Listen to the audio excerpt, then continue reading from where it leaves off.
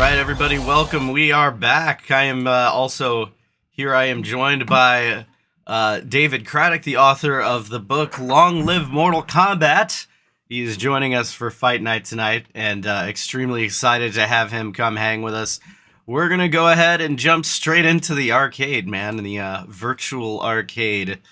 My own personal happy place that I like to share with everybody else here on stream.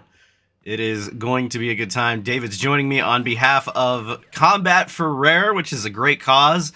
We appreciate anything you guys can donate, anything you can do for the cause. It is a fight against rare diseases, as we are here, just literally racing against time to help these kids with rare diseases. Anything you can donate is appreciated. If you can't donate anything, that's totally fine. You can go ahead, sign up, build a stream team, create, and stream and help fundraise for this event as well. It's going on all throughout the month of October. As we take a look at the schedule real quick here for Kombat4Rare, the charity streams kicked off the 14th, and they're going to go on until the 29th. And there is a lot of awesome streamers to go check out and donate to when you can. And of course, October 30th is going to be Kombat4Rare Day. Very excited for that. Also, October 22nd at the Arcade Emporium Bar in Chicago in Wicker Park, they are going to be holding a live fundraiser event there as well. It's going to kick off at 2 p.m. Leah Montalongo, who played Sindel, is going to be there at 5 p.m. I will also be there at 5 p.m. It is going to be a lot of fun. But right now, joining me here, we've got David joining us. Hopefully, David, you're good. Everything's working on Discord. It is. Thanks for having me on, and thanks to Kombat4Rare for letting me participate in a great cause. Oh man, it's awesome to have you help participate in this cause, and of course, you're the author of a very, very awesome and interesting book called Long Live Mortal Kombat. It is, from what I hear, a pretty big book. So it is pretty awesome, man. I can't wait to check it out. I haven't got a copy yet. You said you're going to send me one. But I am going to send you one. I don't know that it's as big and awesome as this virtual arcade, though. I'm in heaven right now. Oh, this man. Is great. Yeah, this is pretty awesome. This is actually a front end called New Retro Arcade Neon. It's available on Steam for a couple bucks. It's not the easiest thing to set up, but if you're willing to put the work into setting it up, oh, man, it's worth it, especially for VR. But, man, your book, it's incredible. I'm really stoked that you got the Angry Video Game Nerd to give you a little bit of a forward as well, James Rolfe. That is really cool. How'd you meet him?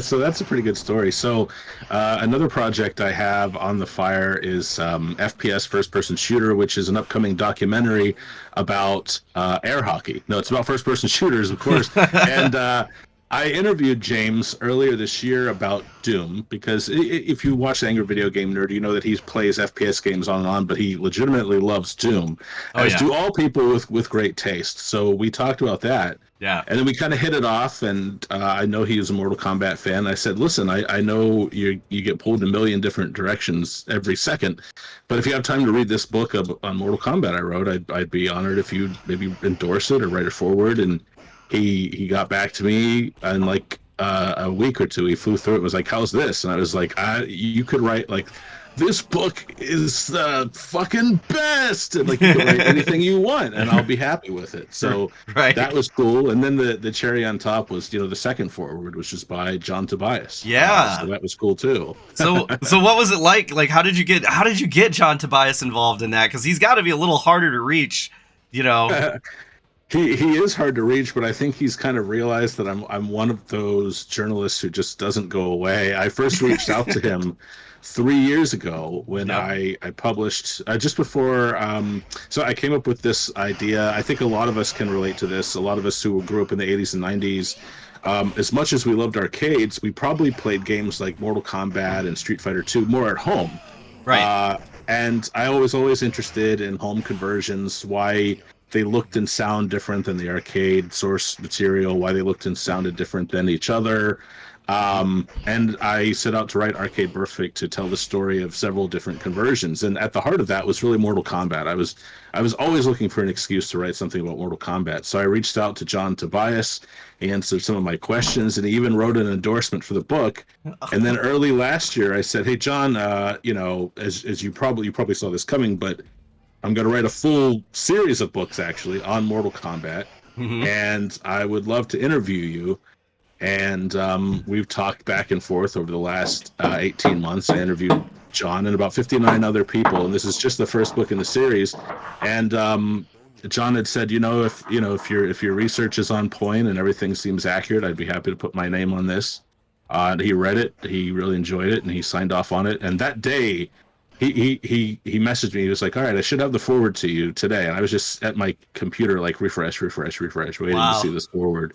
When it finally landed, it was everything I could have hoped for. So it was a huge honor for me. That's awesome. Yeah, I met John Tobias once at a combat convention. It was held by Galloping Ghost a couple years ago, and that's actually where I met Tabmock 99 as well.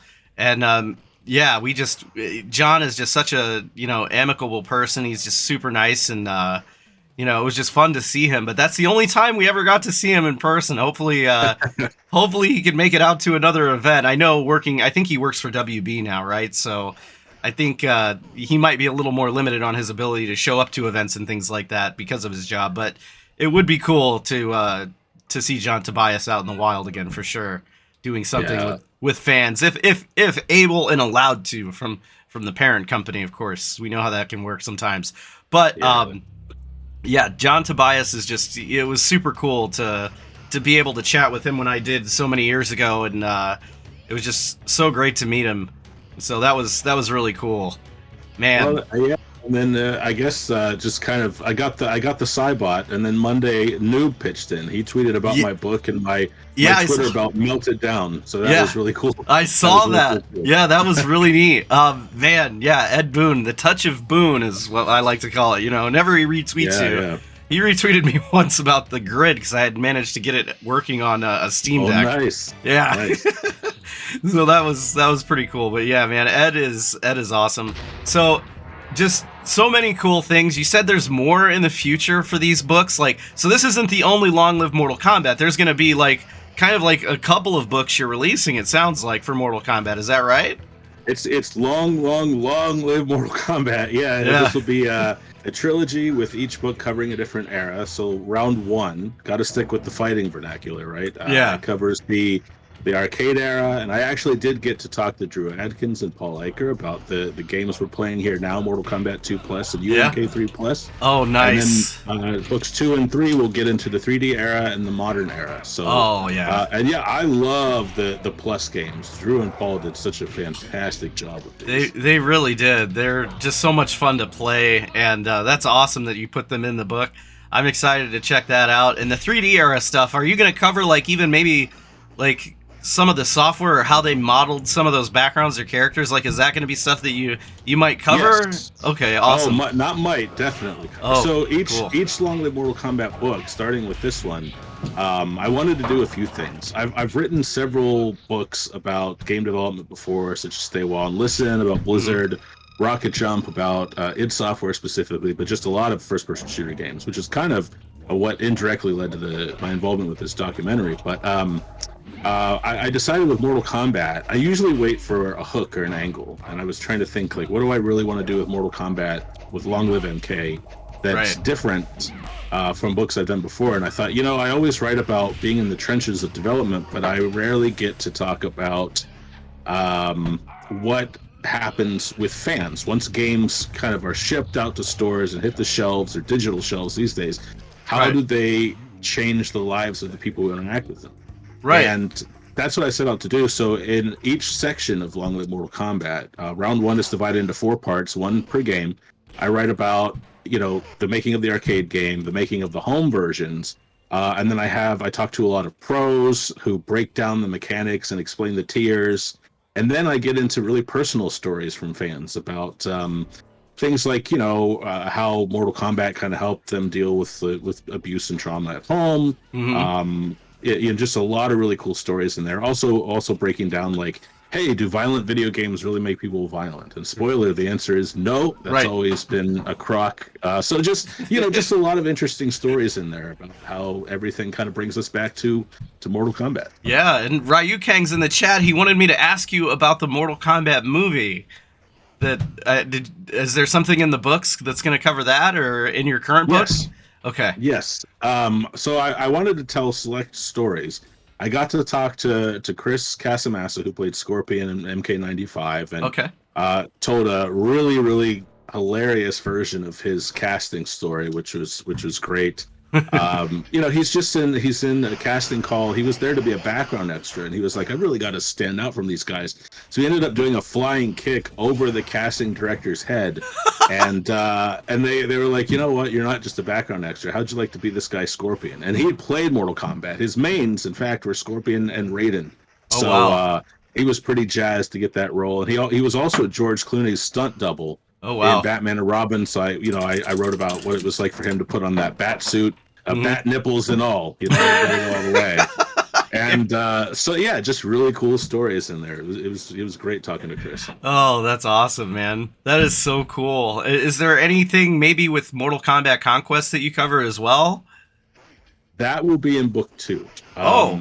Book 1 got so long. I mean, it's over 200,000 words that I actually I didn't cut any chapters. I just moved them. So like there were several chapters on Mortal Kombat mythologies, but I wrote this. So the research and interviewing began last February, and I wrote a 200,000 word book in about 3.5 months. Oh, wow.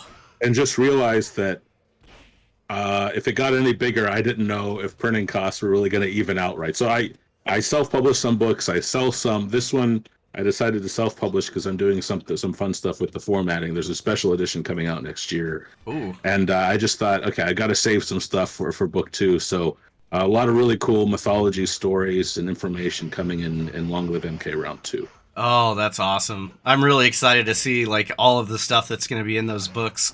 It sounds so comprehensive, especially the 3D era, like how they really like the big jump from 2D to 3D, which they kind of covered in Insert Coin documentary. Josh Sway covered that really well. Yeah. But there's still so many things like the Zeus chip, and that still seems to be a little bit of a mystery today within the emulation community, with how people are trying to reverse engineer that chip to work on emulation and still having issues. It just seems like it was a really like complicated thing that they had created, and then of course, hearing all the fun stuff that all the fun stuff that they've created to make these games work, like Ultra Nintendo 64, I guess was actually Midway's stuff, and then Nintendo just like put their name on it. So, I remember hearing that from Insert Coin. So, like that's all really cool stuff. I'm really excited to read all that. What if I gotta say, in the future books, not excluding this current one that you've released, in future books, what are your if I had to make you pick one chapter out of a future book, what would it be that you would have to say is your favorite? Or in a future book, I think that people are going to find John Tobias's departure from Midway very fascinating, and how he feels about Mortal Kombat today. He's in a really interesting place with it, a really good place, I think. And I think that people will enjoy, because it was a whole new era in several different ways. John Tobias had left.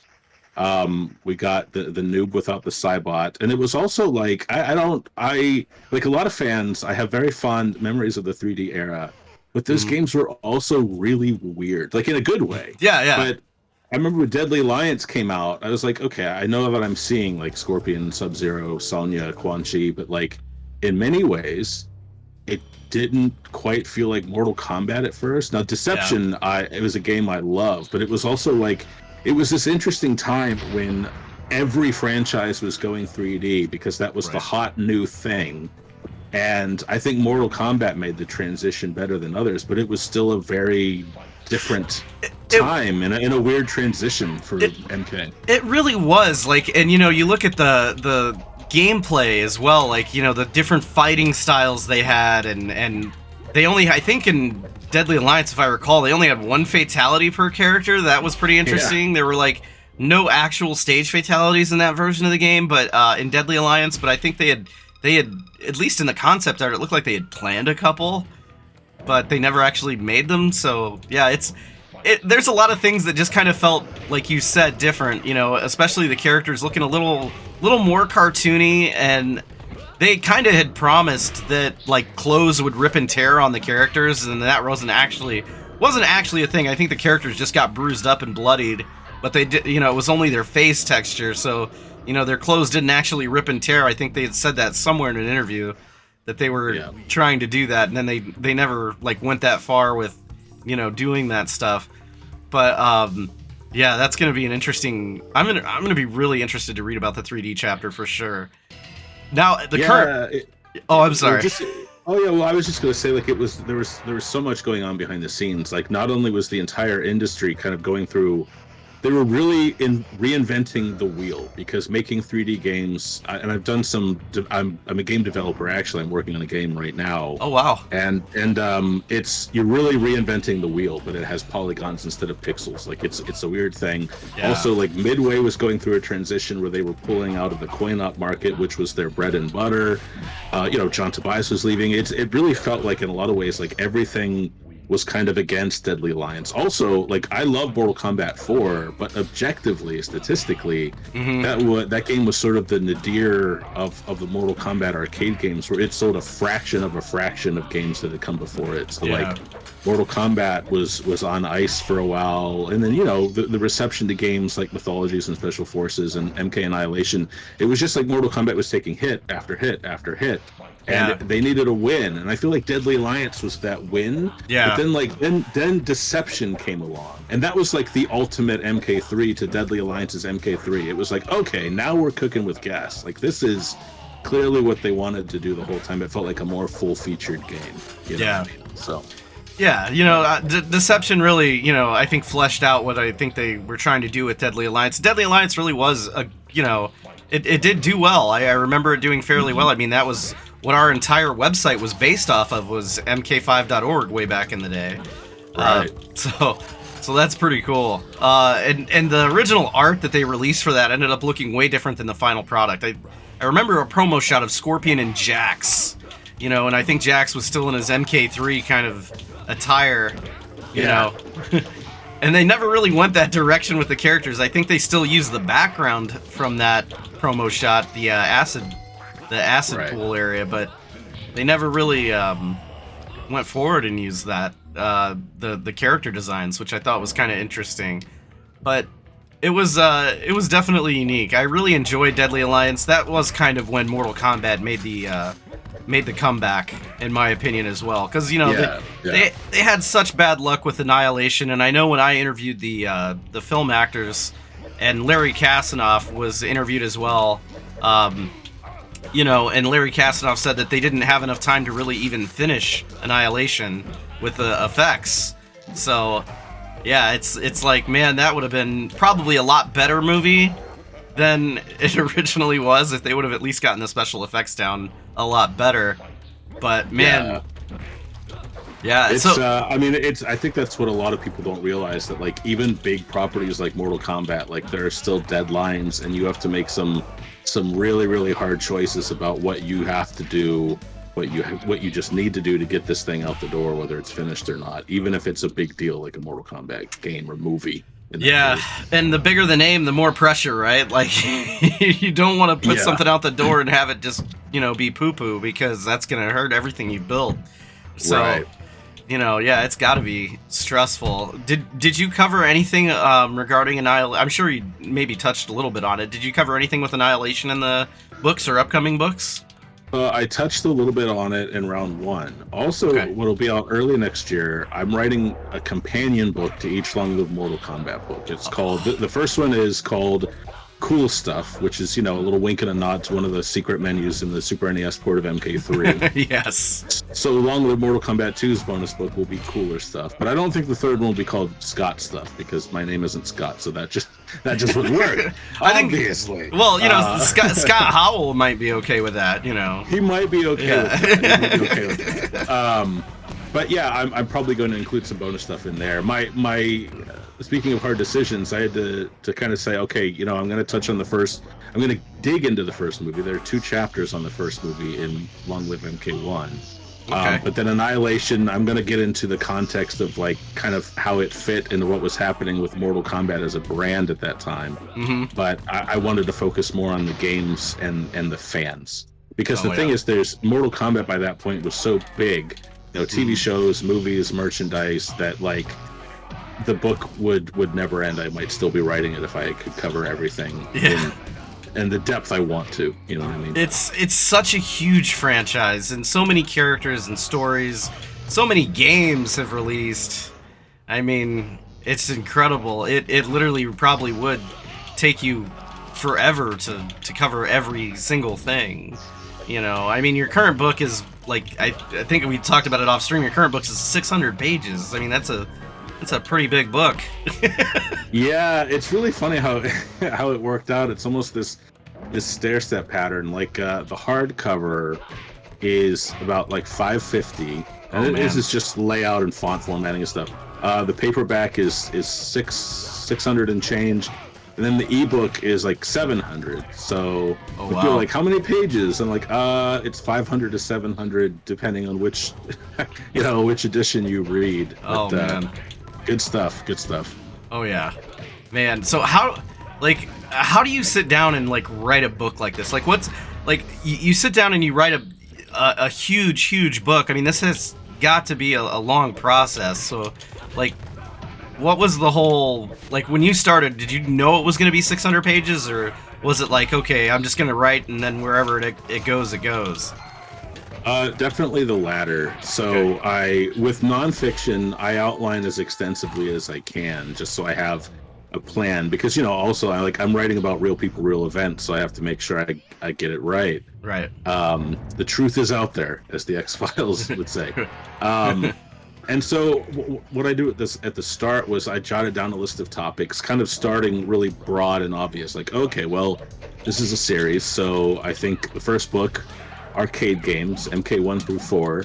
And I was actually toying with moving MK4 stuff to book 2 because that game is sort of a hybrid game. It's an arcade game, but it was also the start of the 3D era, technically. But I ultimately decided to keep it in round 1 because it was an arcade game first and foremost. Right. It also kind of opened my eyes to certain patterns. Like every fourth or Mortal Kombat game is kind of a bridge. Like MK4 connected the arcade and 3D home eras.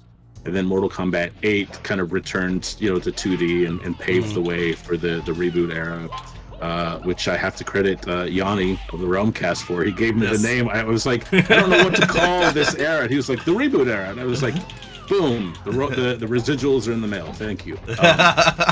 So that was, I have to thank Yanni for that. It was great. It was brilliant.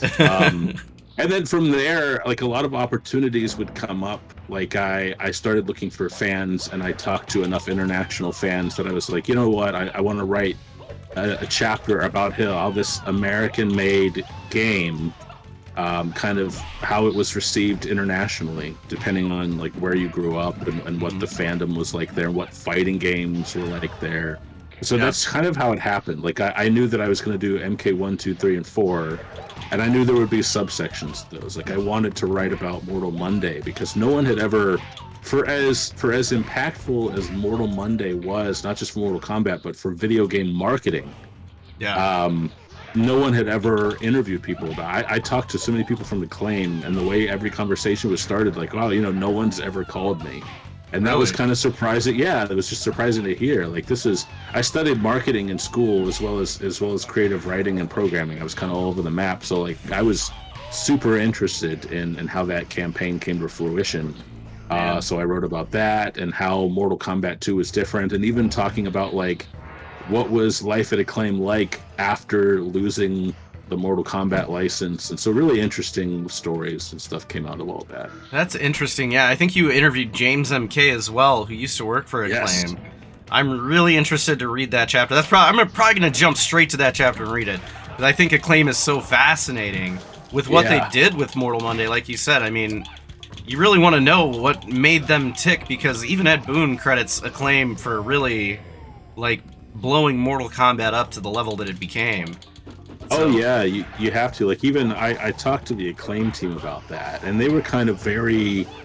They would never go as far as some have and credit themselves as co-creators, for example. But they also said, look, objectively, Mortal Kombat was a huge deal, but they sold 26,000 cabinets. We sold millions of cartridges. Like, there Right. are a lot of people who had never played Mortal Kombat in arcades, never heard of it before they, went to a friend's house and played it on Sega Genesis or whatever. So That's true. Acclaim really did bring Mortal Kombat home, and so I kind of view Midway and Acclaim as partners in making Mortal Kombat as influential as it was. Man, that's so awesome. Like, just to hear all those stories and hear what life was like outside of, Mortal Kombat has to be interesting. I know it's a Mortal Kombat book, but do you touch base on any other games a little bit in the book, like NBA Jam or anything like that?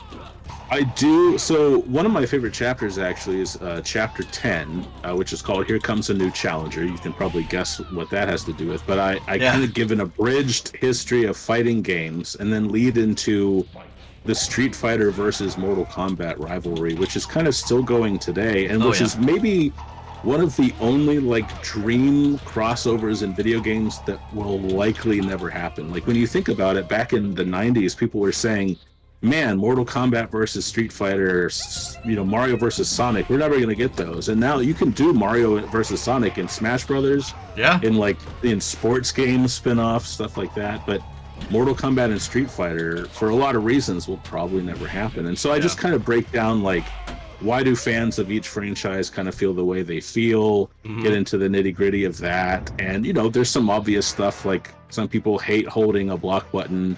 Yes. I like it. I mean, one thing Tabmock mentioned to me, he's like, when I'm walking back in Street Fighter and the opponent attacks, suddenly I'm blocking, but I want to move back, so I can't move. And right.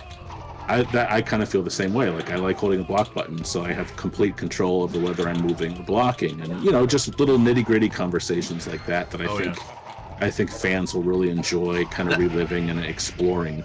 It's fun. It's funny you talk about the back to block because even on emulation discords and stuff that I hang out on as a hobby, that's a big hot topic to this day. Yeah. Like, the back to block, people defend it and people hate it. People hate the block button, people love the block button. It's really a real thing. So, aside from the fact that Capcom will never let, Ed Boon rip off Ryu or Ken's head, you gotta look at the little factors like that, like the mechanics of how the game would actually play, right? Like, it would cause so much division. So how do you get past something like that? Like, do you just make it an option to switch between the two? But it's way easier said than done to pull something like that off in terms of gameplay mechanics. So yeah, I know that fighting stick manufacturers are probably drooling over it because they could release so many variations for each game and skinned variations and stuff. It's probably a game I'd end up having to play with a controller, specifically because I would probably want to have it default in obvious ways. Like, if I choose a Mortal Kombat character, give me Mortal Kombat controls, sort of thing. Right. But it would kind of be interesting to get really granular with it, right? Like, what if I go in and choose Street Fighter style controls, and then suddenly I'm holding back to block with Mortal Kombat characters? I wonder if people would kind of have their eyes open to, like, hey, this is actually not terrible. It's different, but I could get used to it, and maybe there are advantages to one style over the other. Yeah, I don't think it would happen. I'm pretty set in my ways with the block button. Yeah, I do enjoy both franchises, so I'd have to dabble. Like, I'm playing Mortal Kombat 2 Plus right now, and I'm just trying to imagine what it would be like to hold black to block in this game, and I don't think I could do it. Your brain hurts, right? It does. Because muscle memory is like, nope, that we do not do that. That's the 11th commandment. Do not do that thing. Yeah, it's so weird. But like, when I play Street Fighter, I can't really imagine also holding back to block for those games, just because the mechanics are so different. It would be interesting. I mean, we did see a Street Fighter versus Tekken, and that didn't turn out that badly. But I feel like Tekken's a little more flexible, where it can do those things. With their gameplay, because they're also another back to block game too. So. It's interesting. Yeah, it was interesting, and there were also some weird concessions made with that crossover, which is why I think we never got the other one that was promised, the Tekken Cross Street Fighter. Yeah. Because, that game, Tekken was famous for being part of the early wave of 3D fighting games, and yet Street Fighter versus Tekken really played more like a Street Fighter game in every way. I think there'd be a lot more freedom. Like Mortal Kombat and Street Fighter just have more in common because they were both, their roots are both in 2D, and they both kind of went 3D for a while and then went running back to 2D when the world realized that, hey, not everything has to be 3D. You have 3D characters on a 2D plane, that would work too. It does, and it does feel like they kind of like they do pay attention to what either game is doing. They really do. I know Ed definitely is a fan of Street Fighter, so that's no secret to MK fans. But I don't think the Street Fighter creators are.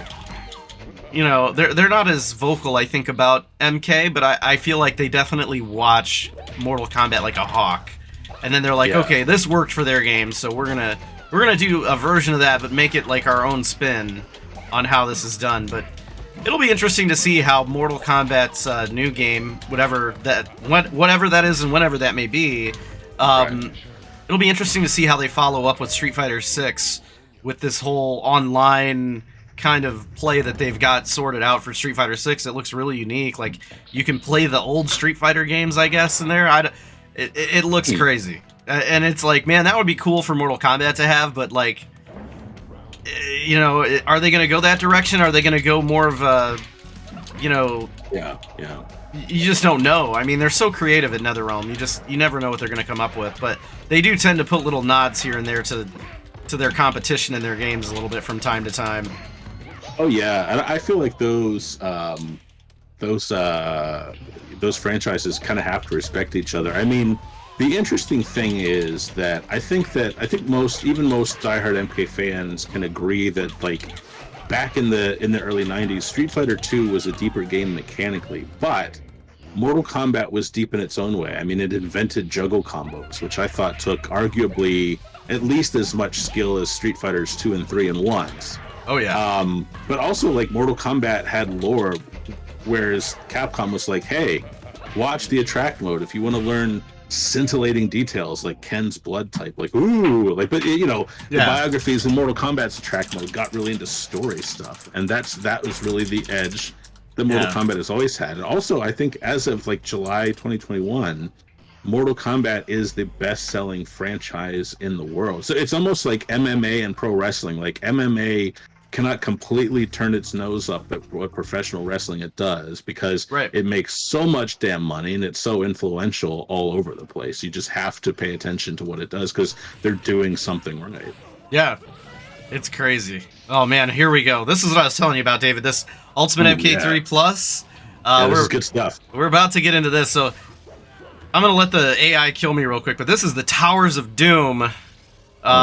So this is the Endurance Tower. Name. Yeah, it's literally in a tower full of nothing but endurance matches, and I'm gonna hate my life as soon as I get this fired up and die very quickly here. Yeah, I'm excited to see you play this. No pressure, no pressure. Yeah, all the pressure in the world. Goodness, yeah. But man, yeah. If I'll tell you how to do it, because the viewers actually told me how to do this. It was credit to CMM1215 for telling me how to activate the endurance towers. I guess you get like extra secrets if you beat them. That's one thing that Drew and Paul are so good at with these games. They know that Mortal Kombat isn't just the gore; like, it's the secrets, right? And they're so good at burrowing that stuff in there. Oh yeah. So I guess when you go to the tower select, you press start, and then it brings the endurance towers out. And you have to beat them on Master or Champion, I think, to unlock some of the secrets on the bottom of the Shao Kahn's treasure list that they've got there. Okay. So I'm going to attempt this. It's going to be bad. Oh no, Scott Howell, by the way, co-founder of MK Online, has a challenge for me. I'm a little scared. Whenever Scott's like, I have a challenge. Oh boy, what is this? What is this challenge, Scott? Spit it out. Yeah, let's see this. Let's see it. Oh, I'll be your hype man. Fatal K will rise to any challenge. I'm about to get you in over your head, but don't worry, it'll be great. I'm gonna bite off way more than I can chew. Oh boy, no, he said it's actually for donating. Okay, awesome. Okay. So a challenge to the people watching. Okay, I like that. Let's challenge the viewers. I'm about it. If someone else donates $100 or more tonight, Scott will ship them their choice of either Mortal Kombat 2011 Tournament Edition Fight Stick for PlayStation 3 or a classic Mortal Kombat Edition Fight Stick for Xbox 360. Both have never been opened. I gotta ask you, Scott, is this one of the promo items that you got sent by Midway or what have you when you were covering it from back in the day? Because that would be even more cool. Yeah, those are pretty awesome prizes. He gave away a bunch of stuff. Like, I've been away for streaming for like 2 years. And my last show I did on MK Online up until, the Kombat4Rare streams was Fatal Friday, and Scott gave away like all sorts of crazy promo items that he had gotten from Midway, I guess, when he was doing a lot of coverage with MK5.org back in the day. Like, wow. All sorts of really neat stuff we're giving away. But that's awesome, Scott's going to do that, so if anyone wants to donate $100, there you go. That's right. Meet the challenge. Let's see. Americ Fit had a good comment here. He said, maybe sounds weird, but here I go. The only game after MK1, 2, and 3 that brings that sense of discovering the lore through the game and trying to figure it out as you go, besides the whole oppressing atmosphere feeling, was Dark Souls 1 like 20 years later. I have to agree. Yeah.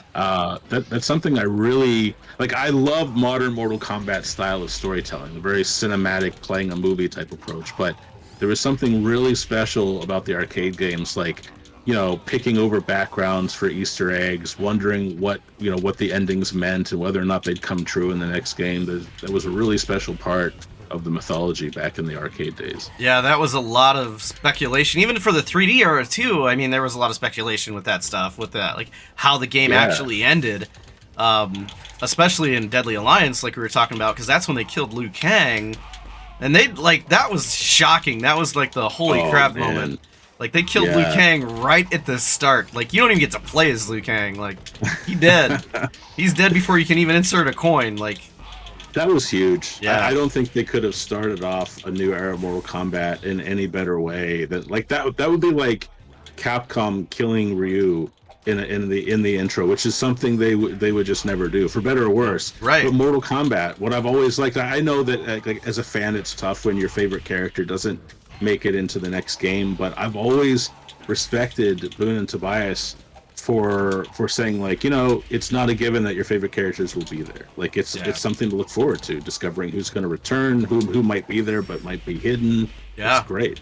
Is there, when you cover the 3D era, is there going to be anything regarding the decision on why they decided to kill off Liu Kang?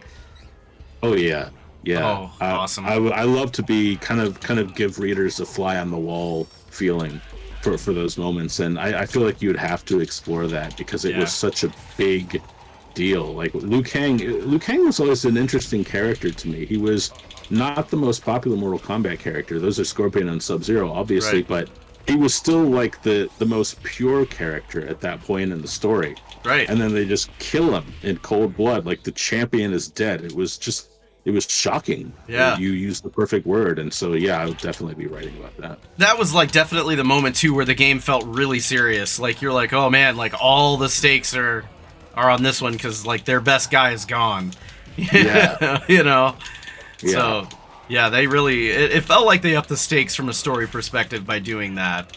So that was really interesting. I'd love to read up on like why they made that decision and stuff like that. That would be really, really cool to get like their insight on that. But yeah, the whole Definitely. 3D era, like Survive said, the whole 3D era was pretty dark. So it was. Like they killed off, I think in Deception they killed off a couple people too. Like they got rid of Raiden in Deception. Now, granted, he's playable as Dark Raiden, but they changed Raiden completely in Deception. I mean, you even have Raiden and Quan Chi and Shang Tsung like all working together there at the start to stop the Dragon King. That might be I feel like probably Deadly Alliances and Deception's intros are tied for my favorites for very different reasons. Like, Deadly Alliances started off a new era in one of the most shocking, provocative ways possible. Mm-hmm. And then Deception came along, and I still watch it to this day. Like, it's just so epic. It's so good. It just gives me chills every time I watch it. Man. Yeah, that's incredible. I definitely will be interested to check that out.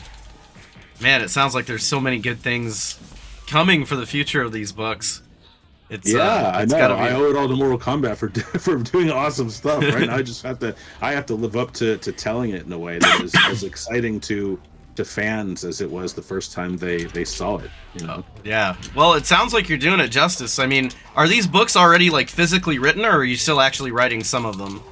I'm still so I've published just over 30 books at this point. So I've been doing this for a while, and what I found with series such as Long Live MK and Stay a While and Listen is I usually need a little break. So right now I'm working on a couple of other books, and I will start interviewing for round 2 next year. I've already set up some interviews, so I always kind of set the table before I'm ready to eat, so that when I'm ready to eat, I can just like dig in. Yeah. So I'll begin outlining and stuff next year before the interviews and as the interviews are going on. And I write non-linearly with nonfiction as well. Like once I do enough interviews to decide, okay, this chapter is ready, I fill in the outline, and then I'll just start writing it. Like I think I wrote kind of random, but for Long Live Mortal Kombat Round 1, I wrote chapter 17, which is kind of the aftermath of Mortal Kombat 1's release and setting the stage for it really blowing up in 2. Because I was like, I want to start off with a really strong chapter that gets me excited to keep writing, just as, you know, John and Ed were excited to keep exploring the future of Mortal Kombat. So it's kind of writing their excitement in telling their story. Which, you know, they've got to be mentally exhausted by this point too. I mean, they've made so many darn Mortal Kombat games. There's got to be there's got to be a burnout phase. Even like you said, you know, you need your rest, you know, because even fans or talented authors like yourself can run out of gas for this stuff eventually. Like, man, you can only do it for so long, you know, before you're kind of like, okay, I need something different to, you know, give me a refresher. Yeah, it's funny because I happened to be talking with Tabmock about that the other day. He asked the same question: when can we expect round 2? Because I interviewed him for round 1. Yeah. And I said, well, I'm going to take a little break. And he's like, I don't even understand taking a break from Mortal Kombat. And I know what he means, but it is so different as a creator, whether it's a book, a game, like. It's your job, whereas fans can kind of dip in and out as they want to. It's kind of a different mindset. Yeah, but, it does work that way for content creators like Justin. You know, I mean, that kid is literally an encyclopedia with Mortal Kombat. He's like literally.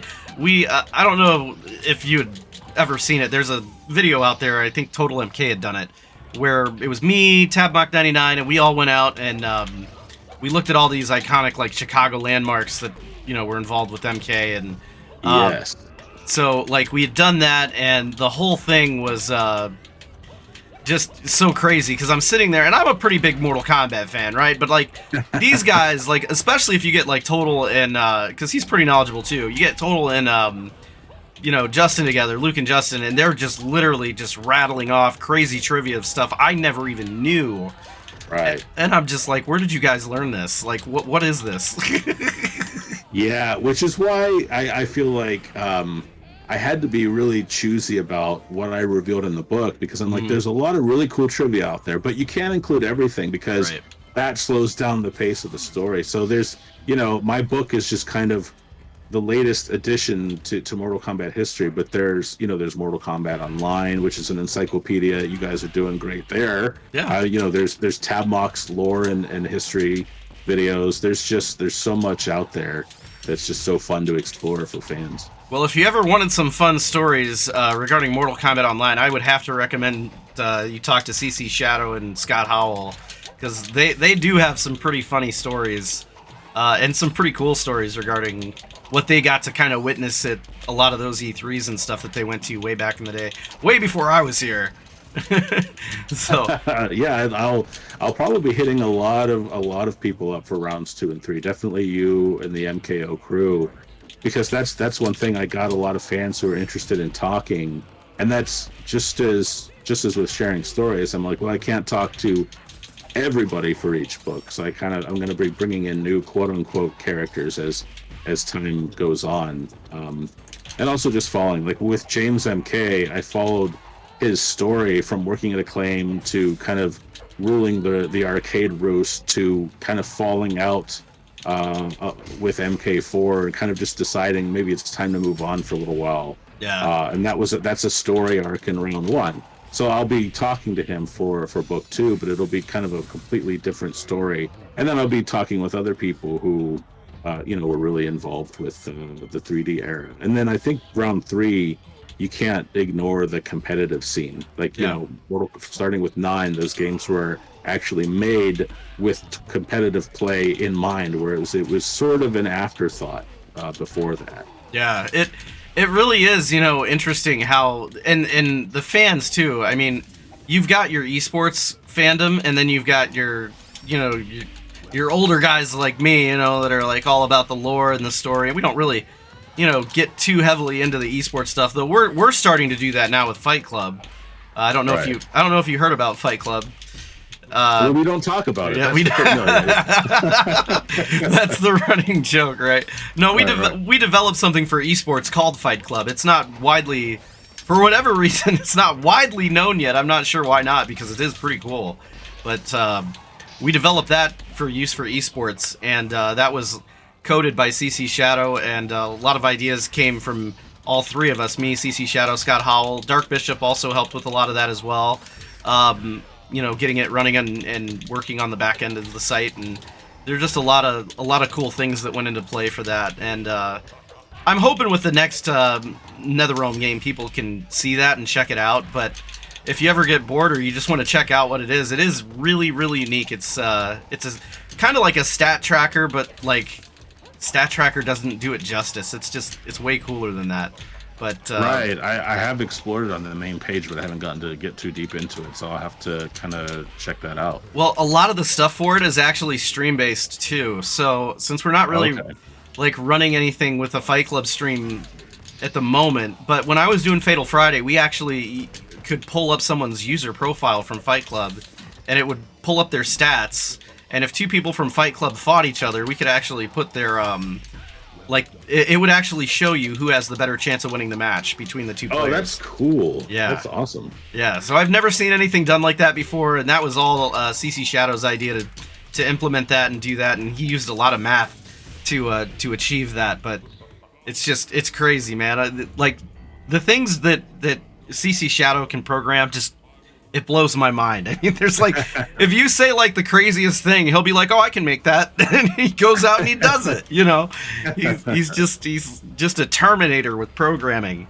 That's awesome. But he is really cool. So if you ever wanted to do an interview about Fight Club, I think he would be a good one. Scott would be a good one to interview.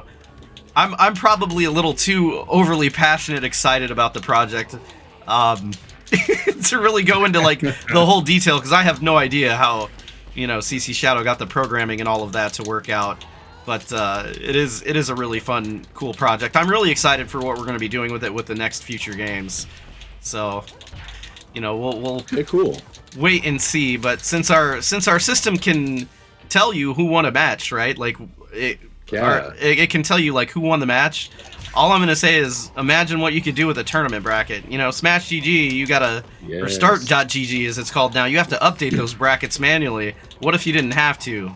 Yeah, that would be awesome. It's almost like, with the dawn of computers, a lot of Dungeons and Dragons players were like, hey, what if someone could keep track of all the dice rolls and the statistics, and then you can concentrate on the fun and the competitive aspect of it. So that sounds really, really interesting to me. Yeah. Maybe that's something we can talk to CC Shadow about, doing something for Dungeons and Dragons. Maybe we can make that work. I don't know if he's a big D&D player. He might be. I gotta ask him. It's been a while since I've played. From the sounds of it, it sounds like he just is like kind of this systems-driven guy who can implement these cool ideas. And I can't wait to see Fight Club in action. I'll have to tune into a Fatal Friday and check that out. Oh yeah, he's well, I don't do Fatal Friday anymore. I might bring it back when the next game comes out, but yeah, bring it back. It's on it's on YouTube if you want to see it. Like, I think a couple of them where I pull up the Fight Club cards for some matches. It's pretty crazy. In some of the very tail end episodes of Fatal Friday, I do that. That's pretty cool. And Joe, aka CC Shadow, really implemented all that stuff to work and did a phenomenal job with it. Okay. But man, Okay. it's awesome. But yeah, So, Survive said he's planning on bringing the Fight Club cards to his shows for Survival Saturdays. So there you go. You can. oh, Yeah. nice. Sorry to go off on a tangent. I love. No. I It's love what we interesting did stuff. with Fight Club. It's just a really unique thing. No, definitely. And I've been kind of, as I'm watching, I've been wondering. I know that there are advantages to playing Cyborg Smoke in UMK3, but I wonder who's your favorite character to play in UMK3? It would be Cyber Smoke. Okay. He's so fun. He's probably mine too. Him and Ermac. I like Cyber Smoke, but I also can rip it up with Striker in UMK3, and I do pretty well with Liu Kang as well. I can play Kano also. So I like all those characters, you know, in UMK3. Of course, I am a Johnny Cage guy. I've always mained Johnny, but when he's not in a game, you got to kind of improvise a little bit and find somebody else. So, you know, Striker kind of became my go-to at first, and then, you know, I just really enjoyed the kind of combo ability that Cyber Smoke has. Yeah, So, yeah. I feel like I have more offensive options, you know. Definitely. He's so versatile. He There are a lot is. of times, like I know all of his uh dial combos, but I also just love, teleport punch, spear, or no, teleport punch and then jump kick into a throw. Like, it's so much damage for so little effort. I have to go with that. Not Yeah. during competitive play, because you can, make a lot of people angry with that, but it's fun. Yeah. Oh yeah. I mean, it's just a good time. I always enjoyed playing as Cyber Smoke, but Striker I think is really like my low key main on Ultimate MK3 and MK3. But Mhm. I enjoy I just feel like I have a better chance against the AI with Cyber Smoke. Yeah, I mean, he has that like teleport, like jump back, and a teleport punch exploit that works so damn well when you're trying to clear a tower. Yeah. Especially the endurance towers. I think we're still on the first match. I don't know if I've gotten past the first fight. They look super hard. It's a good time. Let me tell you. So the Romecast guys are saying you should talk about your chapters on the competitive era of the 2D era. Yes. I bet it. Yeah, like I do talk to James MK and others about that, but it was really cool listening to these guys talk about like kind of driving around, haunting arcades, and just kind of going in and planting their flag in another arcade soil, right? Just like going looking for competition. I have a whole chapter on two of the best competitive MK2 players in the world who met by playing MK2 on Genesis over X-Band of all things, and then eventually met and played each other at an arcade, and I think it was Southern California, Los Angeles, but that was really good. And Survive Combatant says, I think it would be a good place to start as well as Ketchup and Mustard, MK Rio. So I talked to Phil 995, or 995 Phil, I always transpose those. And he was trying to help me get in touch with MK Rio, but that guy is hard to pin down, so I hope to talk to him for another book. But I did talk with P&D Ketchup and Mustard, Ryan and Jake. Yeah. And those guys are just so knowledgeable about Mortal Kombat as far as play as well.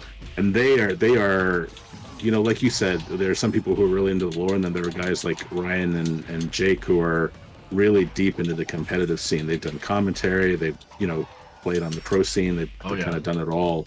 And it was really interesting to talk to, James MK, Ketchup, Mustard, Summoning, who was really good friends with James MK back in the day. Just their stories about arcades and like cigarette burns on the machine, putting a quarter on the dash. I really wanted to recreate that vibe and that atmosphere because it was near and dear to me as well. And the first review popped up on Amazon, and they actually mentioned that specifically.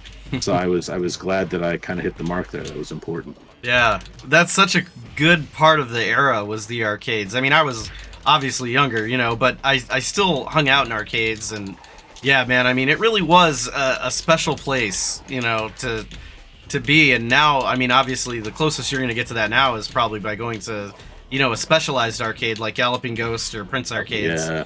But even those places, you know, they tend to really want to take care of their machines versus the old arcades. They didn't care if you left cigarette burns on the arcade, you know. You can't really do that at Galloping Ghost, you know. But no. but it is really cool to get those stories, and it sounds, you know, like a lot of fun that they had, especially James, you know, like going from arcade to arcade, you know. It just sounds like quite an adventure. It sounds like it would almost make a really good movie, honestly. It does. His stories, he's really happy with how his chapters turned out. He read them when I posted one online, and he was like, "Oh man, this is how I described it." He was having fun reading about it. I sent him a digital copy of the book, and he's been hitting me up the past 2 weeks, like, "Man, there's so much here. How'd you write all this stuff?" And I'm like, just a lot of time and energy. Yeah. I guess. Man, that's awesome.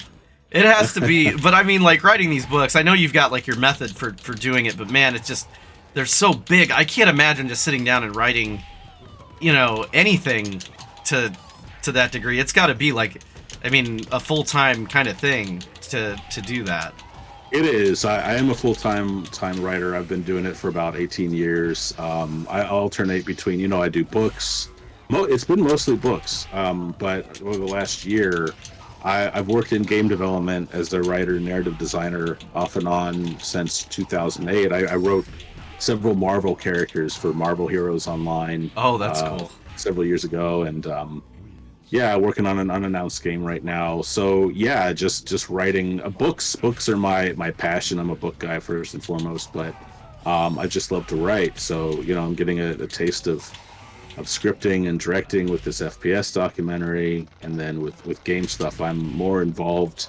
I'm the lead writer on the game I'm working on, which is a lot of responsibility, but also really fun. Yeah.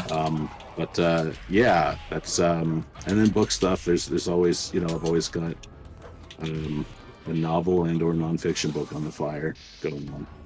So are you still doing the game development stuff, or? I am, yeah. So, like I mentioned, I'm the lead writer on a game right now. I don't know when we're going to announce, but I think fans, it's a pretty iconic franchise. I think fans will really dig it. Awesome. I'm excited to share more of that with fans. I'm sure you're under NDA, so you can't probably tell us a whole lot. Yeah. Yeah, I am. But I'd be happy to come on and talk about it more. I think people will really dig it. Oh, yeah. Looking forward to people getting their hands on it. Actually getting their hands on it myself. Like, I've seen some of our level designers do walkthrough of what's called gray boxing, which is, you know, no assets, no textures or anything, just like basic structure. Basic structure. It's like, imagine Lego bricks before they're painted. Like, hey, what do we want this set to be? And then once that's finalized, then you go in and you paint and you put the details on and stuff. Right, you put the textures on everything, but it's got to be, man, that's got to be so cool to be able to see all of that too, you know? It really is. To see it from the ground floor has been really fun and exciting. And I guess speaking of new games that we can talk about, what is the, I'm almost afraid to ask, what has the reaction been for the Mortal Kombat mobile RPG? I know there's a stigma around mobile games, which is understandable. Sure. But I hope most people understand, like, this is hardly the only game NetherRealm's working on. And as far as like RPG Mortal Kombat, like, I'm there. I'm definitely going to try this thing. Oh, I'm definitely going to try it. I'm personally excited for it. I think it looks really cool. It's got like the potential to have all the characters in it from the looks of it. You know, I don't know if that's going to be the case, but it could be, and if that's the case, that's awesome. I think it's got a lot of potential to be pretty cool. You know, but it's a mobile game, and people shouldn't try to compare it to a console game. You know, it's two totally different things that they do. But, you know, it doesn't surprise me that they would do something with a mobile game again, because I've heard, I'm not going to name names, but from the people I've talked to, you know, I think NetherRealm's biggest secret is that their mobile game actually does the best, you know, financially. So that's the thing. People are like, oh, mobile games just make a lot of money. I'm like, you just described the solution to a lot of development problems. If you don't have money, you can't make games. If you can't make games, you don't have jobs. You know, your studio closes. So, like, that's the thing. I know that a lot of people are also complaining about, you know, there are a lot of remakes and remasters right now, but the way you have to look at that is remakes and remasters tend to be of classic games that are almost guaranteed to sell well. Yep. And then you take the profit from those games and invest them in new games. So yeah, Mortal Kombat Onslaught will probably make a lot of money, and that money will go into developing, the kind of AAA frontline projects like your Mortal Kombat 12 or whatever they're working on as well. Yeah. Oh yeah. My front end just crashed, by the way, so apologies, guys, but we're getting it back up. Too many cigarette burns. Too many cigarette burns. That's what it is. Might have had James MK in here for earlier. He might have been in here. He'd hustle you, man. He'd hustle you. He would. He would. Man, that's awesome though. But man, yeah, the mobile game, I'm excited for it. I'm really curious to see like what it is actually going to be. Like, I think all we've got, and I haven't checked today yet, but I think all we've gotten is just like one basic screenshot, like a banner image, right? Like like key art, basically. Yeah, like there's no gameplay or anything yet. Yeah, I'm really excited about it. CMM 1215 is saying he's curious about it as well. I feel like I have wanted a Mortal Kombat RPG probably since before Deception's Conquest mode. But the Conquest mode of Deception, just that first time getting to explore an open world Mortal Kombat game, I was like, if I could have anything even remotely close to this again, like its own game, I'm there. And I feel like, I don't know that, that's what this is, but it gives me that sort of vibe, and I'm excited about it. Yeah, I mean, it says it's like, I think like a play and collect kind of game, so it might be still like card oriented, but I mean, it's still cool. I mean, we might find some really cool lore tidbits in there and stuff, so it's gonna be interesting, and I'll definitely support it. I'm definitely gonna get it as soon as it's out. And their dev team over there at NetherRealm is, they're not bad. I mean, these are very talented people, like Mick Pack, super talented. Super talented. So really excited to see what they've got cooking up. Yeah, I am too, and they're kind of on the front lines. Again, they're making a game that's probably going to bring in a lot of money that the studio needs. So it's all good, and yeah, CMM 1215, I'm with you. I'll continue to hold out and pray for Shaolin Monks 2. Right. I would love that. Hell, I'd take a remaster or remake of the original, like maybe as a pre-order bonus with a Shaolin Monks 2. That would be great. Yes. Ed said he would be down to do it, and they've talked about doing it on Twitter, but like he said, he just doesn't have enough people in the studio to pull it off. It's ironic, right? Like, they tried Mortal Kombat Mythologies, and I think the lore of that game was great, but obviously it had issues, and then they kept going. They made Special Forces, and that is definitely a game that existed, and then they kept going, and they made Shaolin Monks, and they finally struck gold. Yeah. And then it was just like, oh, no more. I'm like, wait, so like you find success and then stop? Like, you guys are doing this backwards. I want more of that. Right. Yeah, I mean, they came out with what was it, Special Forces, that was a total dud. Yeah. You know, and then it was Justin and I, Tabnock99, and I ended up getting a copy of it that was the John Tobias version of the game, which was super. Could have been, right? Yeah. Like, damn. And it's so different. It really is. It's still not perfect by any stretch of the means, but it's like way better than what people got. Oh yeah. I mean, that game was still unfinished, and you could still see the potential there. Like, imagine if he was allowed to take it across the finish line. Oh. Gosh. I think that's that was probably one of the issues with Special Forces, aside from gameplay and development issues. Like, I think that Jax as a character was cool, but people were more interested in Sonya because, like Sub-Zero, one of the reasons Mythologies worked as far as it did was that Sub-Zero was a legacy character. He'd been there since the beginning, and Sonya had that connection as well. Right. I think Jax was he was definitely top tier in Mortal Kombat 2, upper tier in MK3, but he didn't quite have the standing of like a Sonya or a Liu Kang or a Sub-Zero yet. And then Shaolin Monks popped off, and it was perfect. Liu Kang and Shaolin Monks, like kind of a Batman and Robin type scenario. And I think Special Forces would have worked with Sonya and Jax, but that game was just riddled with issues, and Midway was going through a lot at that time as well. Yeah, man, but it'll be interesting to read about all of that. I mean, you've got several books planned. I'm definitely excited to read all of them, and it's going to be interesting to read about all of that stuff. And I'm sure you covered Shaolin monks as well, right? Like, I will be. Okay. Yeah, I will be. Which is really funny. I love hearing people when they're like, "I'm excited to read those next books," and I'm like, "Me too," because I think they do not exist yet. But it's going to be so good to finally get the stories down on paper. oh yeah. Are there any secrets that are revealed in games that we didn't know about before in your books? I don't know that I focus as much on that as I do like how a lot of the secrets came to be. And to tell you the truth, right now my schedule has been so loopy the past 2 days because of I had like a 2 a.m., a 10 p.m., and then this morning that led into a 4:30 a.m. and then a 4 p.m. meeting in addition to all the writing I'm doing. So like my brain is just completely fried. Oh yeah. But I can tell you that I definitely, there are definitely secrets in round one, and there'll be secrets in rounds 2 and 3 that people didn't know. Tabmock was kind of my barometer since I got to be friends with him after he'd interviewed me for Arcade Perfect a few years ago, and I would occasionally go with him. I would come to him with a nugget of information I found out, and I'd be like, "Hey, did you know this?" And he's like, "What? No." And I was like, "Okay, that's good. That means that people are going to absolutely lose their minds when they read it. Because if he doesn't know, then I know everyone else's jaw is going to hit the floor." And Justin still knows things that I don't. Like, every time I hang out with him, I learn something else about one of these games. It's incredible. Dude, he knows things that I don't know. So, like, if I can... He's that friend of, like, if I can impress him once every 10 conversations, I'm like, yes, put a point on the board for Craddock.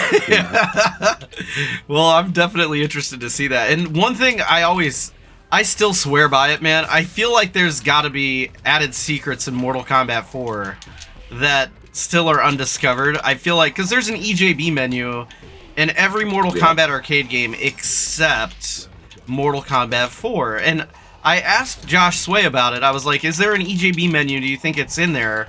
And he doesn't think so, because he thinks that the Zeus chip was so hard to program with and use that they didn't want to risk putting anything like that in the game. But I feel like Ed would still find a way to do it. You know? He could. I mean, he and John both love secrets, but obviously, like, Ed was kind of the one who would make the final call on that, because up until MK4, Ed was, as most fans know, the only programmer. So if he wanted to hide some stuff in there without anyone else, including John, knowing, which he did, he could do it. Yeah. Nowadays, though, I mean, pretty much everything can be uncovered with websites like the Cutting Room Floor and people going in and literally, like, opening the games wide open and seeing everything. But so it's, I feel like there's probably no more secrets in Mortal Kombat 1, 2, or 3. But I don't know. Last words. Never count Ed out, Yeah, that's true. That's true. I wonder as well, like the grid, they worked on it once. Like, there's got to be uncovered secrets in the grid. I would think so. There's, like, I don't know. I just feel like there's got to be something there. Do you cover the grid at all, perchance, in any of the books?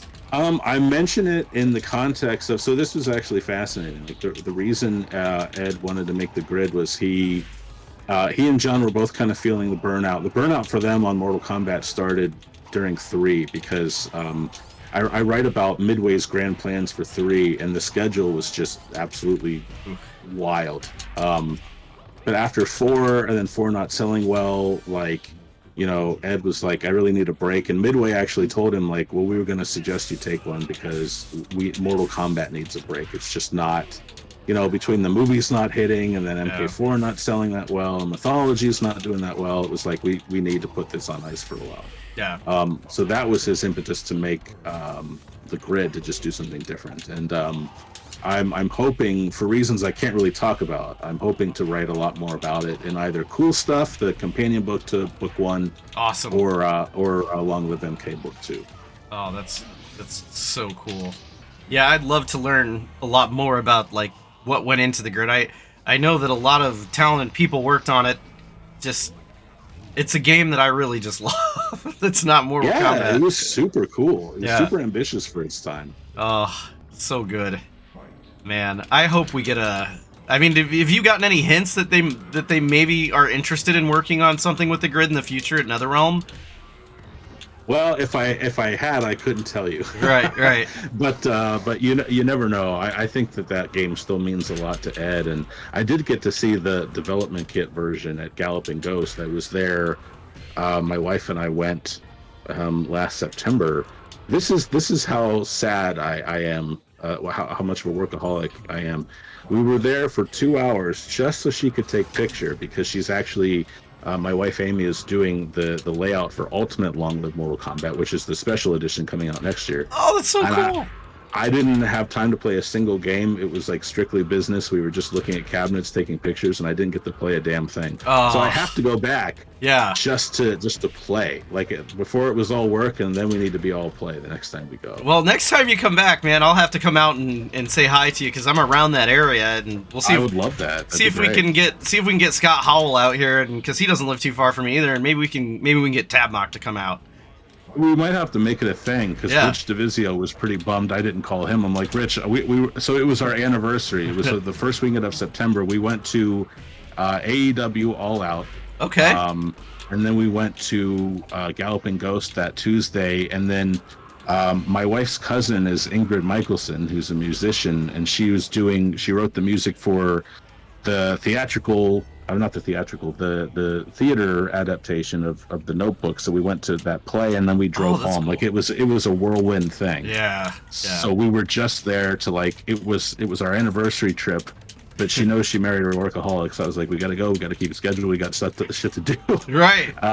And we were just kind of on the move the whole time. But the next trip will be like pure play. So we'll have to do a big get together. I'd love to meet you and anyone else I can. It would be a good time for sure. I mean, anytime you get Justin and me around in a Mortal Kombat cabinets, man, it's a trip. You know, Scott too. Scott doesn't like play the classics as much as I think he used to, but he definitely has a lot of fun. It'll be a good time for sure. Well, I gotta point this out real quick. Sorry to jump in. But no, go ahead. That since Drew's in the chat, he pointed out that if you press the star button on the character select before you choose your character, you can swap palettes. And I love this super dark smoke palette. It's just awesome. Yes. Oh yeah. Great addition. I totally saw Drew in here. Was gonna say something and then forgot. I'm sorry, Drew, but it's good to have Drew hang out. Man, he did such a good job on these palettes. He really did. I was talking to CMM about it last night, and he said it took him forever, and he made some really, really nice looking palette swaps.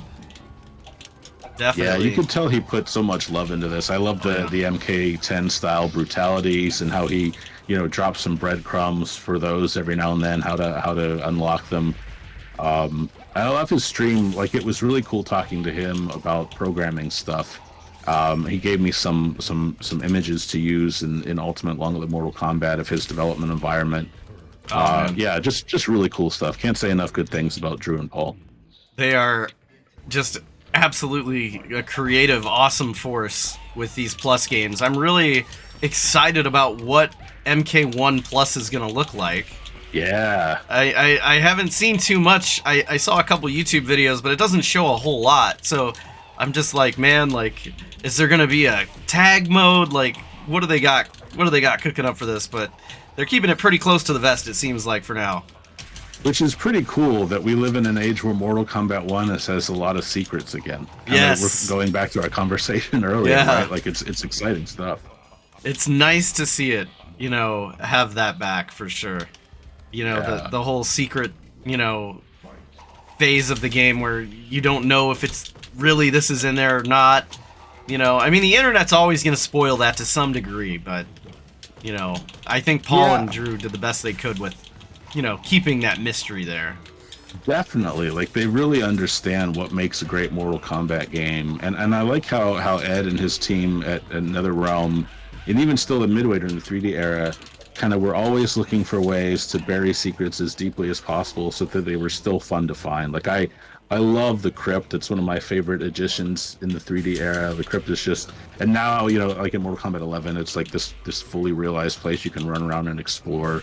I would love a full game that took place in a crypt. Like, I think that would be really cool. That would be. When the Deadly Alliance crypt came out too, they had all those characters running around in the crypt, and people were like, "Can you play as them?" And I don't think you ever could, or if you can, it's a very well kept secret then. But you know, they had like Striker running around in the crypt, and you're like, can you play a Striker? Like, is he in here? Yeah, that was cool. I loved the crypt.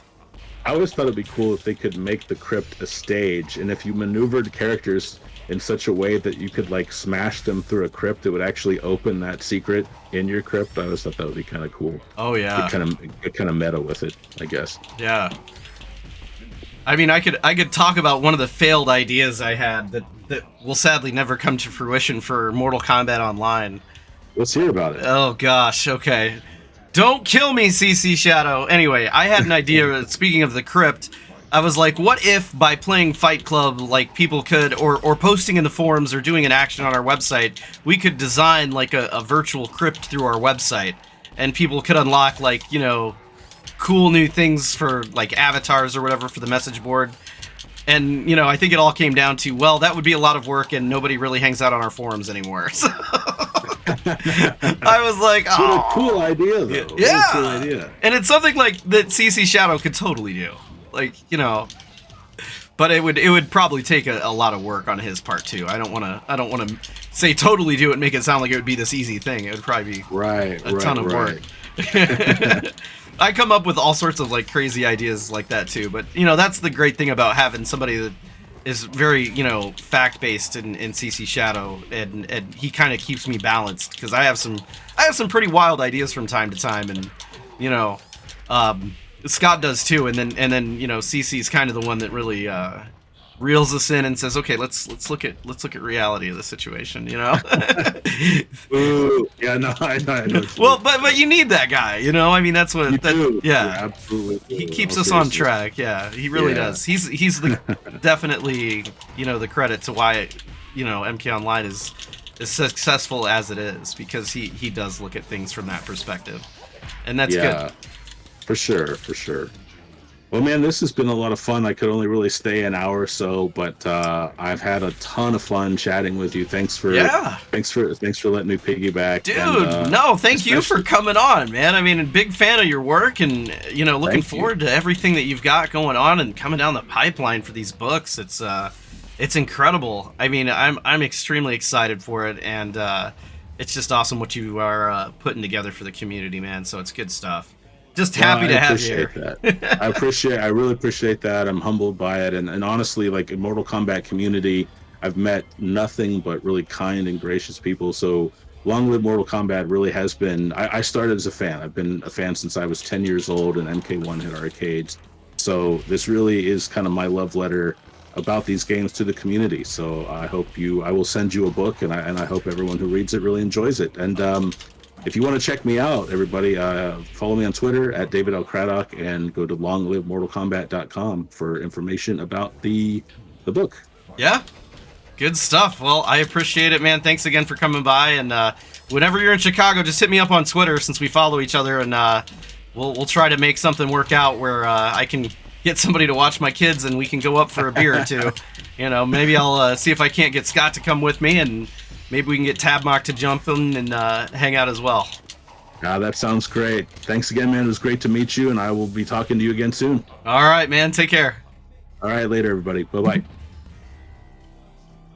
Man, oh man, David Craddock, the author behind Long Live Mortal Kombat. Just an absolute pleasure to have him come by and hang out with us on stream today.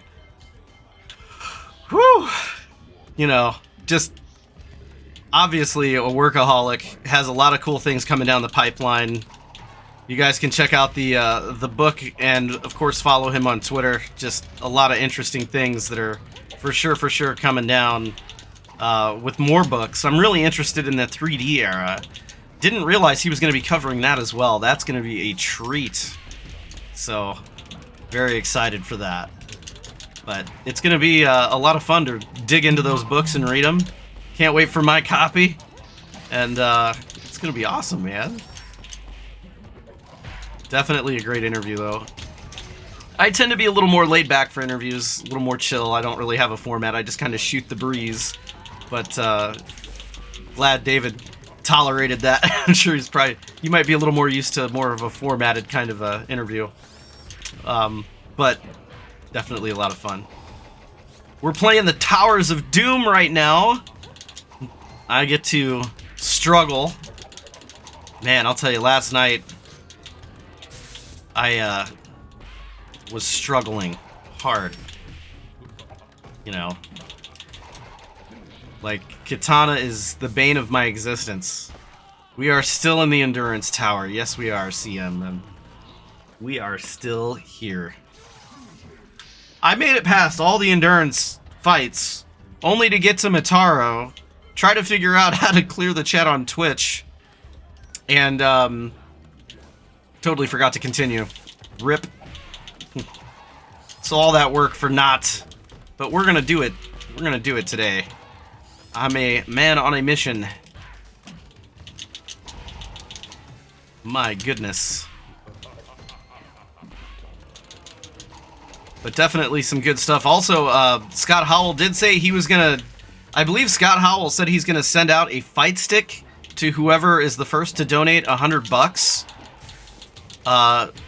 towards Kombat4Rare. He's gonna send out a fight stick for PS3 or Xbox 360, your choice. I think it's like the fight stick edition of Mortal Kombat 9. So, whoever's first to donate that 100 for Kombat4Rare, that's going to be a heck of a nice get. And Scott said they've never been opened. So that's even more wild. Heck of a collector's item. Or if you want to play using the fight stick, you can do that, but it's tonight only. So I would jump on it. I mean, heck, for an unopened version of that, I'm pretty sure you'd pay a lot more than $100 for it. So, you know, this way you're supporting a great cause, helping kids with rare diseases, and still going out there and getting yourself an awesome fight stick. Heck of a collector's item.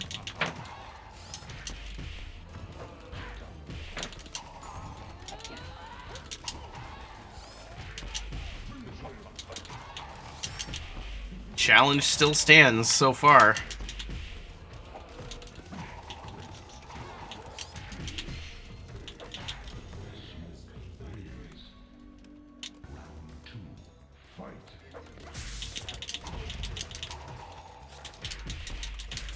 Whew. I'm trying to get revenge on Katana. The key word is trying.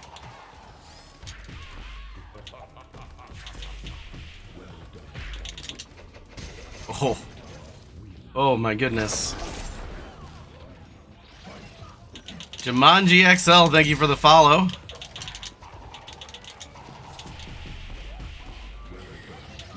Oh my goodness. There we go.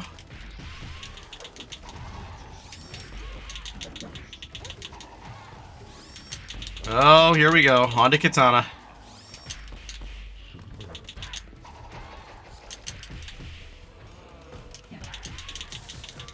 Woo! Sheesh! Katana's still posing to be a problem. By the way, if you guys want another entry for the Raiden statue giveaway, before I forget, I've got another updated code.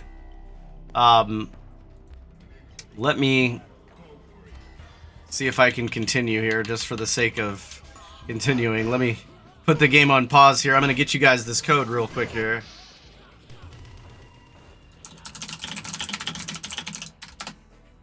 Oh, let's see. Let me grab the link real quick here. So many links on Twitter. Oh my goodness, so many tweets on the Twitter. I've got another chance for you guys to get an awesome Raiden statue. Let's get the link for you, because I've got another code. And if you're just now joining us, it'll be an awesome way for you guys to potentially get an awesome Raiden statue from Iron Studios. And I've got the code here. Alright. So there's the link right there if you want to enter for the giveaway for the Iron Studios Raiden statue. The extra code for the extra entry is right here. It's $19.95. You can use that to get yourself an extra entry to win that Raiden statue. Pretty awesome stuff. We're gonna dive back in here, though. We're still doing the Endurance Towers of Doom, and it's not easy, ladies and gentlemen.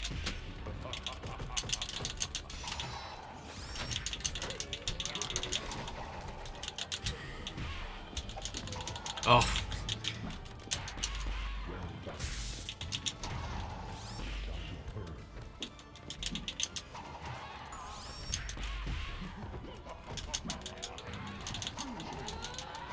Sheesh.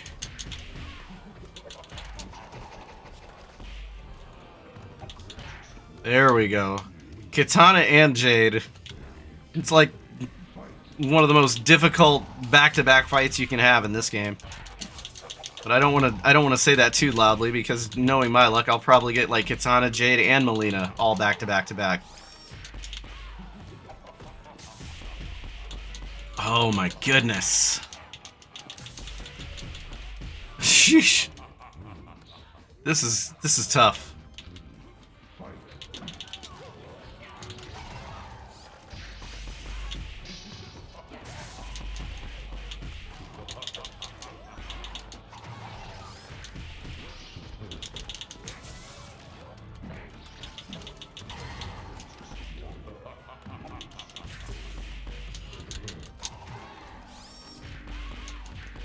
Ooh. Man. Katana is a little bit much. She's a little bit of a problem for me. Sheesh. Alright. Back to it.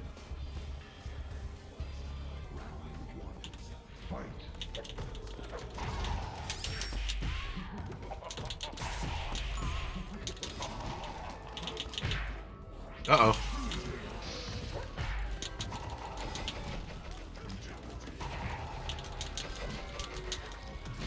Whew.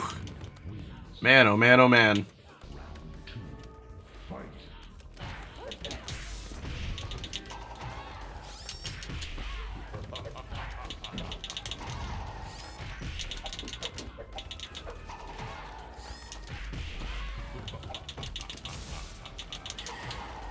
Alright, still going.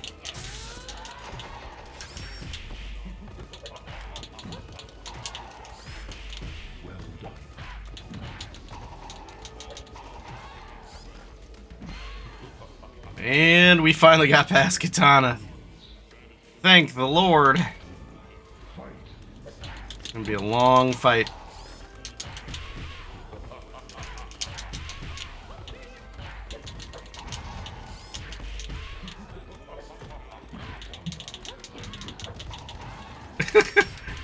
Well, that worked out in my favor.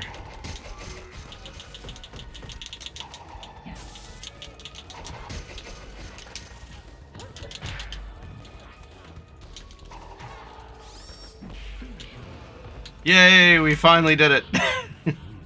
We finally did it. Still moving up the endurance tower. Oh, Lord.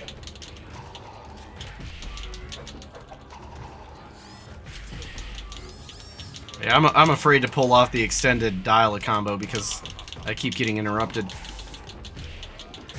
Whew.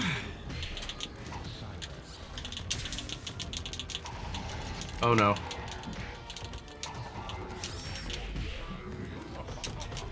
Oh no. There we go. Come on, Smoke, you got this. No! No!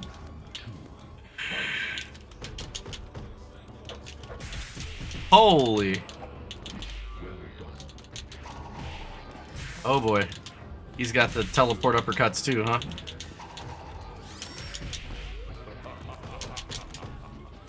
Oh! Cyrax did it to me. Whew! Woohoo! My goodness. We're gonna go with Burnt Smoke.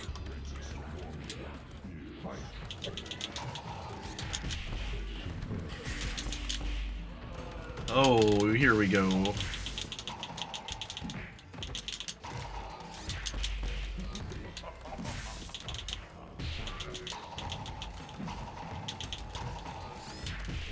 All robots all the time. Ooh.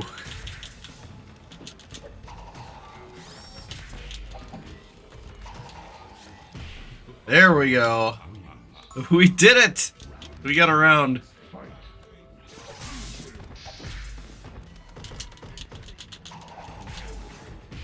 Ooh. He just totally used my teleport combo against me. Oh no.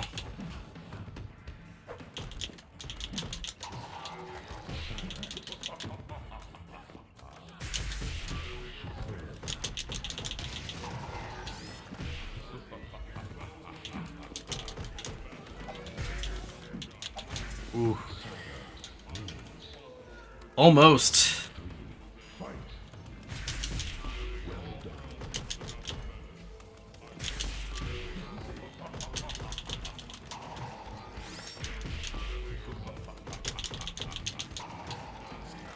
Oh, let's go. We might be in good shape here. We might be in very good shape here. Oh, we got a flawless. Nice. Burning Smoke taking the dub. You know it, right, you Kang? We're out here trying. We're trying. I'm doing a little better than I thought I'd do today. I think all that training yesterday helped me out a little bit.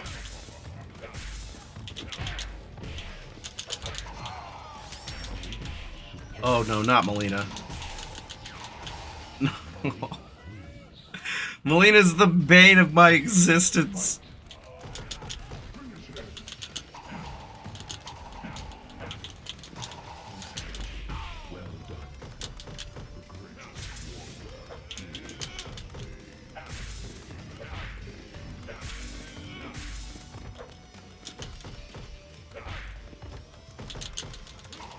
Ooh. Oh, Ermac. Oh, man. This is gonna be tough.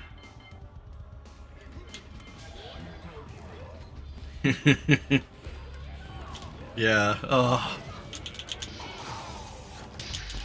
Melina is just so fast and she's got such good options offensively.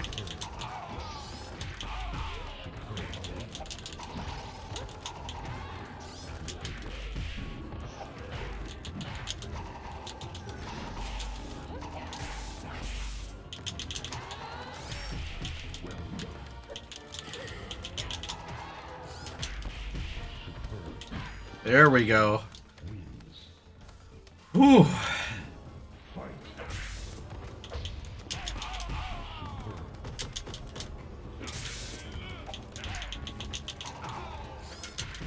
We're cutting through here little by little, chipping away.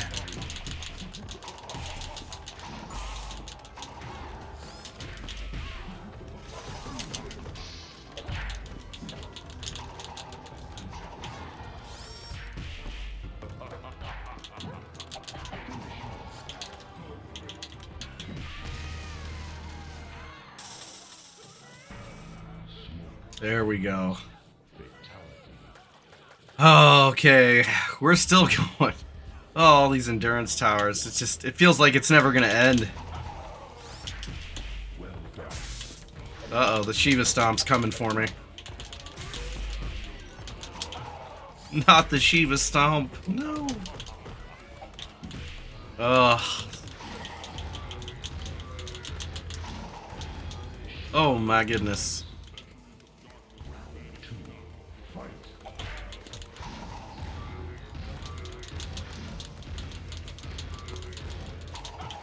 Oh, here we go.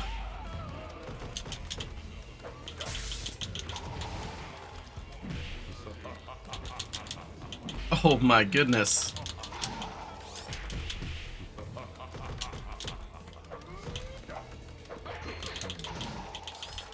Ooh. Man, oh man, oh man.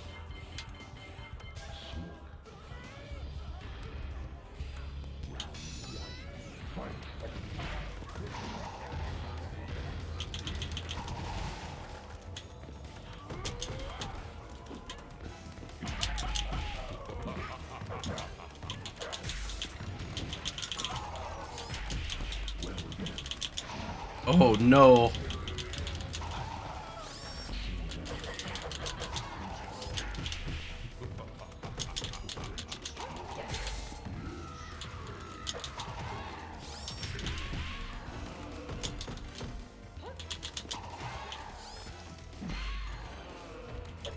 There we go. Whew.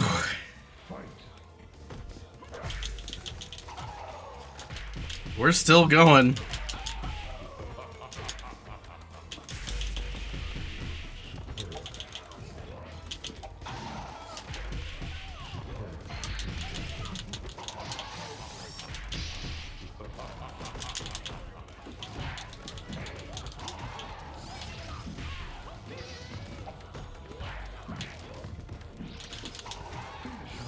Let's go.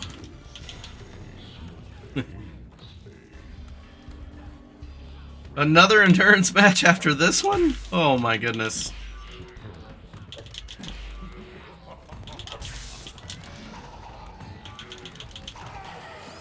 The power of Noob Saibot, man.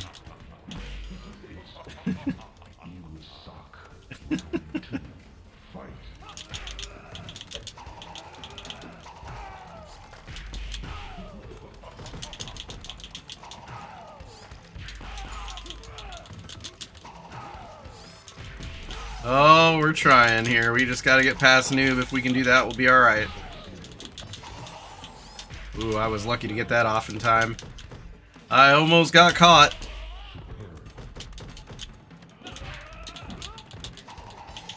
Uh-oh. Oh boy.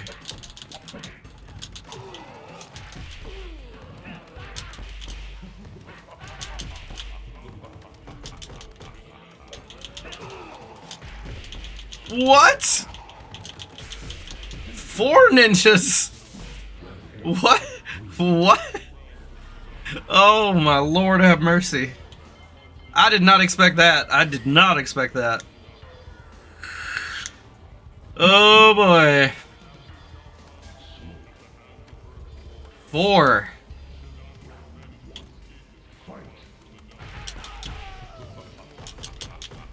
I don't know how we're gonna get past 4.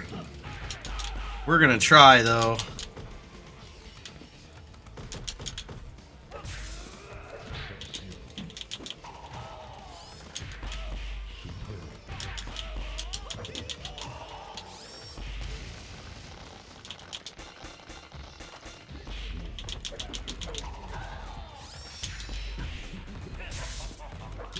I swear to God, if there's a 5th, I'm gonna lose it.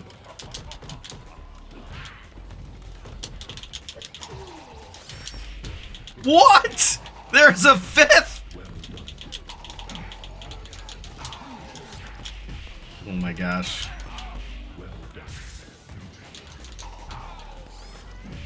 What?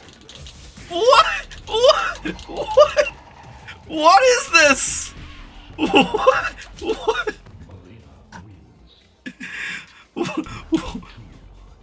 What is this? This is the endurance against the whole cast? Like, who's gonna jump out next? Striker?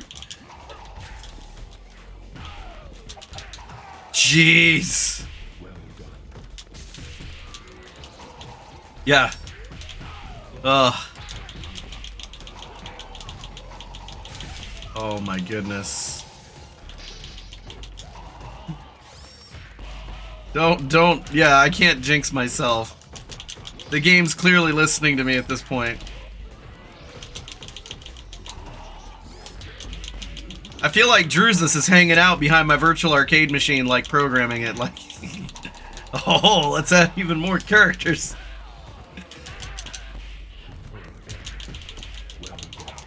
Oh my gosh.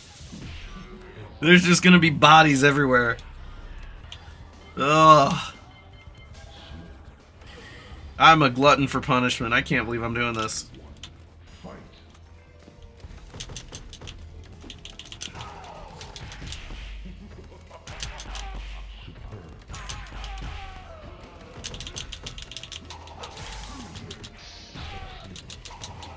Oh Lord.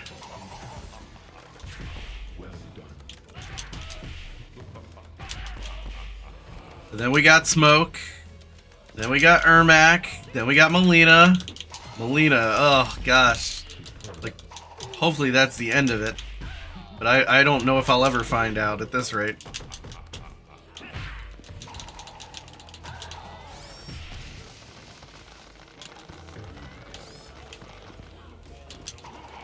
Oh Lord.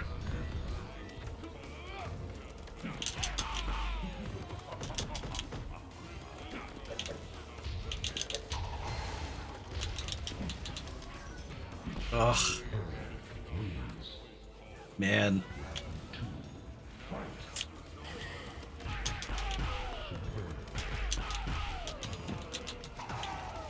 All right.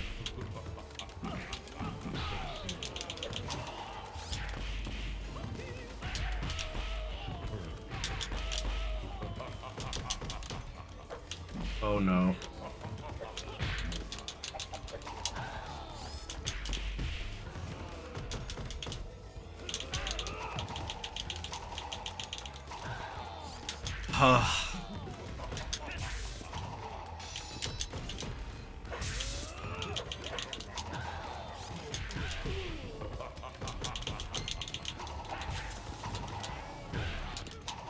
Oh no.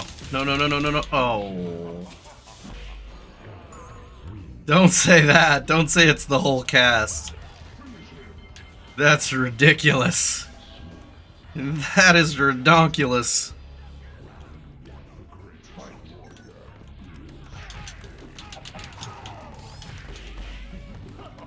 I hope it's just Melina.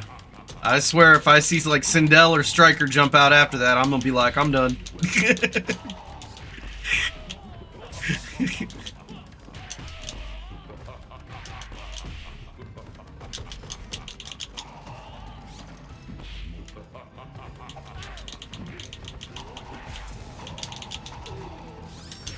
Sheesh.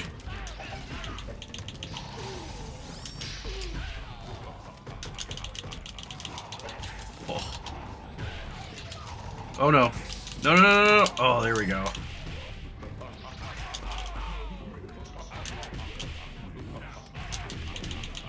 Oh, please let me get past Melina. Please.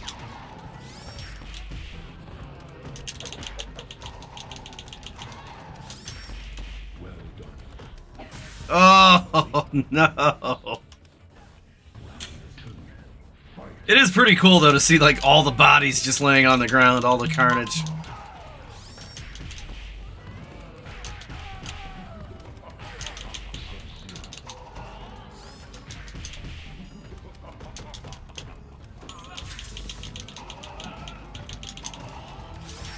Oh, Lord.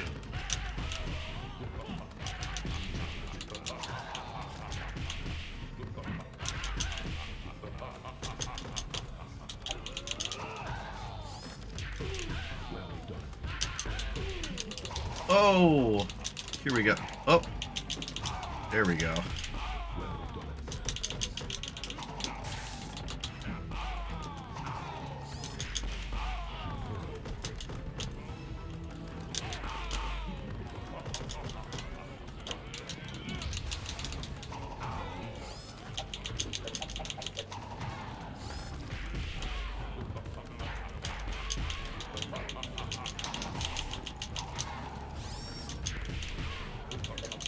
There we go.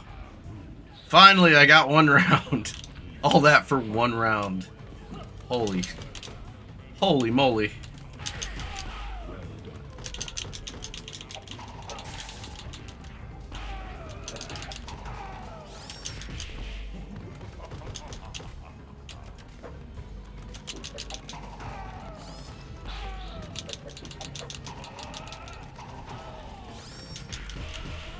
Woo!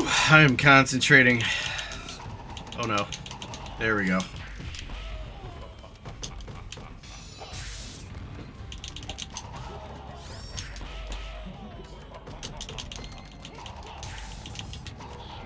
Oh no.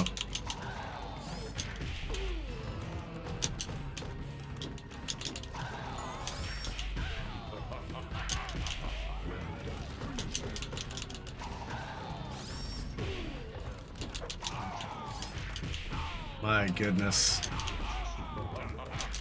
No, no, no, no, no, no.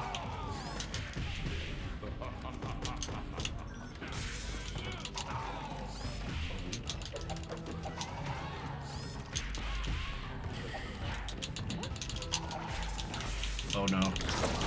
Oh no, we were so close. Pillow Panda, thank you for the follow. Oh, what a bummer. Yeah, the babality to just rub it in.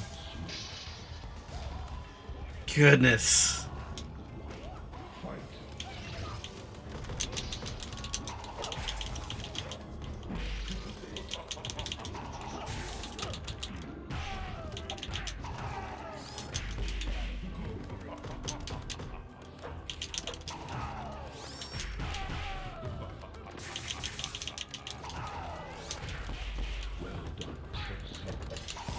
Oh. Oh no. Sheesh. I thought we almost had it. I thought we almost had it in the last game.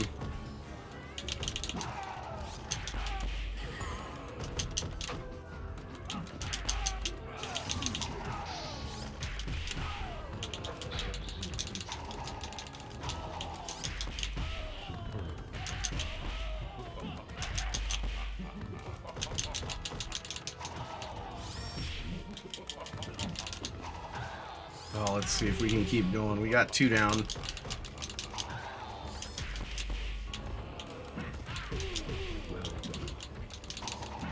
Oh my goodness.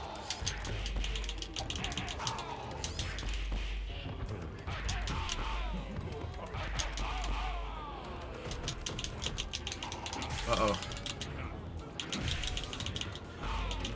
Oh!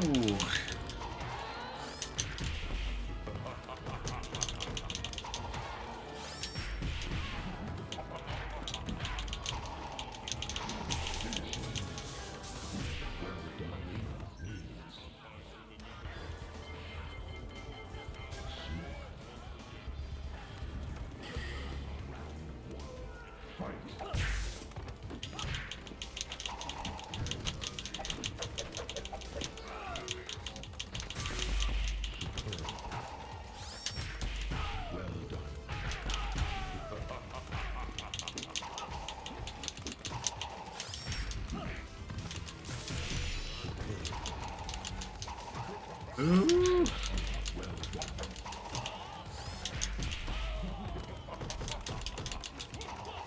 Oof. Man, this is tough.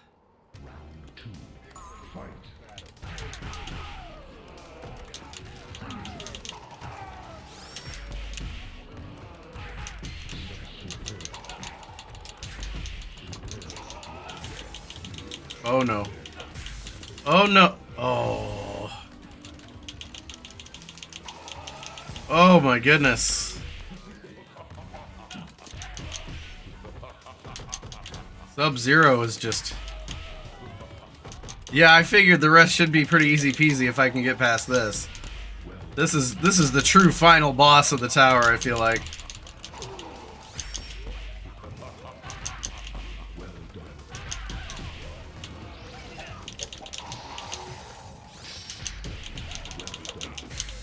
Oh no.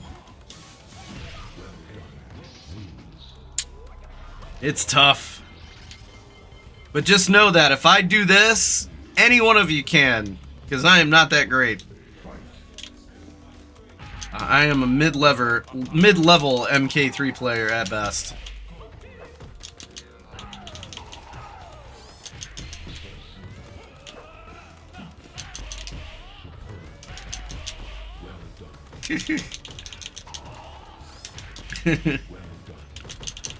But if I can pull this off, then anybody can do it. Just remind yourself that when you're playing this and going through the same frustration I am. Well, if Fatal can do it. Oh my goodness. Gracious.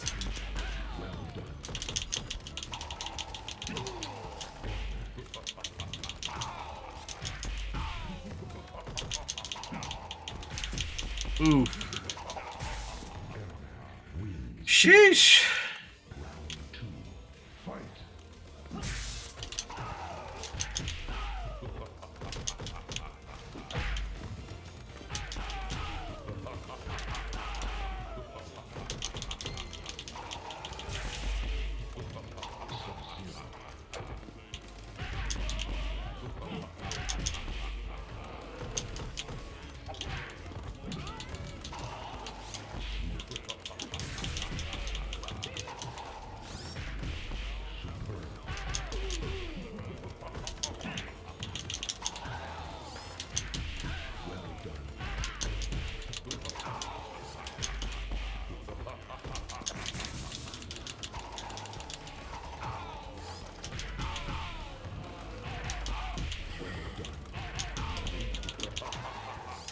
Oh, this is not gonna be easy.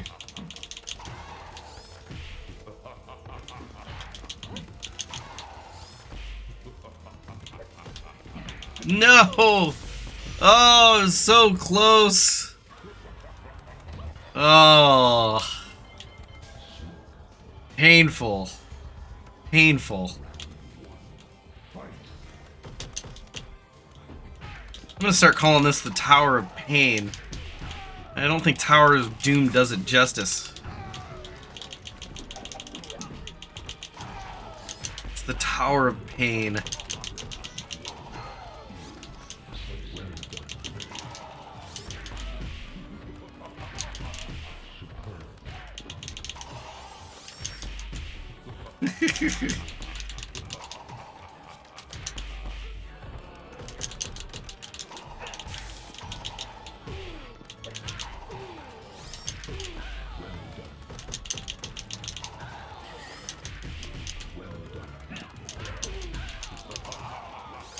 Alright, we're making progress, slowly but surely. The problem's gonna be Melina.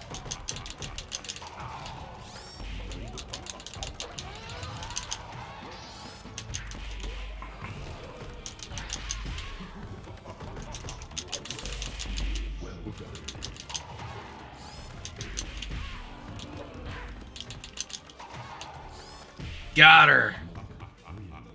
Sheesh!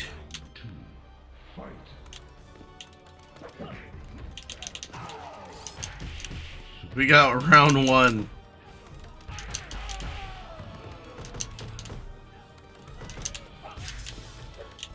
Oh no.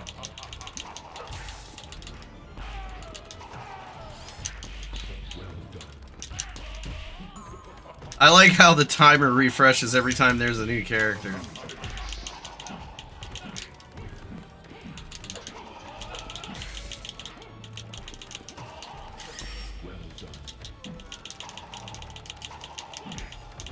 So you can't really use the whole run out of time to try to win.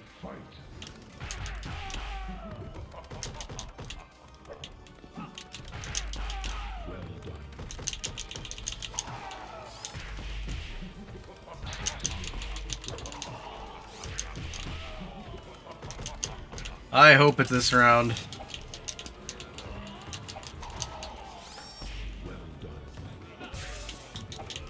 Oh no.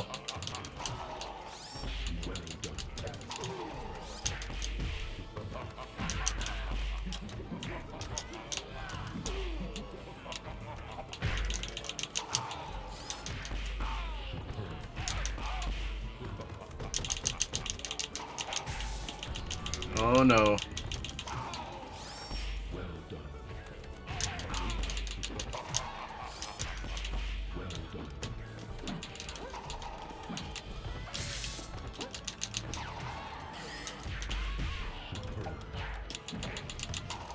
No! Oh! Barack Alicia salutes. What is up, Atomic07? We are fighting for our lives out here. It is tough. We had David Craddock, the author of Long Live Mortal Kombat, on earlier with us. Had some great discussions about his book and other books that are coming up. It's going to be awesome. I'm really excited to collect all of them, honestly. They're going to be collector's items, no doubt.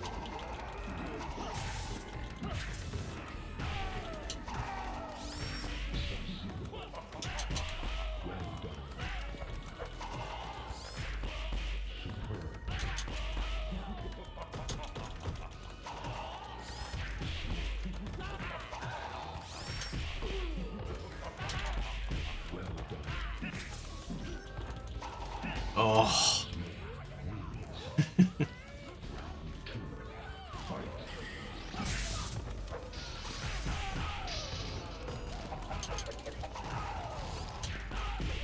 And we're fighting, I think, 5 characters, is that right?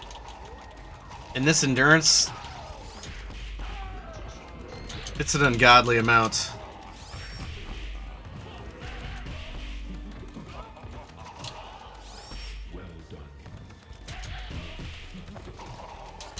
Three, four, yeah, 5. 5 characters in this endurance. After Smoke, we have Ermac and then Melina.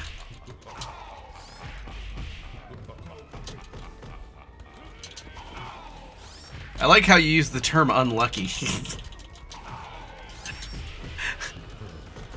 Like, oh, that's unlucky.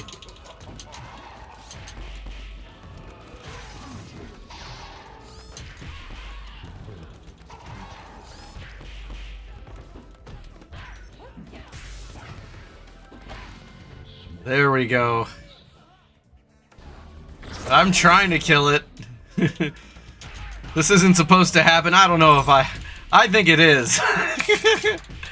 Shout out to Diesel Boyda. Thank you for the follow. I suspect Drew is definitely enjoying trolling people. I would say this is definitely supposed to be a thing.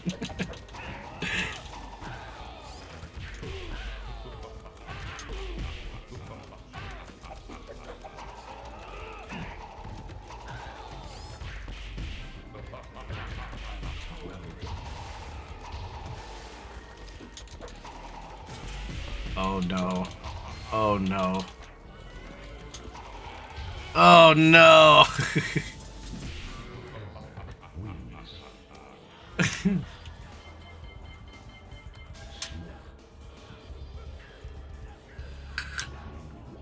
Oh my goodness.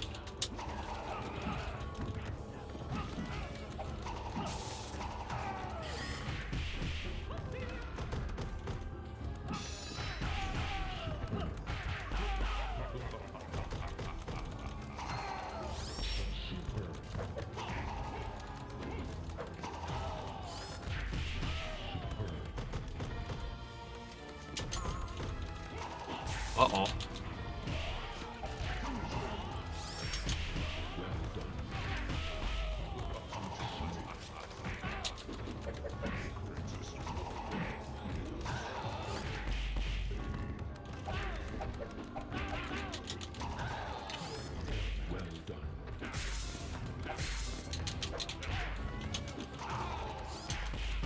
That'll be a miracle if I can pull this off.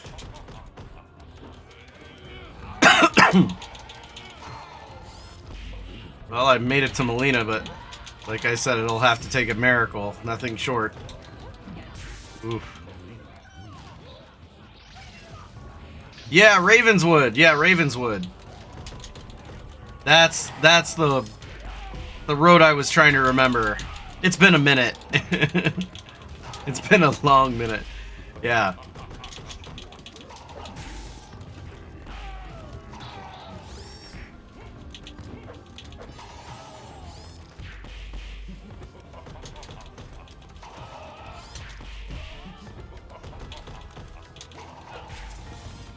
Uh-oh.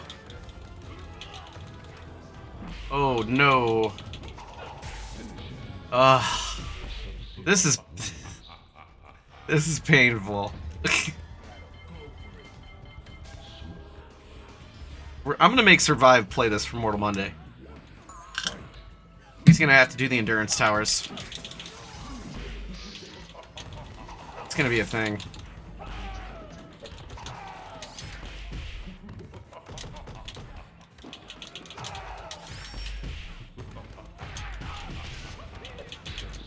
Yeah, Survived. Get a good look at what you're gonna have to do for Mortal Monday.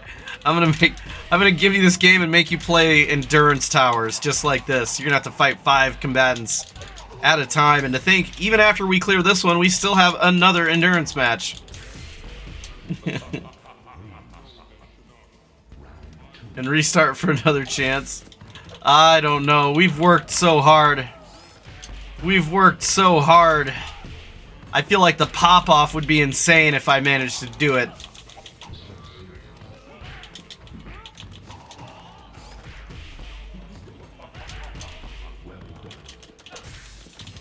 Oh no.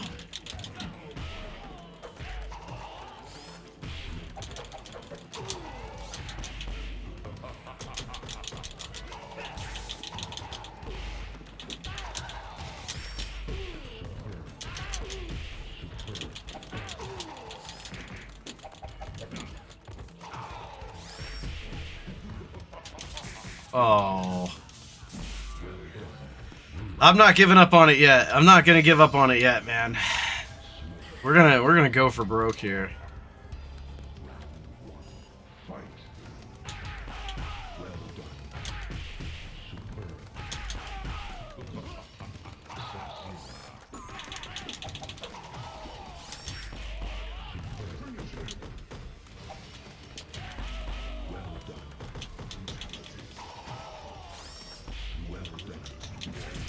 Oh.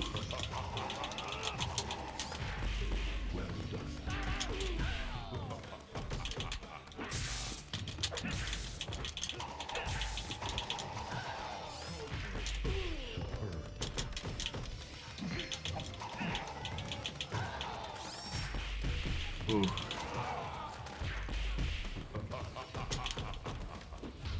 Ah.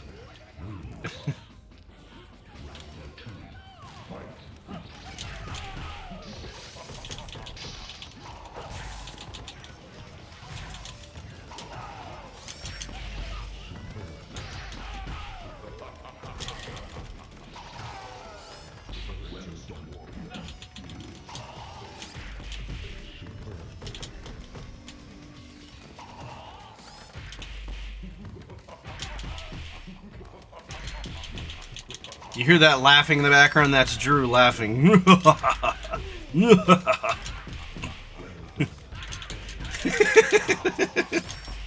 He's just laughing at my situation right now.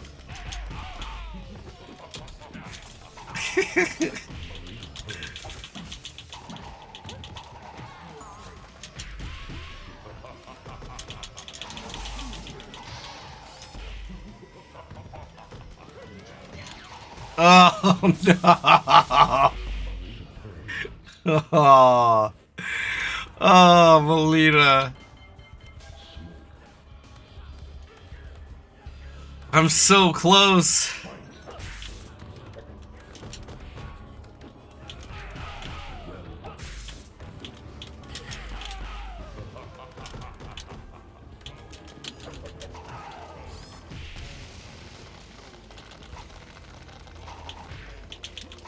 Uh-oh.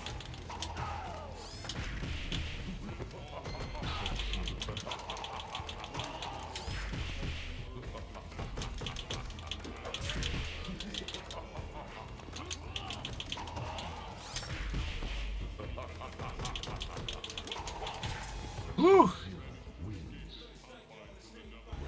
So the karma is here to get him. Is he streaming too? That's great.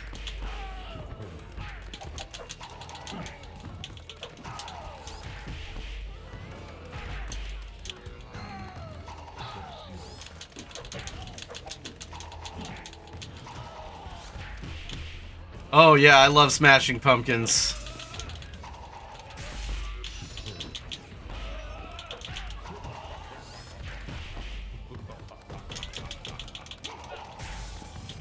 Oh my gosh. Yeah, I love smashing pumpkins, man. 80s and 90s rock and roll, that's my era.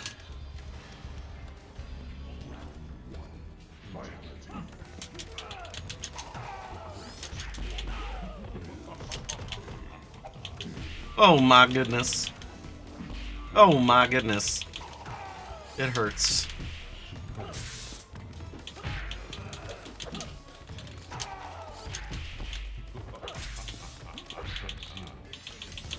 Oh no. Ugh. He's suffering and it's great. Yeah, you should tell him. You should tell him it's karma. Like, this is karma for making the endurance towers incredibly ridiculous.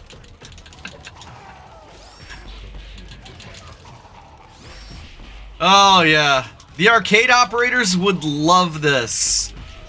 They would buy this so quick because it would give them so much money. I bet Midway wishes, like, I bet people in NetherRealm wish they could go back in time in Midway days and, like, take Drew with them back in time and do something like this, because they would have saved Midway based on this kit alone.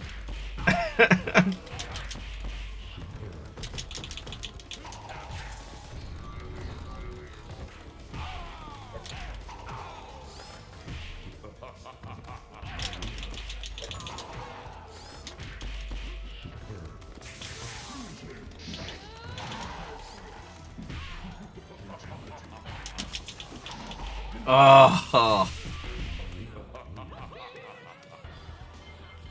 Sheesh. Let's go with Burnt Smoke, see if we can have a little better luck.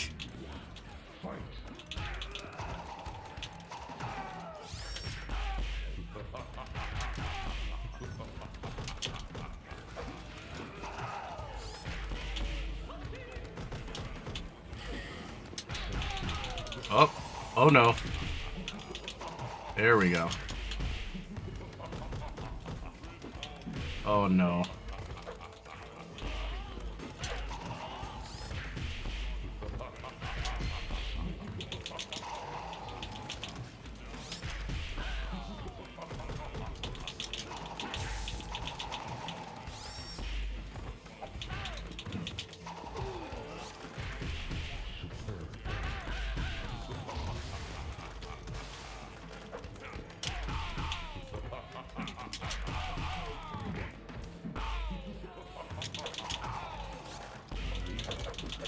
Oh no.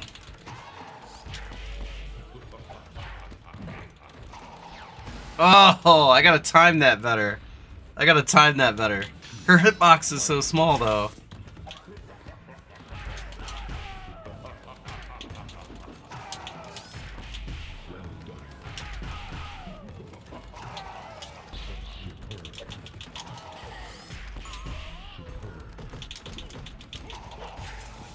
Oh my goodness. Oh, it hurts.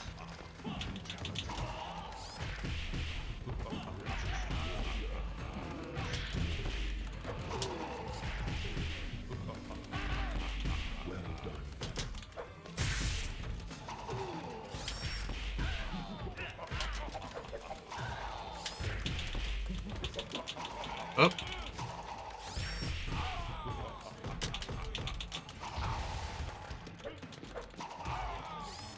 Oh.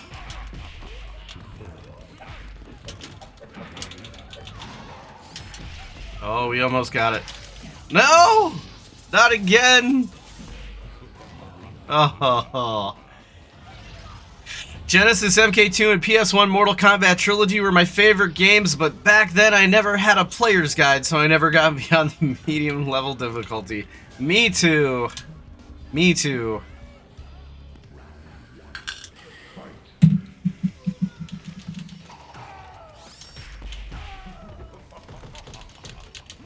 Holy moly.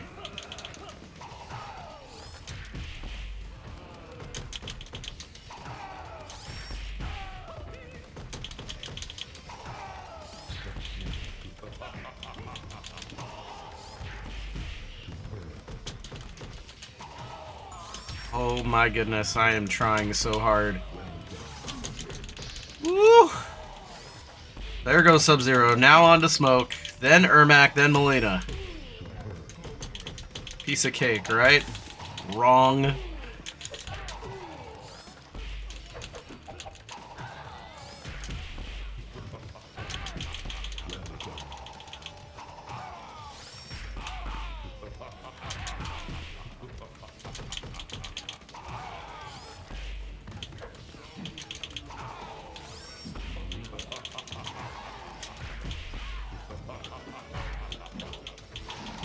Ooh.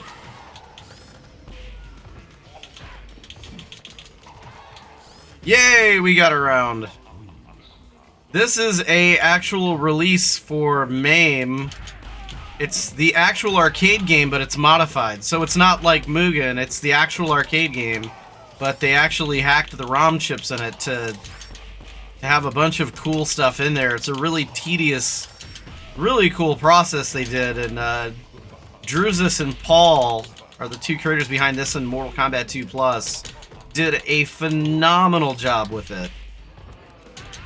You can check it out at mortalkombatplus.com.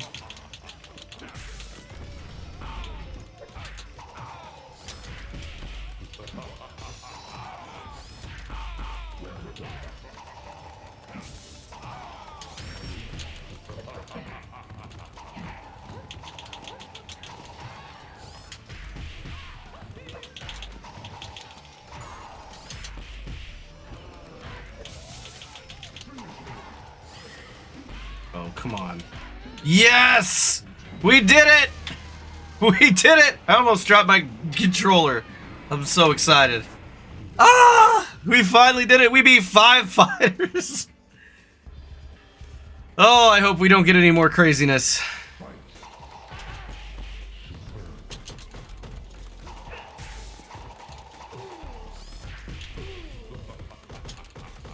Hopefully it's easy streets from here.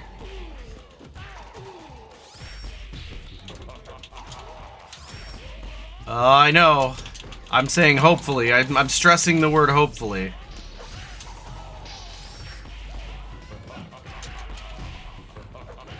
Yes! We can do this. Oh no.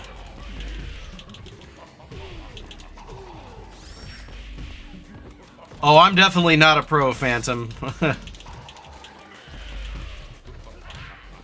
I am not anywhere near professional grade level.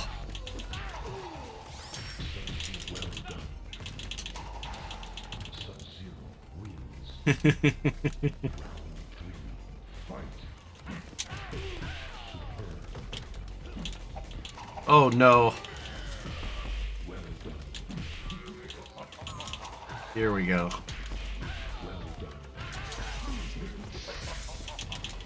Oh.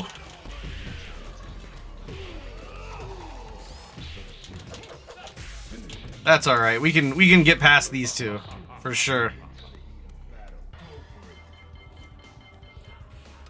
Not too worried about it.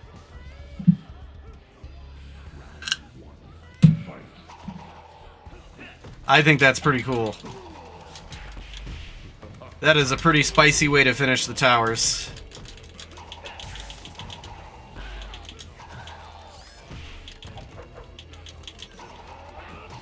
Ooh.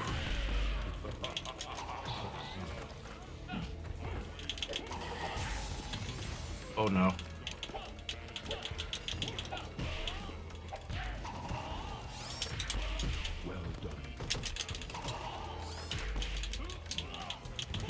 Oh. I shouldn't have gone for that extended combo.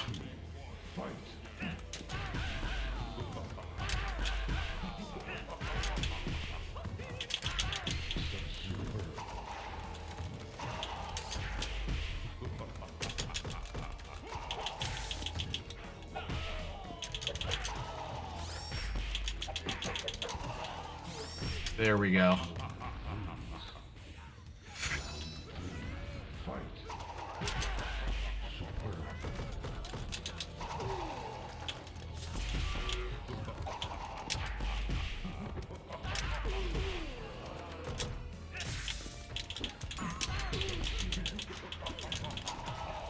Oh, here we go. Math Rico, thank you for the follow.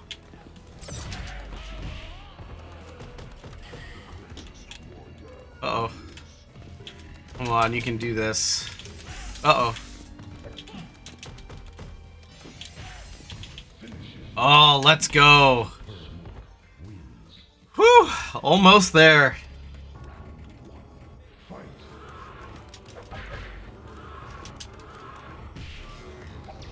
Uh-oh.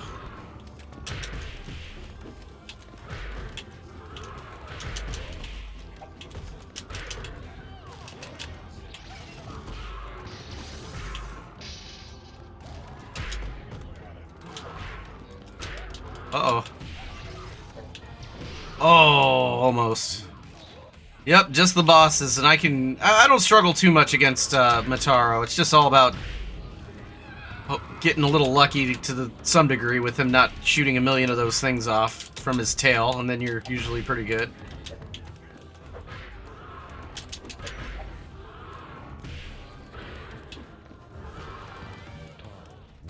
Takes a couple tries, but I can get past Mataro fairly easily.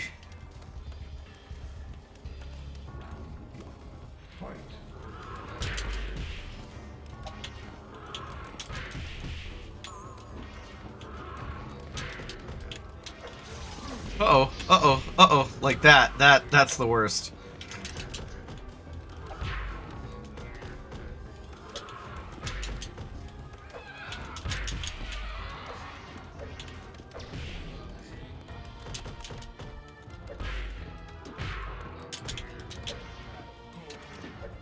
Oh no. That reach he's got is pretty buffed.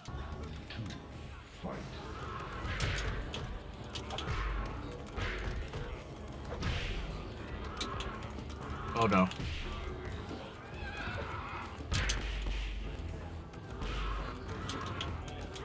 Ooh. Yeesh.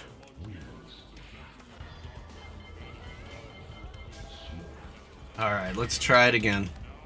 If I can't do it with Smoke, I usually have a better time with Striker, because Striker has a little bit more of a bulkier hitbox. So he can get in there a little bit easier.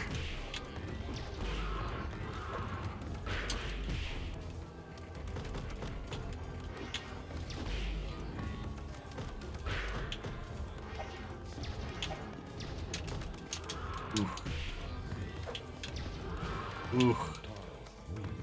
That's alright, we'll try Striker, if I can't do it here.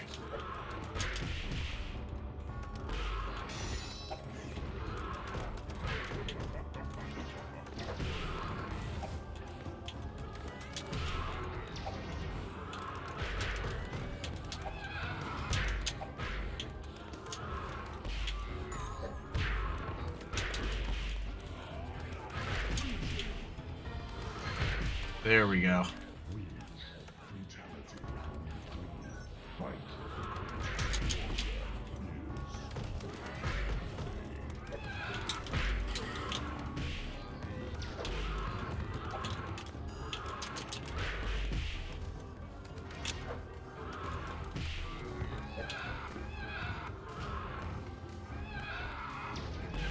Oh, I thought I could duck that. Apparently not. Alright.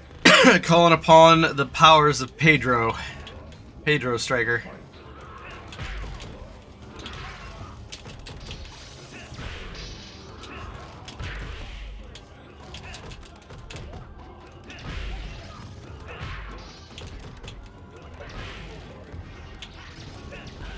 Ooh.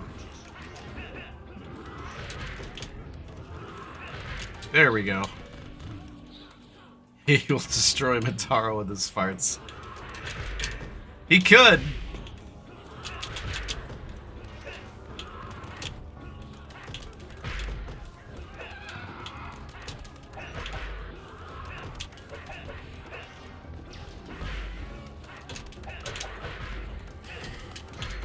Let's go.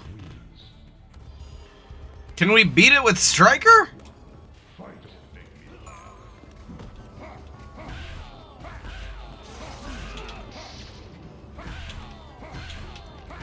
Ooh.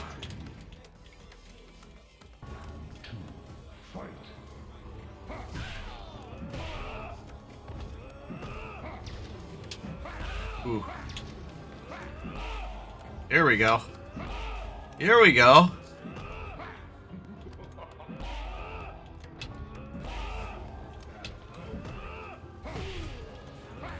There we go.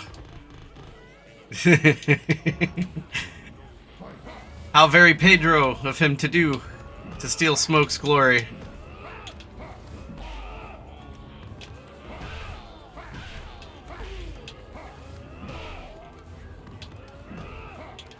Oh no!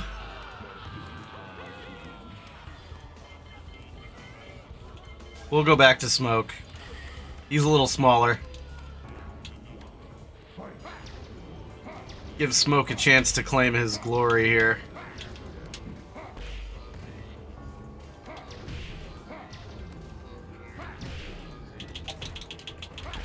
Ooh.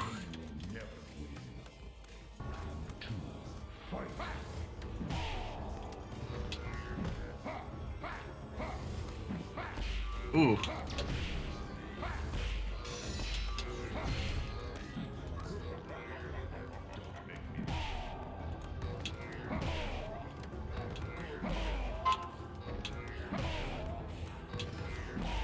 There we go. Smoke with a run back.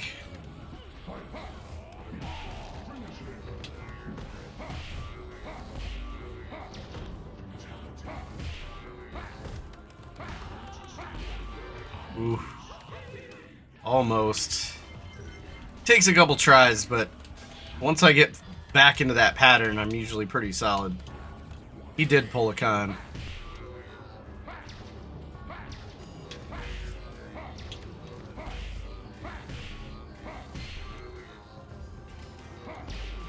Sheesh.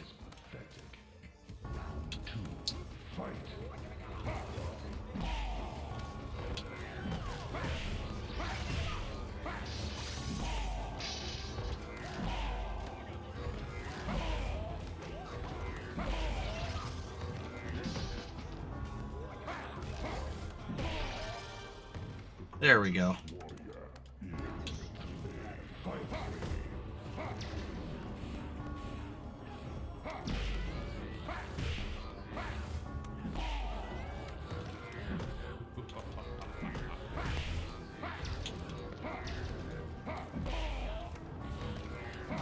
Ooh.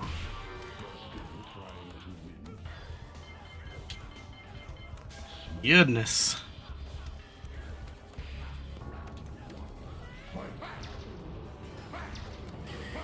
Uh-oh.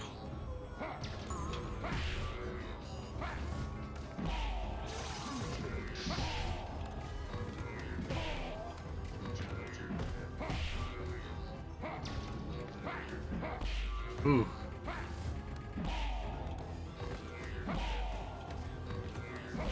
There we go.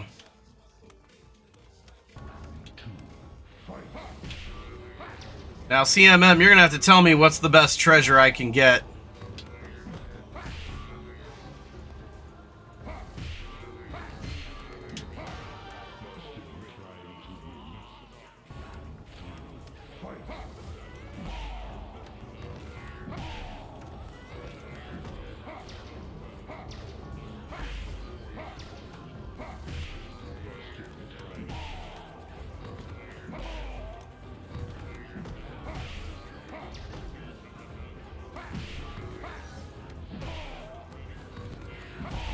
There we go.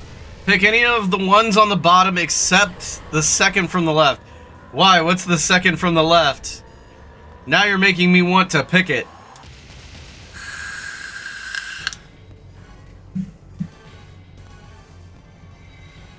Oh, it's the most boring one. Okay. All the others are super cool.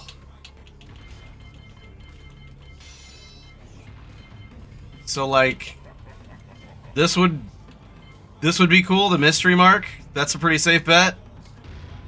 Random endurance battle. Wait, I thought you said these would be cool. I thought you said... I feel like I've been goobly gobbled here. What is this? What is this? No!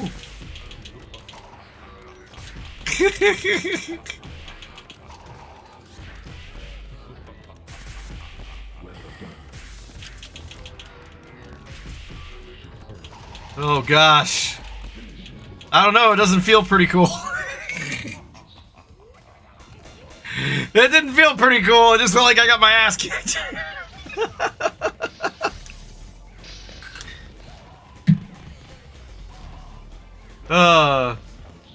Second to last cool. Oh, all that work. It can have a few different permutations. Fair enough, fair enough. Oh, that was lit though. That was pretty fun. We gotta check out the credits for Ultimate MK3 Plus because that was a doozy. Our 1, 3, and 6. Okay.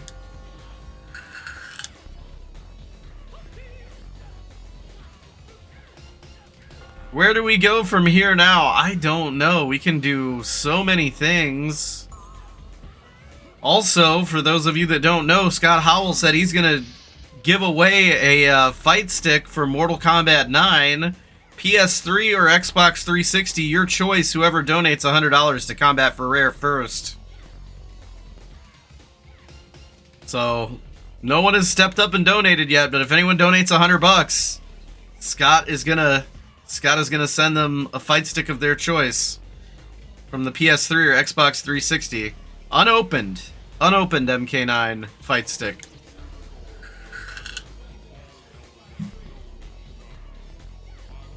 That's pretty crazy because you'd be getting a fight stick from the co-founder of MK5.org, unopened, from Mortal Kombat 9.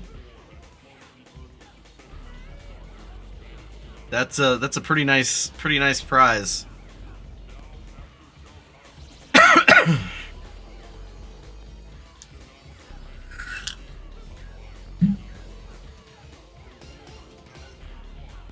Man, oh man. I don't know the Ultimate Combat code. What happens if we pick all Raiden? Probably nothing.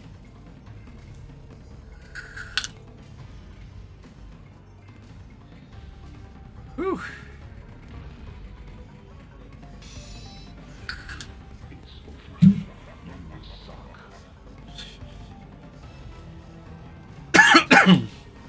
Shao Kahn has just lowered my self-confidence so much.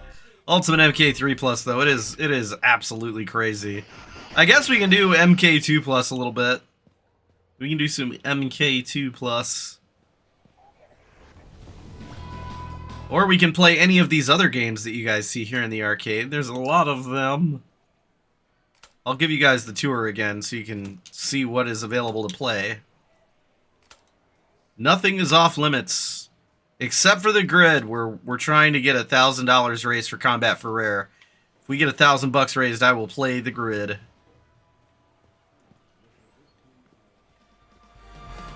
All right, have a good one, Phantom. Thanks for coming by. We got all these games we can play here. Anything you guys want to see, we will play. We've got all those. We've got all of these.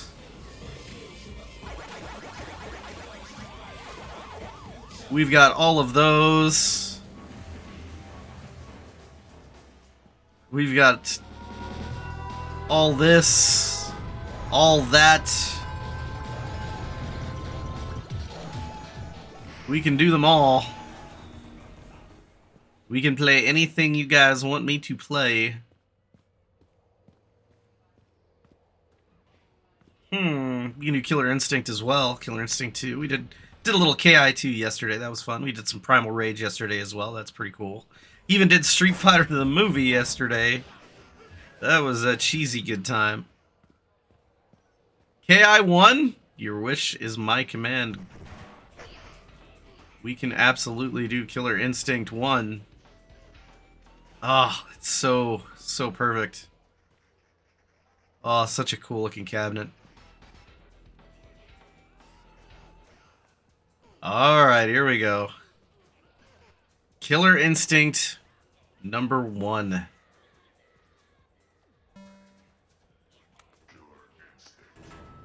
Let me turn up the game volume on this one. Let's go.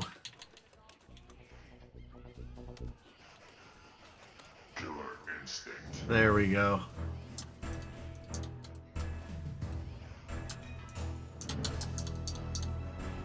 There we go.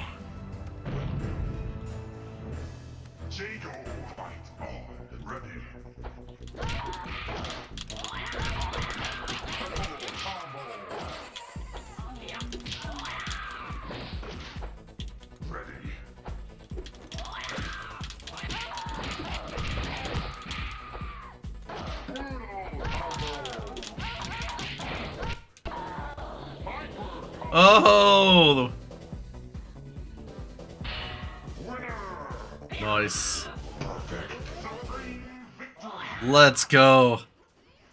Yeah, I am too, man. I really am. I thought those two games would definitely cross paths eventually. Never would have suspected MK would have crossed paths with DC, though.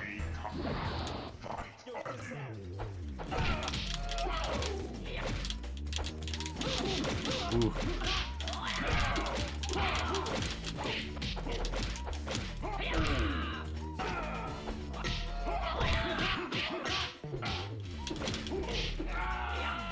Whew.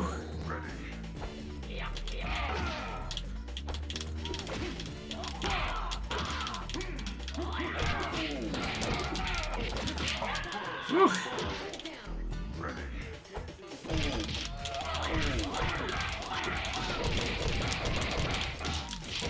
Let's go. Ultra combo. Whew. MK is like DC or Marvel, and KI is more something akin to like Image. Yeah, I can see that. I can see that comparison for sure, Ryu Kang.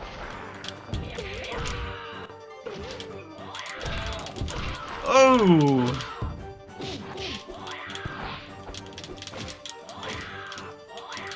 Uh-oh.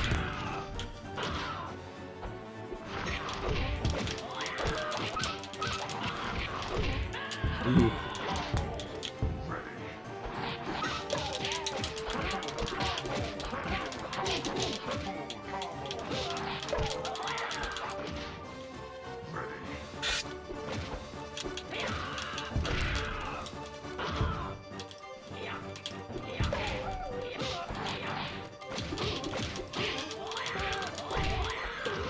Oh boy.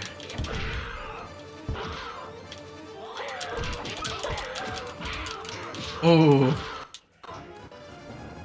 Saberwolf. Yeah, you could say Dark Horse. I could see the comparison there as well.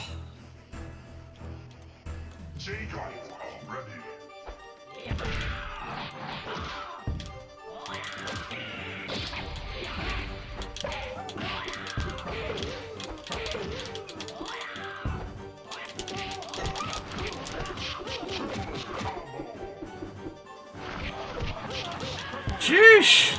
Saberwolf has no chill.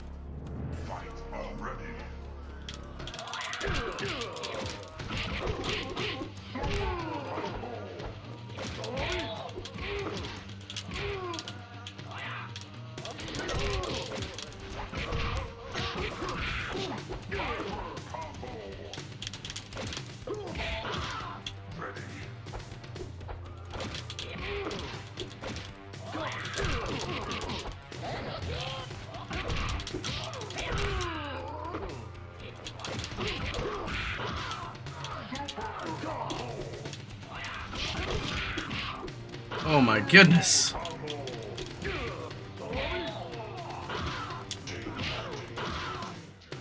Woo, Thunder is just crazy tough.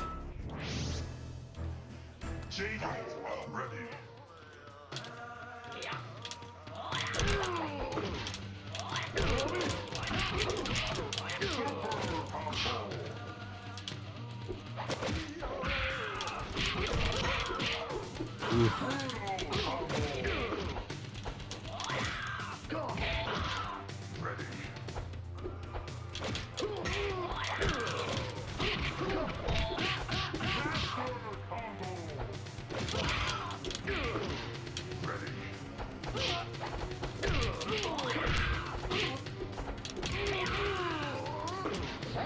Oh. Ooh. KI was definitely like the must-own game, for sure. I gotta agree with that. If you had a Super Nintendo, you had to have Killer Instinct.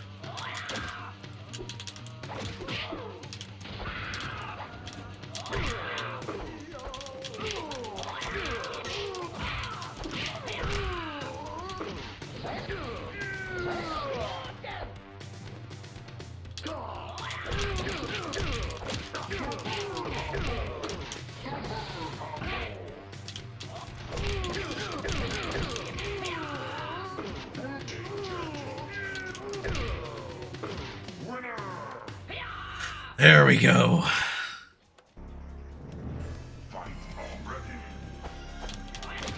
Oh boy.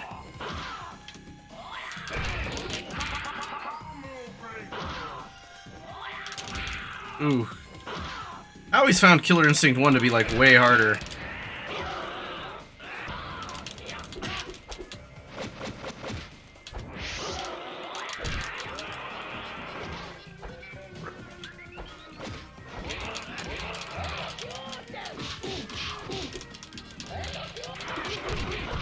Woo.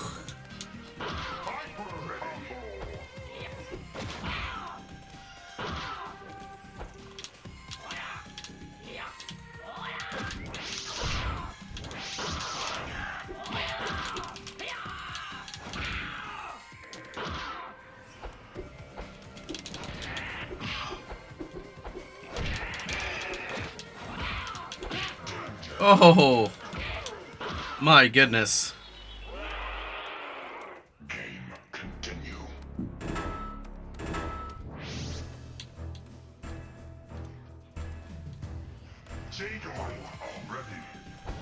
Killer Instinct on Game Boy. I only had 2 combo buttons to work with. Yeah, there's a lot of combo buttons to work with in this game, for sure. Midway published this, yes. It did have the DCS sound chip as well. Yes, that is correct.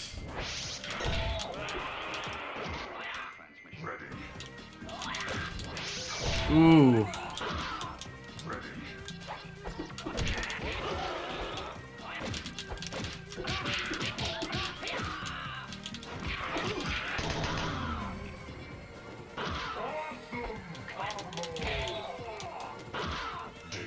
Oh.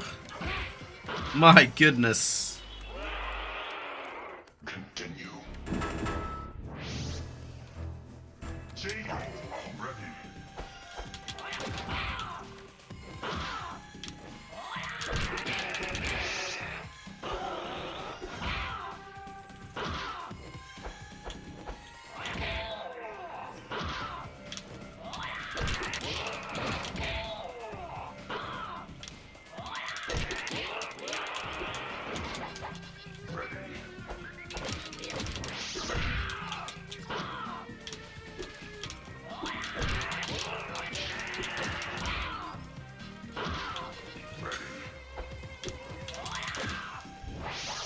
Ooh.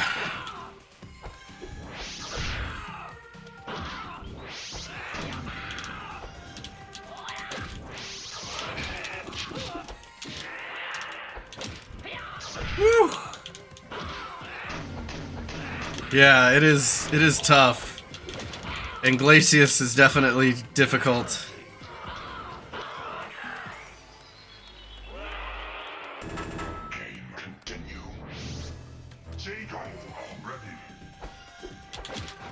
Ooh.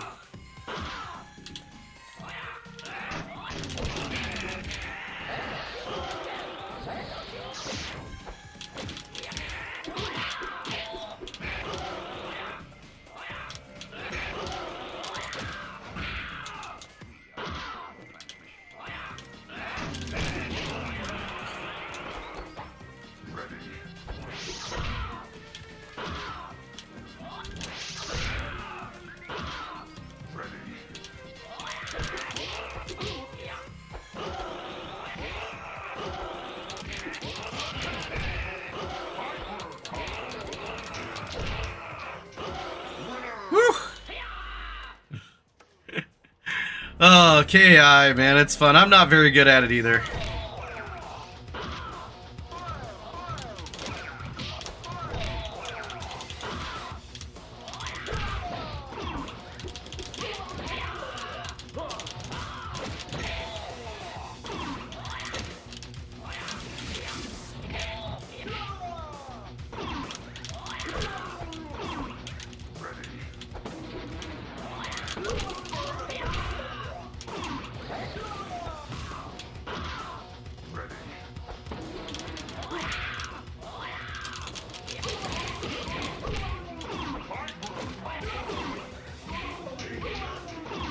Let's go.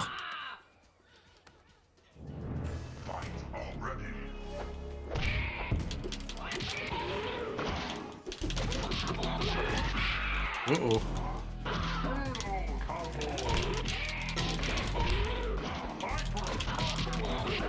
Ooh.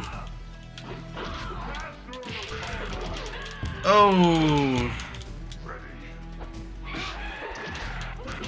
Oh man, Riptor is just a beast.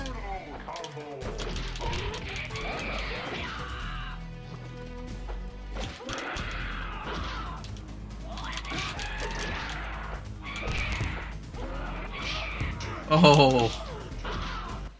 Goodness gracious. I'll tell you, man, it's brutal. Oh, she is.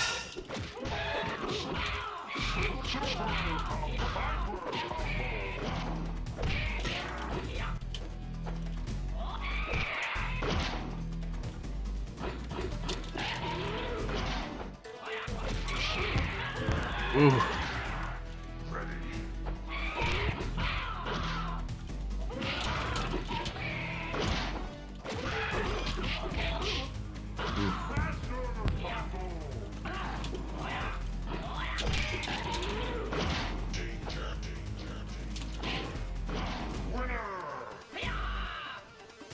I can't remember any of the finishers.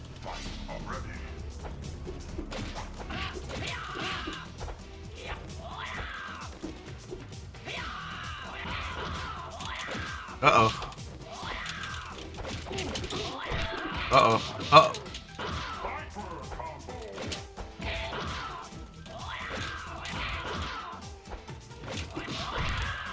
Oh, whew.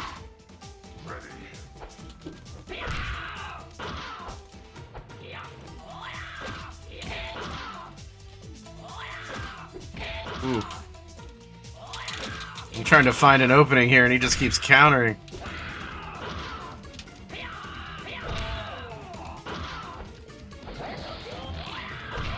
Oh.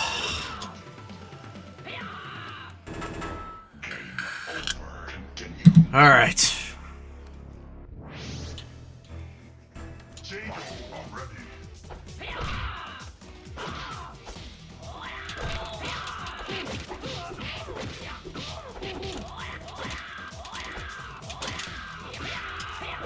Ooh.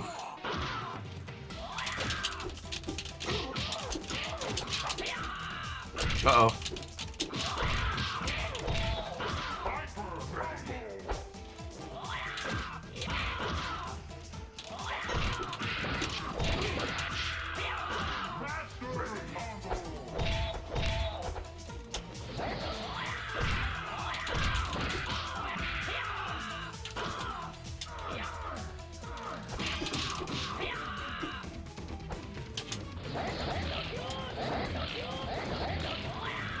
Uh-oh.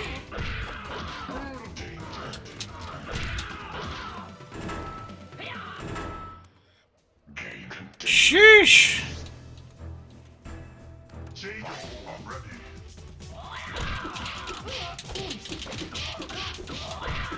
Oh, jeez. No chill. Whew.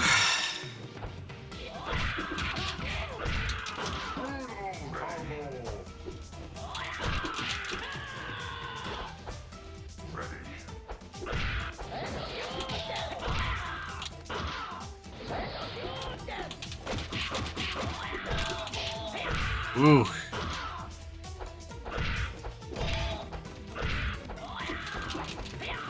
Oh my goodness.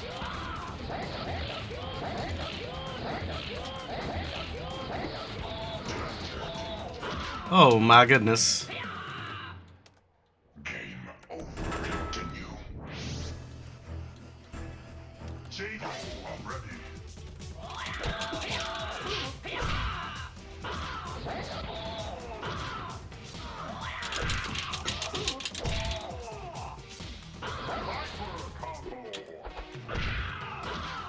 Okay, we're going still.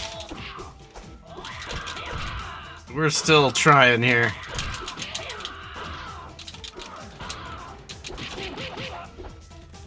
Oh.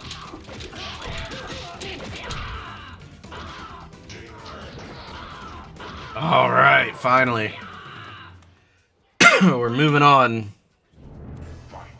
Oh, we're against Spinal.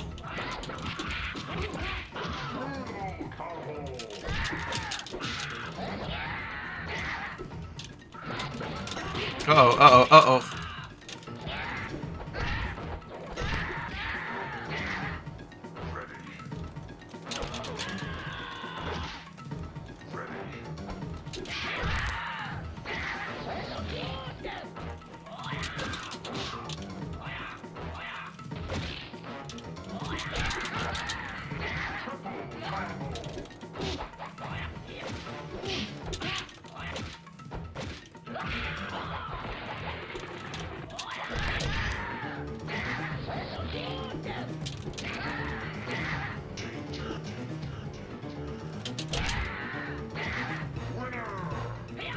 Whew.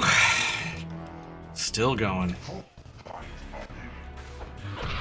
Hey, pretty good, ISCR 215, how you doing? Holy moly. Whew. Fulgore is a problem.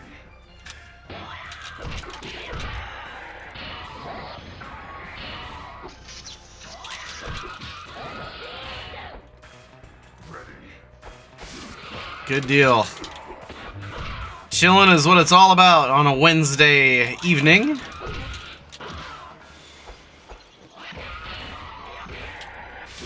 Uh-oh. However, Fulgore is not chilling at all here. He is killing me. There we go. Finally. Oh, this guy is gonna be a pain. Idol is just...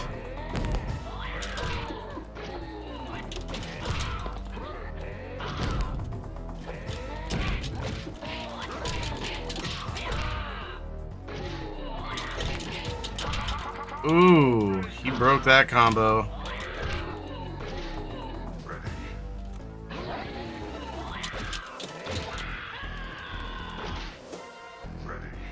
He is cheap, bro. He really is.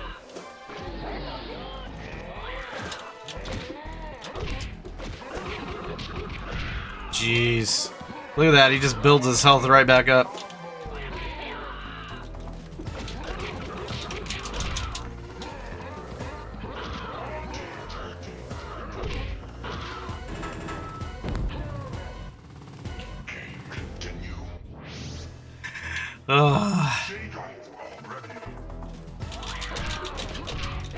Uh-oh.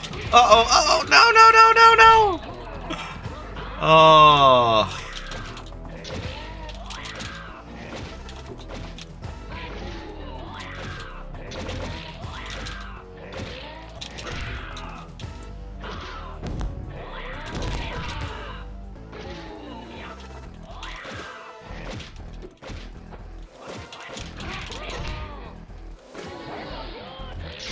Oh, no.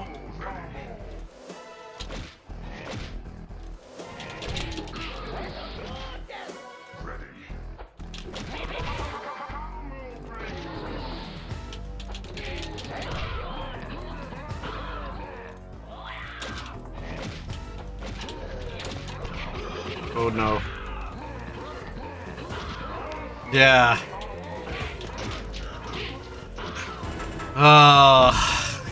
He is such an asshole. He really is. He's a jerk.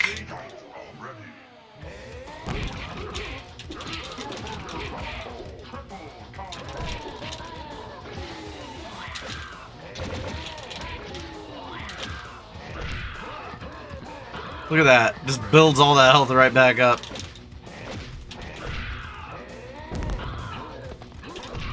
Like, how am I supposed to even get in there? Good lord.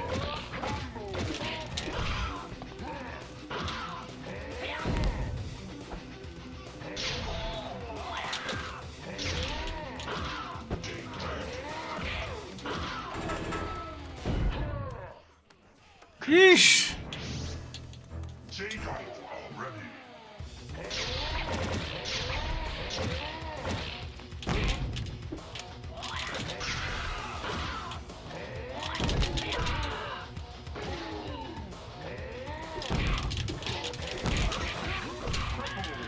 Ooh.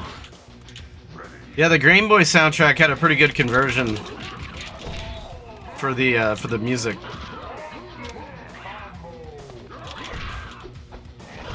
Oh my goodness.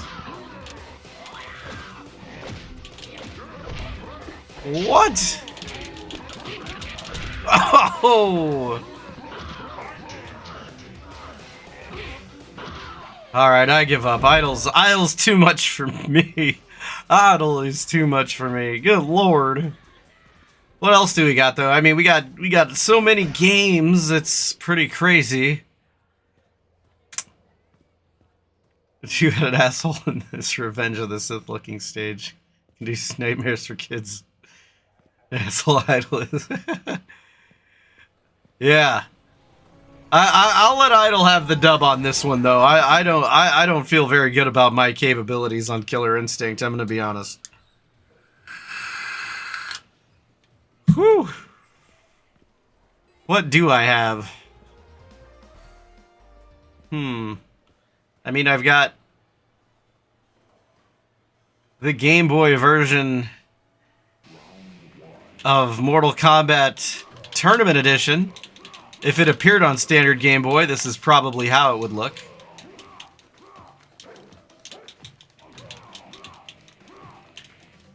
In an alternate universe somewhere, it did come out on regular Game Boy, and this is probably how it looked.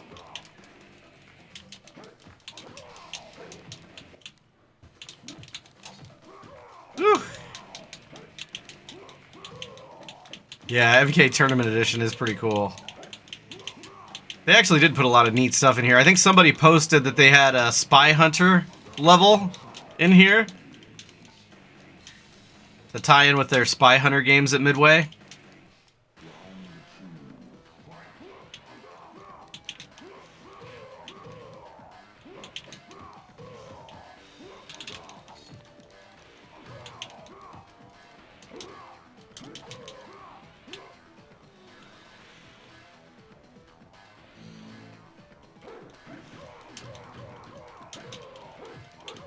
Whew.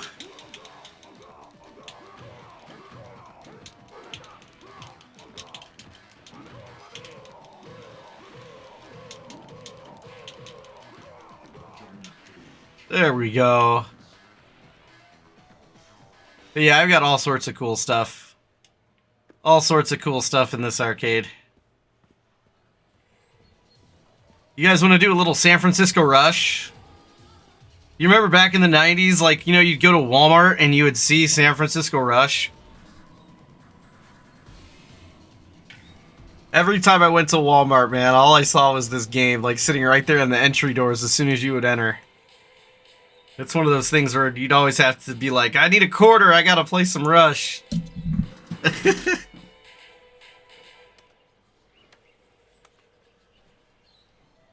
Oh, this is such a fun game. Oh yes. You want me to do Daytona? It works. We can Daytona the USA.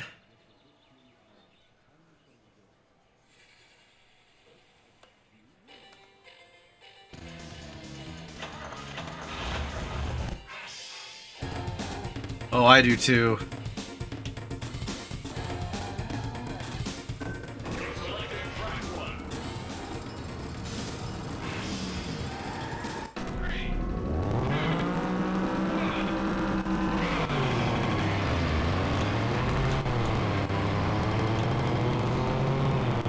Oh, Lord.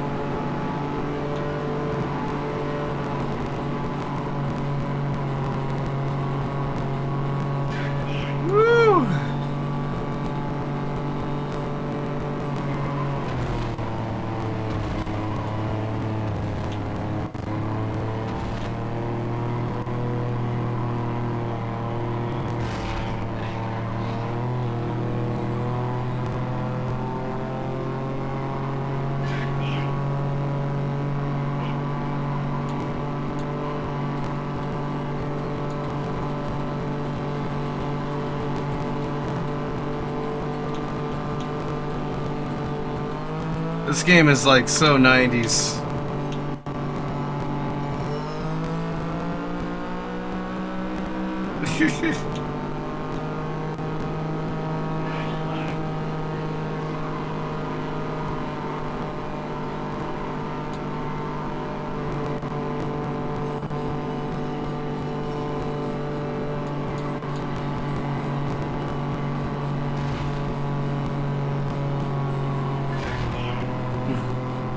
Took a nasty hit on the side there.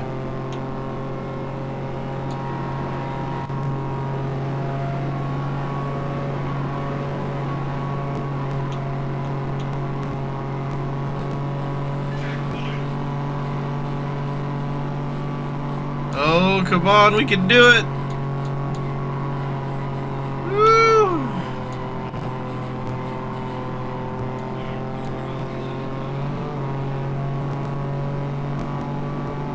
Yeah, I could do some Street Fighter 2. This was on PlayStation. It was on an N64 as well.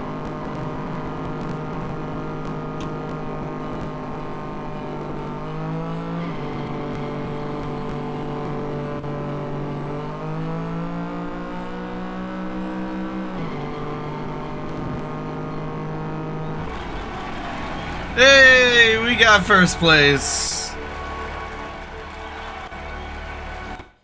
Look at that. What's your name? Stop with the singing. Stop with it. That's your name. Oh yeah, you gotta love San Francisco Rush, man. I've got Street Fighter Alpha 2-0. Street Fighter Alpha 2-0, and we've got standard Street Fighter 2 over here. Which I believe is just regular Street Fighter 2. So it's whichever one you guys want to check out. Whichever one.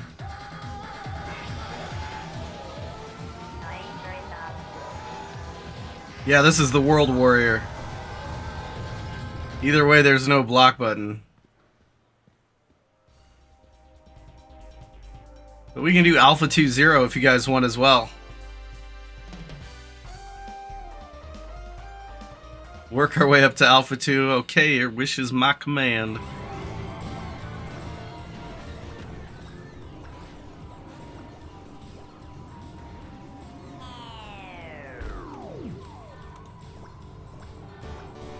I remember this being in the local Pizza Hut as well. In Street Fighter 2? Definitely Ken. Not the most exciting answer, I know.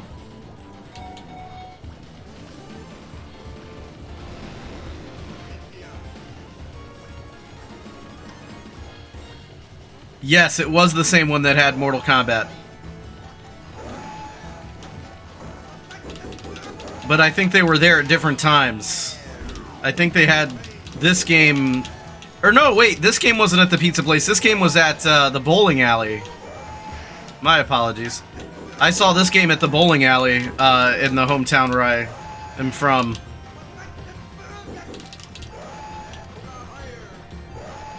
So I did main Cobra in Deception, actually. True story.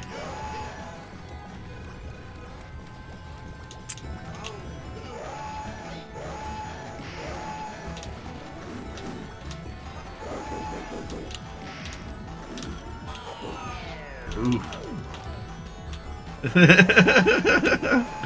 Yeah, I was a Cobra main in Deception. Uh-oh.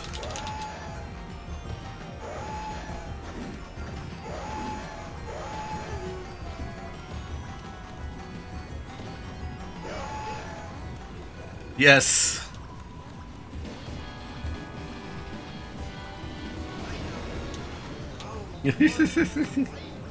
Ken and Johnny Cage do have a lot in common.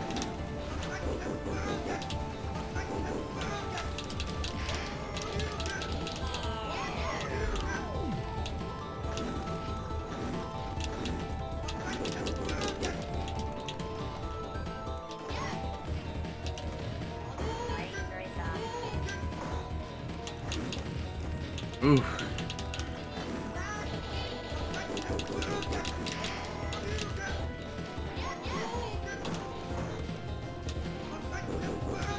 Woo!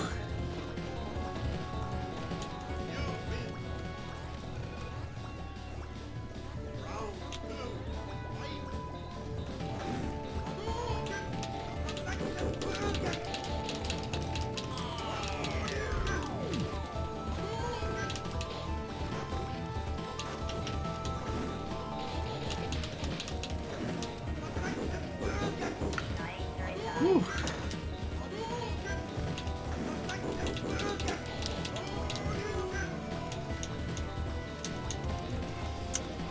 You should join Survive for one of his Mortal Mondays.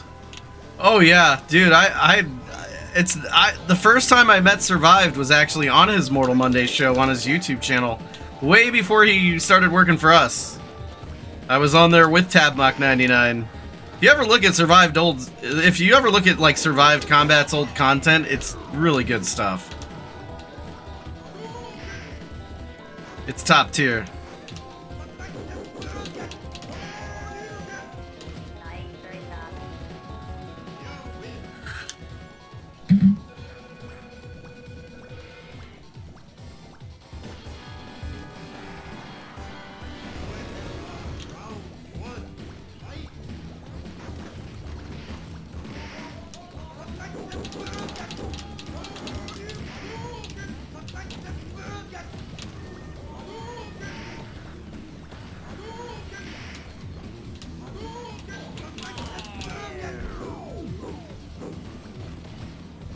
Look at similar characters in both Mortal Kombat and Street Fighter.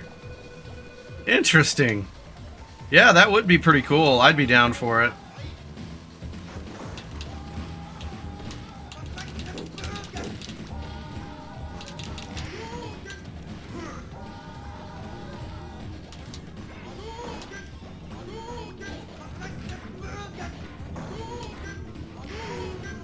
Woo!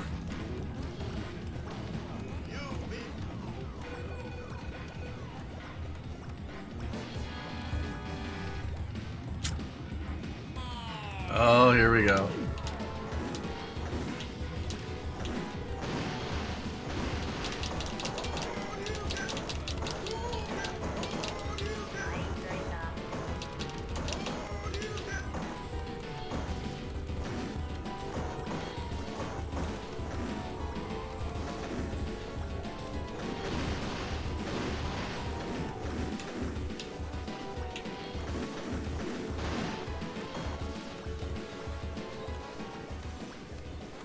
Oh, couldn't destroy the whole car.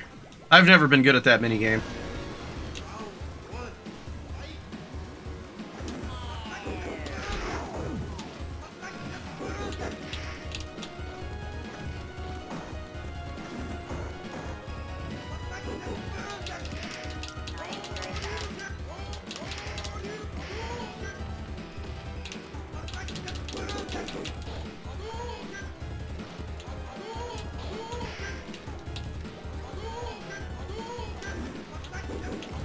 Oh, did we get a double KO? Oh, we did! Oh, what are the chances? That was lit. That was pretty hype.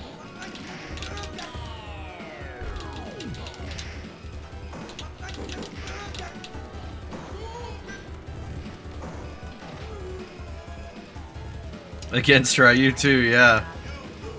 That would make sense for Ken and Ryu to double KO each other.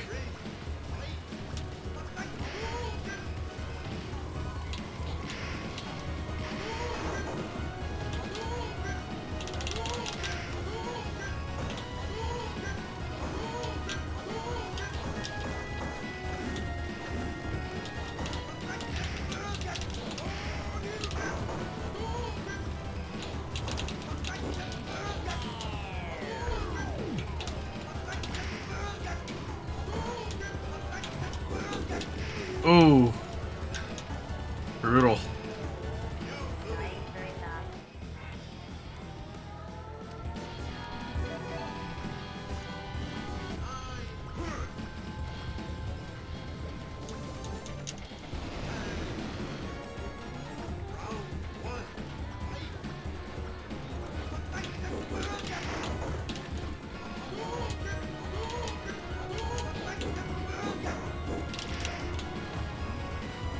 Oh no.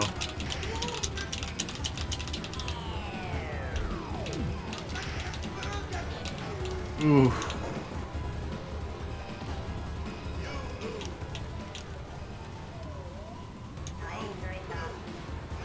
Alright, Ken, let's see if you can do this.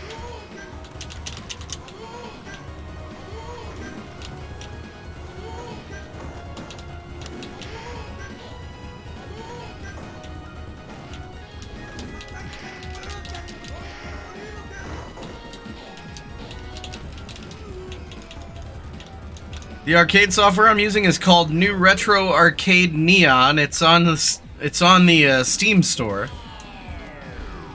It's a little difficult to set up, but if you're willing to sit down and actually figure it out, it's worth it. But it's not the easiest thing to set up. I think it took me like a week to get this whole arcade set up and working the way I wanted it to. Once you get one arcade game in, though, you kind of get faster with it.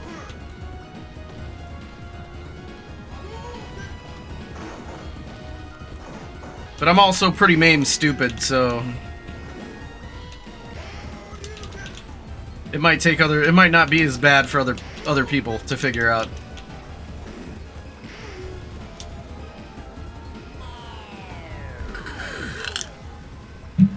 Whew.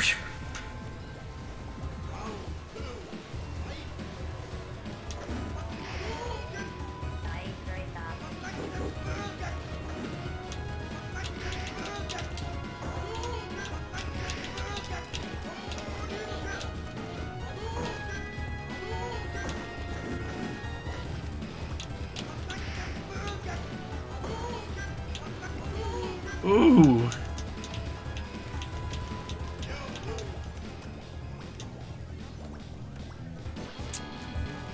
Ryu is gonna be a problem, I think.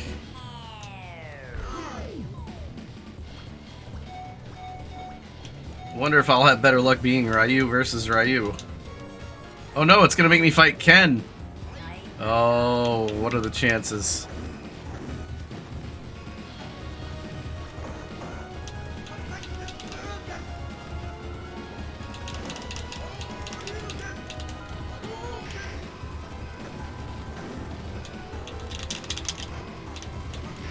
Ooh. Man.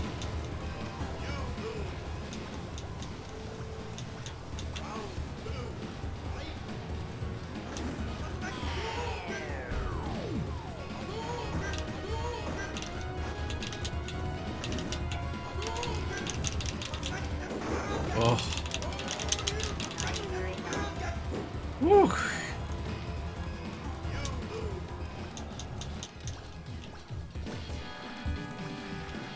Absolutely. Thanks for coming by, Realmcast. Good to see you guys drop in, as always. Hyped for your future episodes you guys got going on.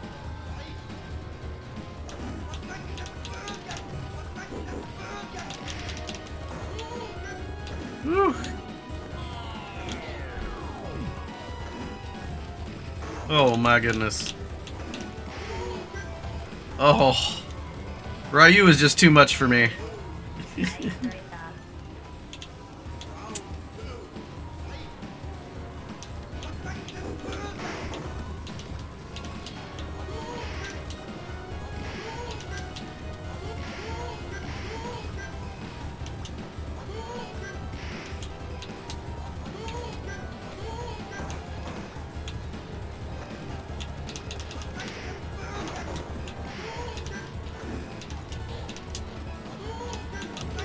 Oh, so close. Alright, we'll give it one more shot against Ryu, and then we'll move over to Street Fighter Alpha Zero. Because if I can't beat Ryu, I don't think I'm going to make it very far. If I can't get past Ryu here.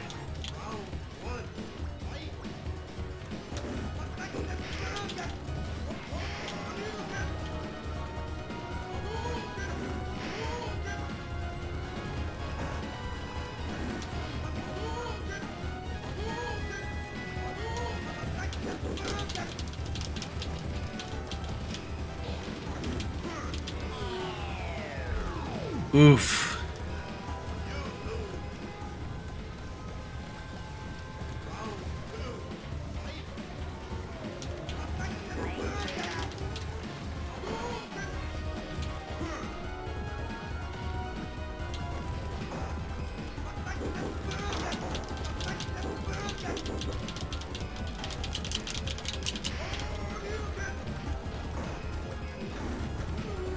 Ooh.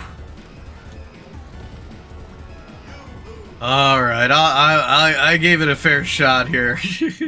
We'll try to move on to Street Fighter Alpha 02. This is actually the newest game I've added into this arcade, besides the Plus games for Mortal Kombat. So I'm excited to check out this this version again.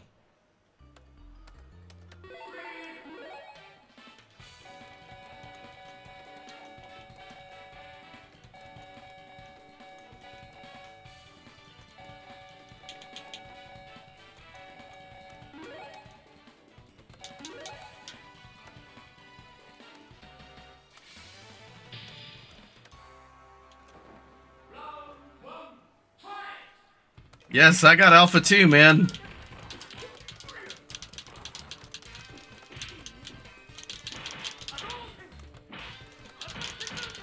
Oh, here we go. Uh-oh.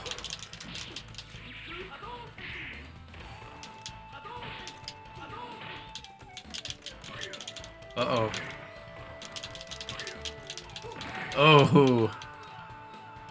Yeah, Alpha 3 is really good too. I might eventually add Alpha 3 in here. Switch it out with Alpha 2.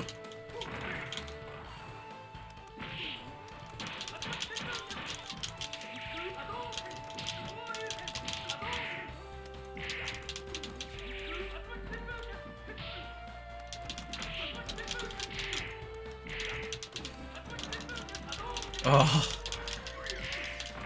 Oh, man. I have Tekken. I've got all the Tekkens, all the way through Tekken 3, man. Is actually inspired by the Street Fighter 2 animated movie. I did not know that. That's pretty cool, though. I like the artwork on Tekken.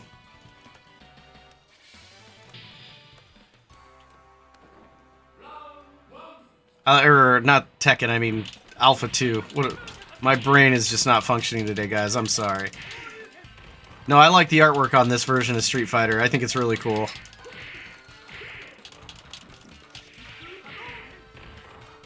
But yeah, man, speaking of Tekken, whichever Tekken game you want me to play between 1 through 3, let me know. I've got Tekken 1, Tekken 2, Tekken Tag, and Tekken 3. It literally does have everything you need. I got Daytona USA as well. I think somebody wanted me to see that, to watch me play that one too. We can play a quick round of that. I'm not against it.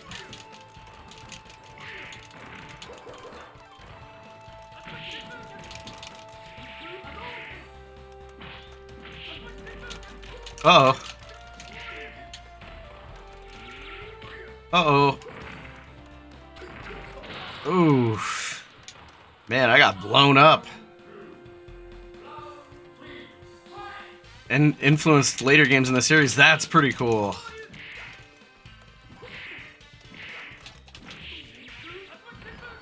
I am not great at Street Fighter. I love playing it, but man, I'm bad at it.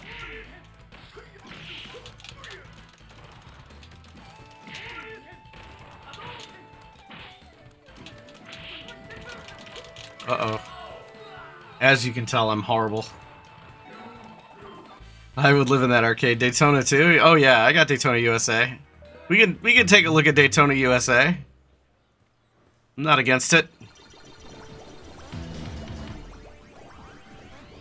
I am not against some Daytona.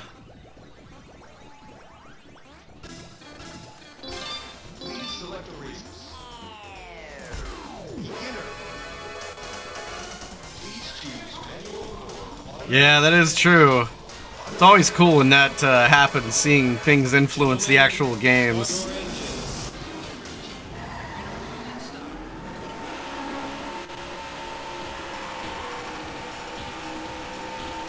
It'll be a little laggy because I'm live streaming and that uses my video card up.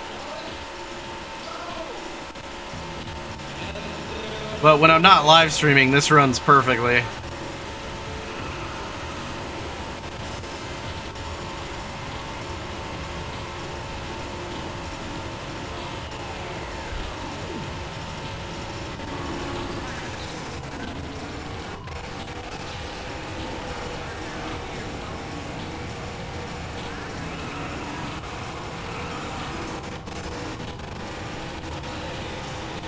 Yeah, MK95 is a prime example.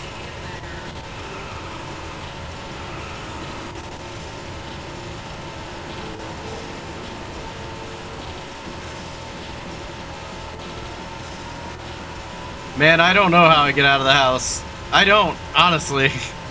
Most of the time I'm watching the kids, but watching the kids working. But I enjoy my downtime for sure. It's a lot of fun.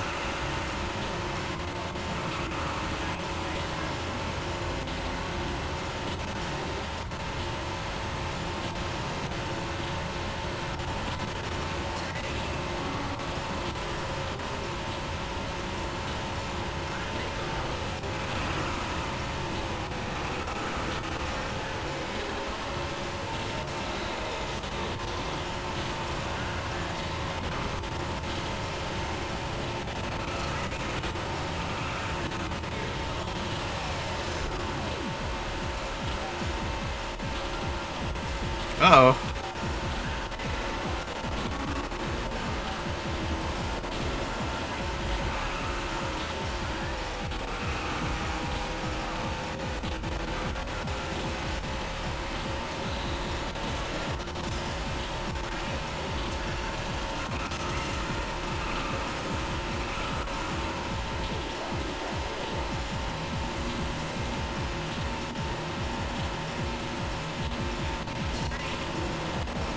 Oh, we're in 11th place. We're not doing too bad.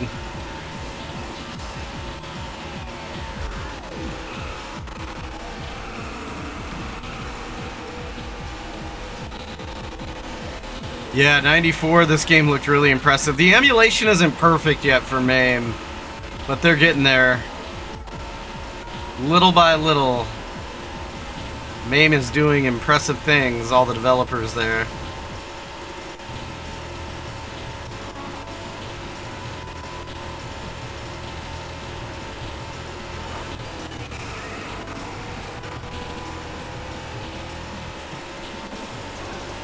Oh man, we're crushing it right now. We're in 9th. We're in the top 10, baby. We might actually finish this thing.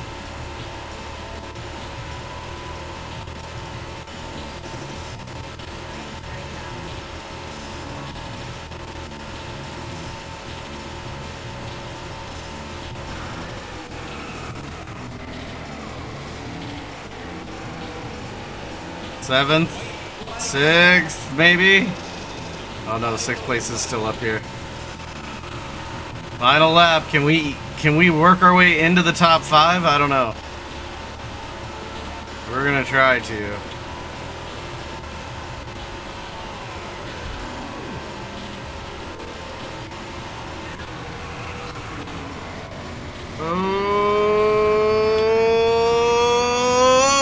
Oh, it's an ugly finish. Oh, we got a wreck. Oh, and we still finished just outside the top 10. Good lord. That was a nasty run to the finish line there.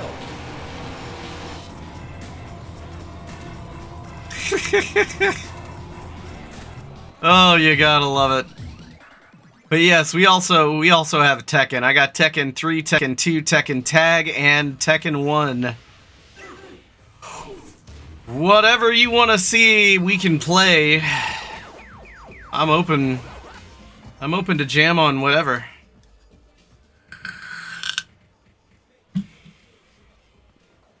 My goodness. Play manual. Talladega Nights, Ricky Bobby, that finish was wild. I'll tell you what, man, when I used to be an iRacing, I used to be an iRacing driver. If you don't know what iRacing is, it's a motorsports simulation for NASCAR and a bunch of other motorsports. That's why I actually still have my wheel and pedals. I actually use a professional grade Logitech wheel and pedals. I used to do that, and I competed in the Logitech series, made it to the semifinals, and I've seen some wild finishes, but the one of the really wild ones was the Logitech series at Talladega. Everyone stayed in a straight line because everyone was afraid to get out of line, because if you do, you get pulled back by the draft. So everyone was like staying on the low end of the track, and then the last lap, everybody tried to make a move, and it was just It looked like somebody took like a pool cue ball and just smacked it into all the other balls. Like it was a crazy finish.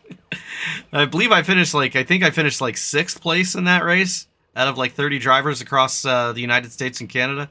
That was pretty cool. My goodness. WrestleMania 2? Oh yeah, I got WrestleMania. I've got WrestleMania. We've got Street Fighter. Man, we got a lot of good stuff in here. We even have Marvel vs. Capcom. If people like that. That's pretty popular game. We've got X-Men vs. Street Fighter as well. Another classic. But Tekken 3 is a lot of fun. I enjoy Tekken.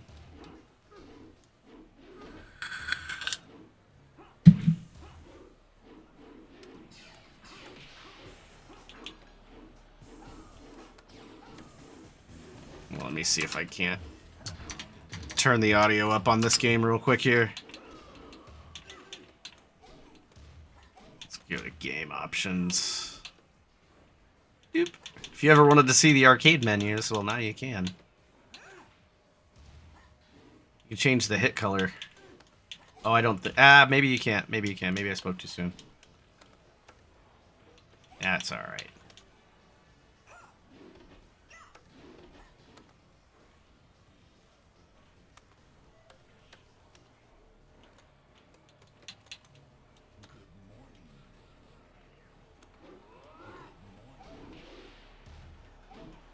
Oh, maybe I can't. That's a bummer. Maybe you can now. Alright. I always like when you turn it on, though, and it says, "Good morning."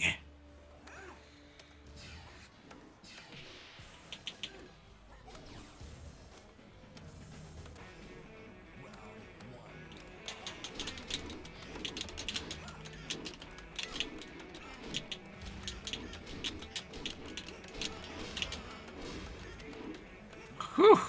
Yeah, Tekken 3 is probably one of my favorite Tekkens as well.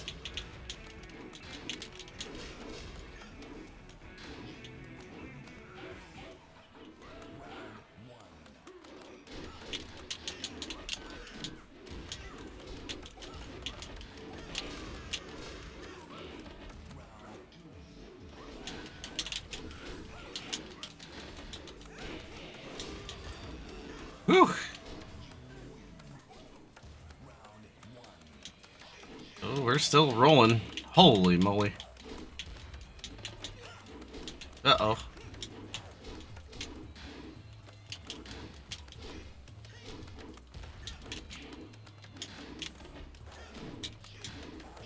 Oof.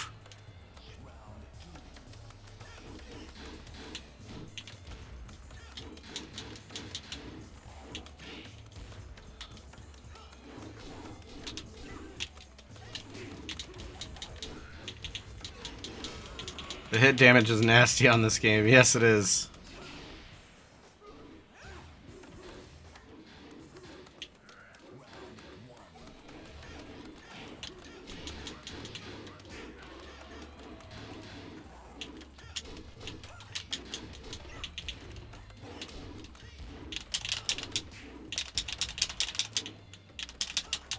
Oof. Ooh.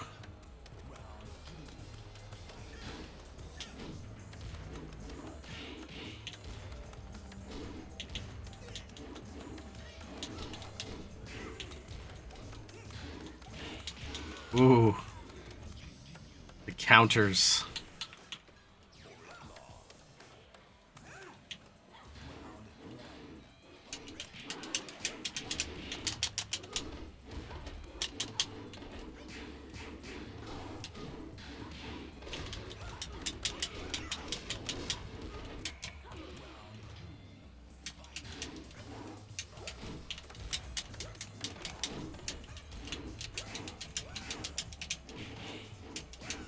Ooh.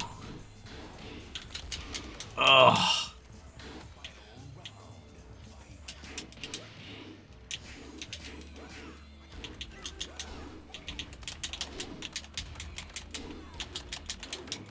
Ugh.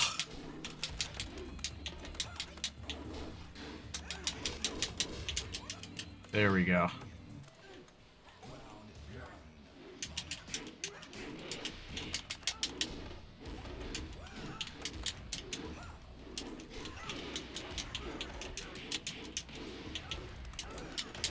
There we go.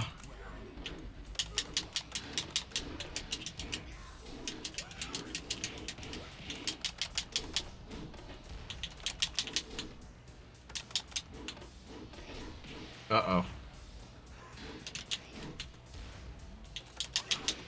Oof.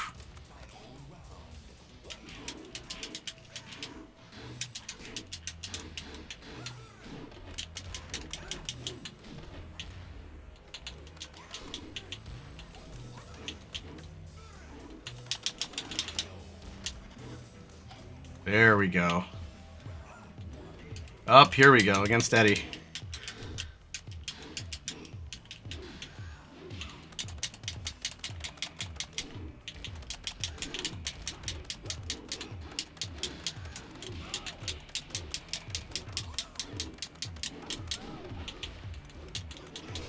Ooh.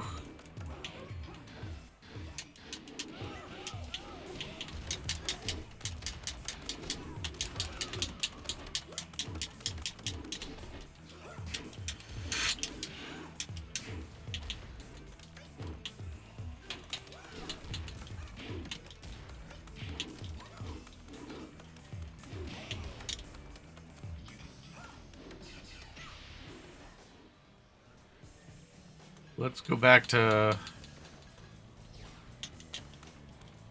Warong here.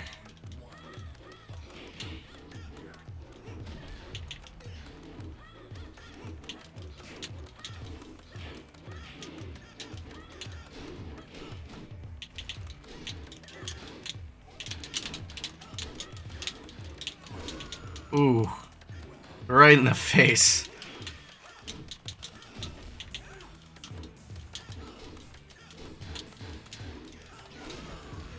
There we go.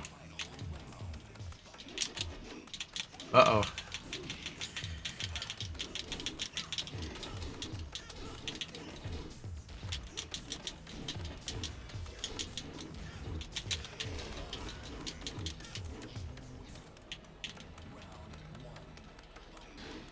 Oh my goodness gracious.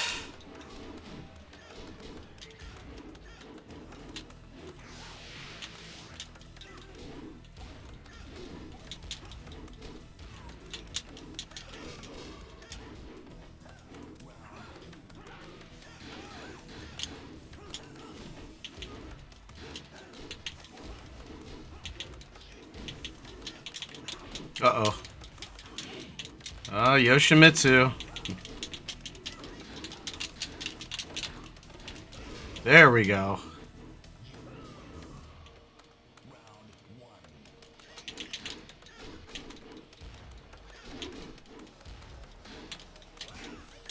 Uh-oh. Ooh.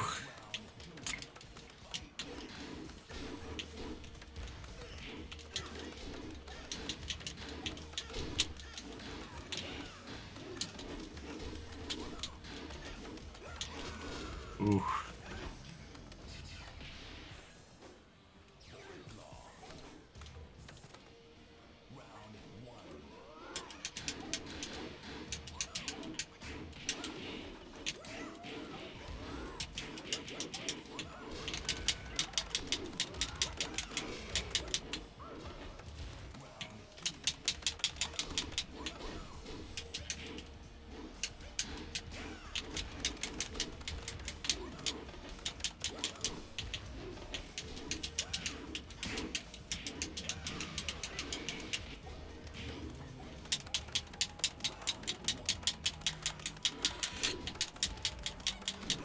Ooh.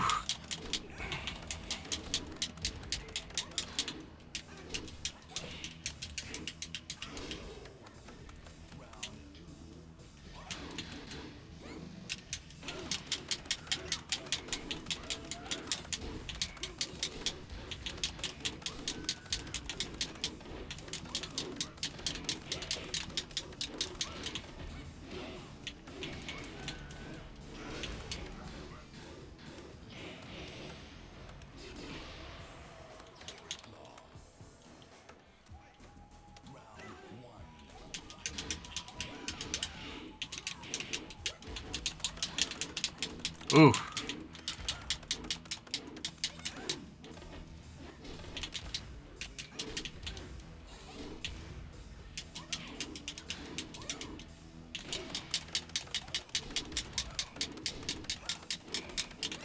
Ooh. Man, it hurts.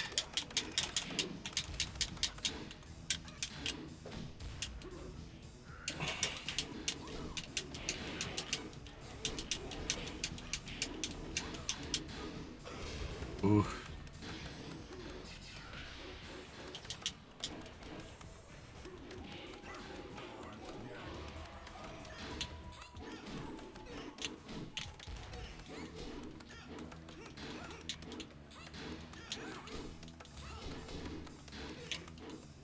Uh-oh.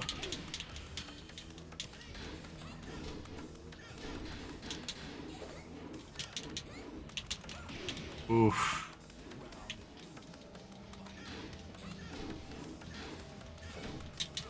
Uh-oh.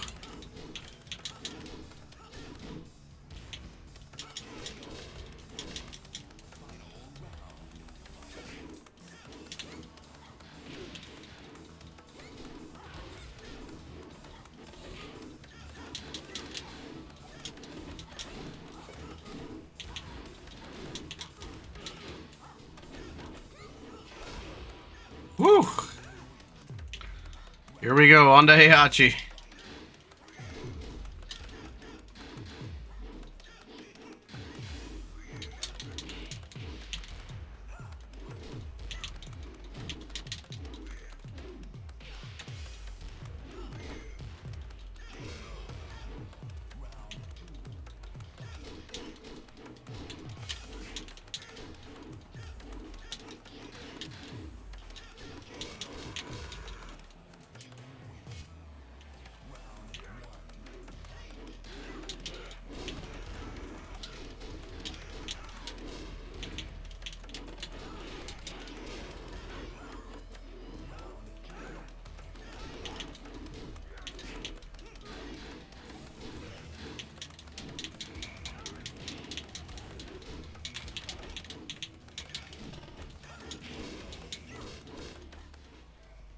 Yay, we won!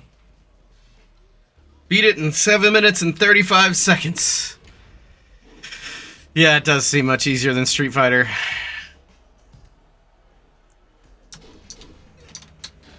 Whew! That was awesome. Good lordy.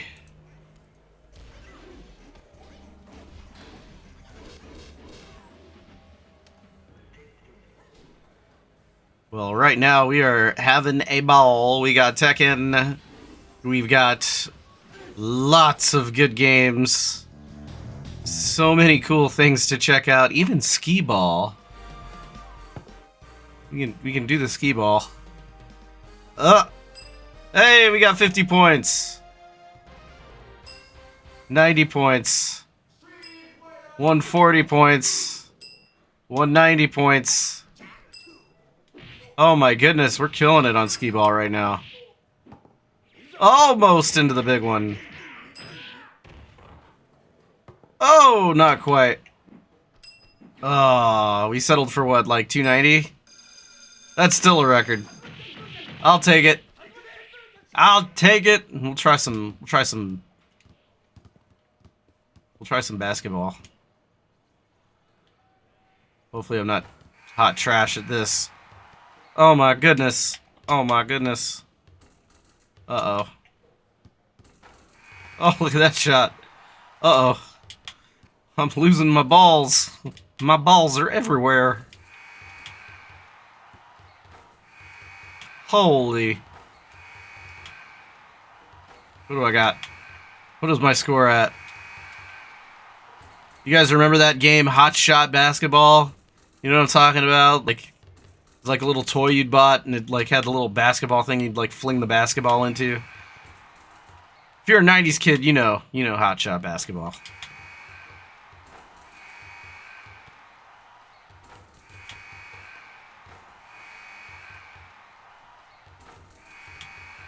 Oh, we're on a roll right now. Well, we were on a roll. Now I'm down to one ball. I'm down to just one ball left.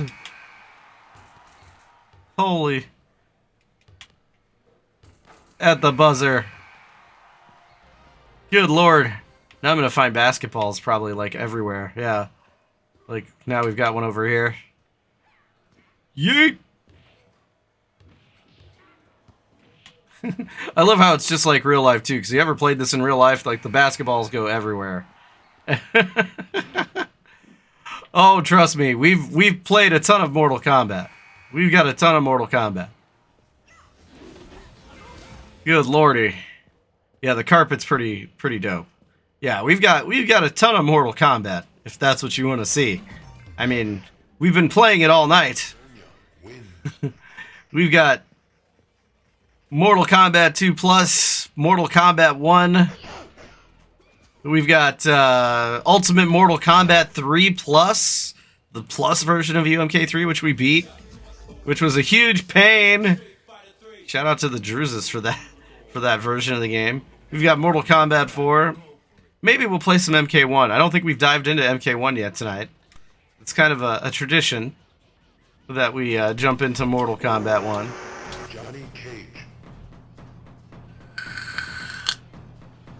Oh, let's do it. Speaking of Mortal Kombat, we're doing a contest, if you will. Whoever donates $100 to Kombat4Rare gets an unopened Mortal Kombat 9 Fight Stick Edition version of the game of Mortal Kombat 9. Unopened box from Scott Howell, co-founder of Mortal Kombat Online. Whoever donates $100 first, and no one's done it yet, but whoever donates $100 towards Kombat4Rare tonight, whoever's the first to donate $100 will get a Fight Stick MK9 unopened box for PlayStation 3 or Xbox 360, their choice. It is a virtual cabinet. Welcome to the stream. Welcome to the stream, Tofu Max and Kite Star.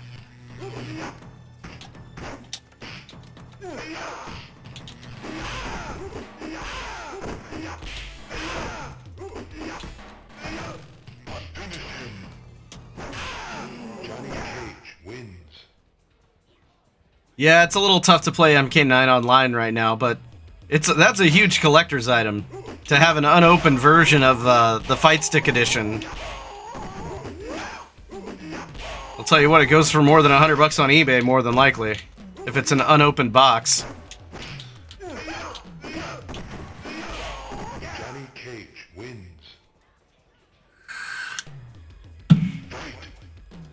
Yeah, that would be cool if they did.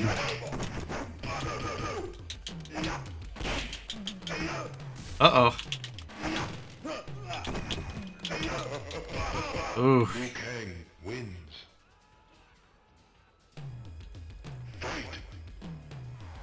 Dust off the old Cabal. Yeah, he was good in MK9. I mean, he's not bad in MK11 either.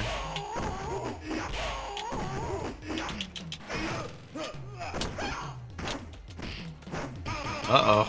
Uh-oh.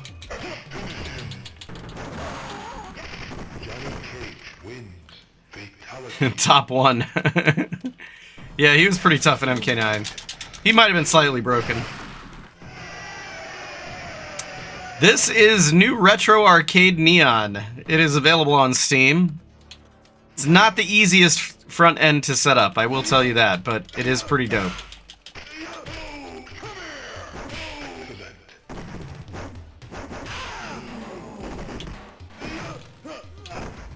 Oh my goodness. We're trying. Oh. We're trying. But it does work in VR. It actually works really well with the Oculus VR headset.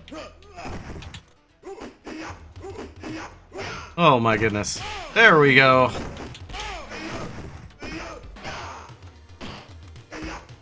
Oof.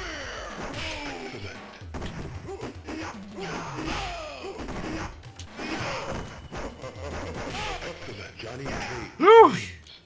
Kenshi, Cabal, and Cyrax were all busted out of their mind, too.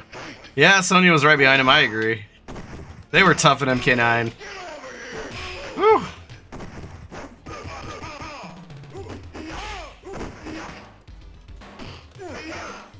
Oh my lordy. Oof. Ah. The pain, the suffering. Yeesh.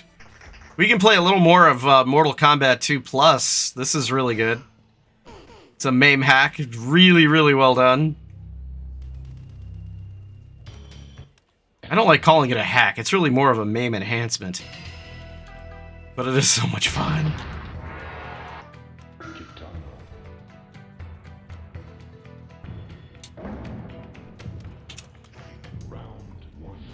Oh, I loved MK11. I thought it was pretty cool. If you're wanting somebody to give you a bad take on MK, I'm probably the worst guy to do it, because I love everything Mortal Kombat. Like, even if it's horrible. I'm just being honest. Oh, you ended up quitting MK11? I did like Annihilation for what it was worth. I mean, I know it's bad, but it's like, it's so bad you still kind of have to like it, you know? Or at least me.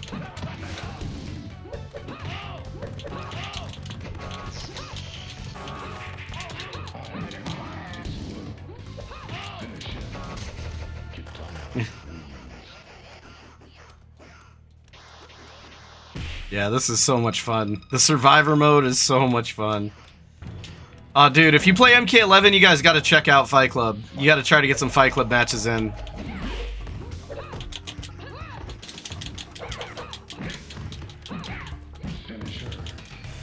Oof. We finally died.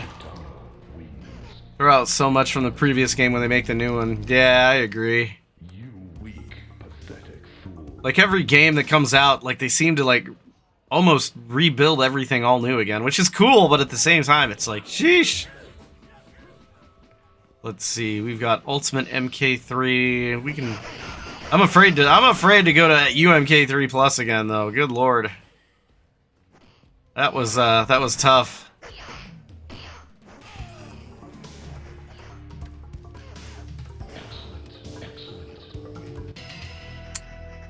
Let's try Classic Combat.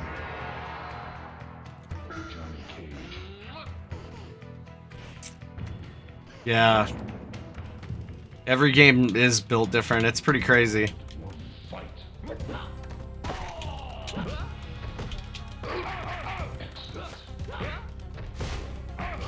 Uh-oh. Whew. Oh, I have not played 4 yet. I have not played 4 yet.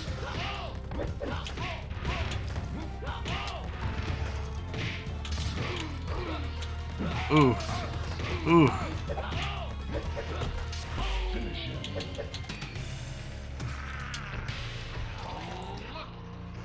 Imagine I'll get MK11 would be if they kept the formula from 9 and kept perfecting it. Yeah, I know. I feel like they kind of tried to do that by keeping the games 2D, you know, like on the 2D fighting plane, but like that's about all they kept. I mean, they really kind of changed a lot of the mechanics, though.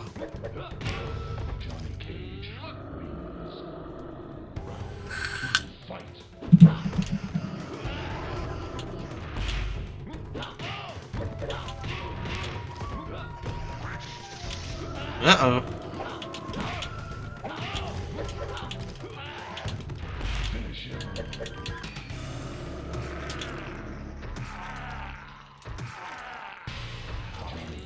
That's why you like Injustice better. Yeah, they tend to stick to the same formula for Injustice a little bit more.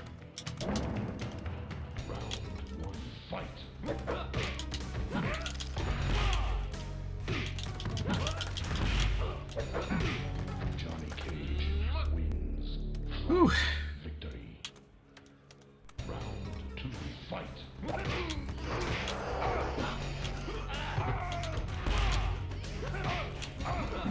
Oh my goodness.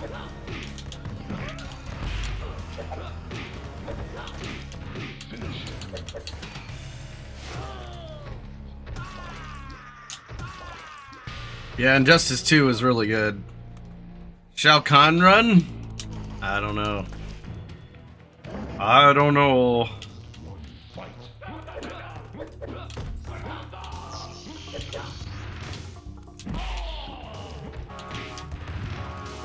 Uh-oh.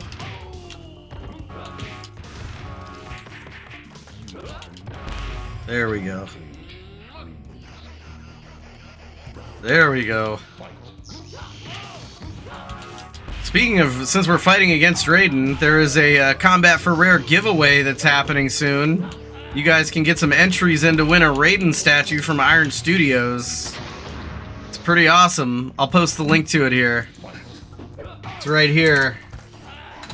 You can use code 1995 for an additional entry if you're watching this stream, only if you're watching this stream. So you guys will get a little advantage there in getting an extra entry to that Raiden statue giveaway. And you know you want it.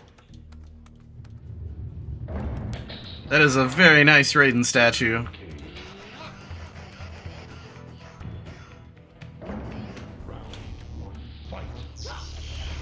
Uh-oh. Oh.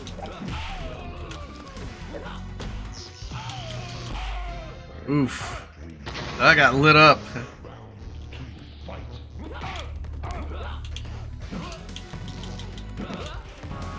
Uh-oh.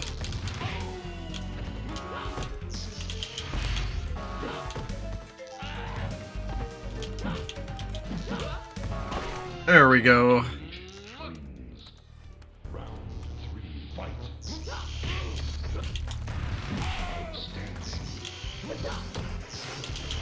Every stream I'm giving a new entry code so you guys get another way to enter. I would love to see one of my viewers win that Raiden statue. Ugh. I mean, it's not that big. It's like, you know.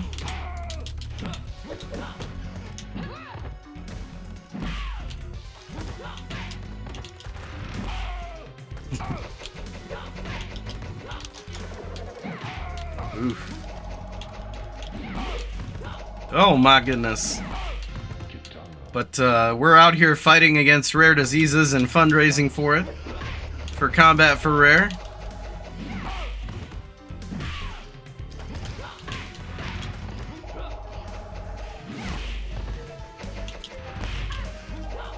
And Scott Howell also, just as a reminder, Scott Howell from MortalKombatOnline.com, the co-founder of MortalKombatOnline.com, said he would, whoever donates $100 first on this stream and tonight only, whoever donates $100 first to Kombat4Rare will get a Mortal Kombat 9 Fight Stick edition version of the game unopened for PlayStation 3 or Xbox 360. That is an unopened sealed box.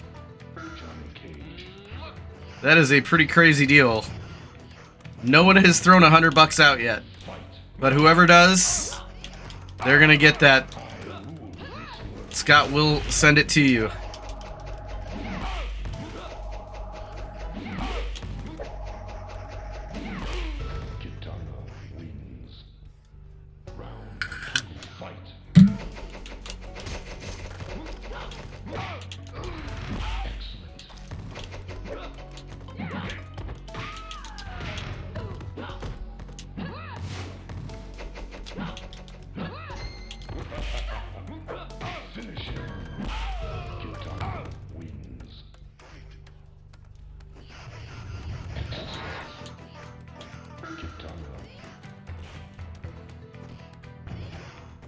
That AI does, man. It reads your inputs like crazy.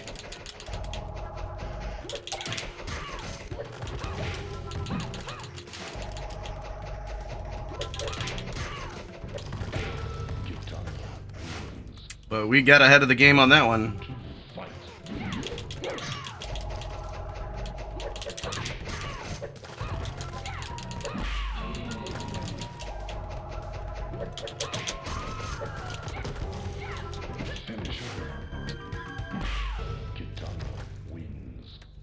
Nice.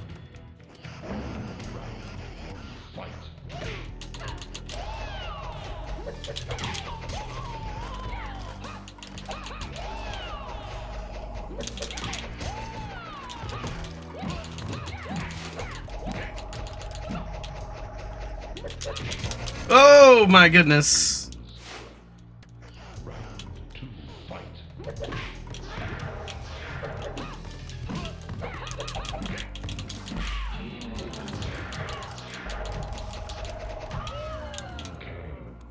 Yeah, MK2 Katana is pretty awesome.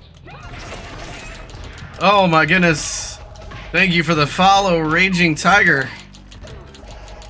Or Iraqi Tiger, I'm sorry. Sheesh. Appreciate that follow, Iraqi Tiger. Thank you so much. Yes, we played survival mode. I am trash at survival mode. I think the highest I've gotten was 4 wins.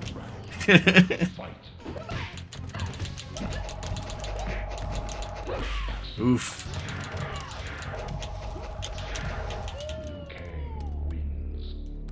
Like, you're a lot more boxed in this game because you don't have like combos. You have juggles that you can pull off, but like even then you're still kind of limited.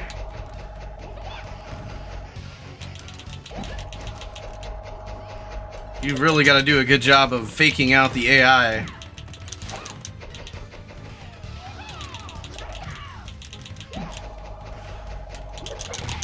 There we go. Yep.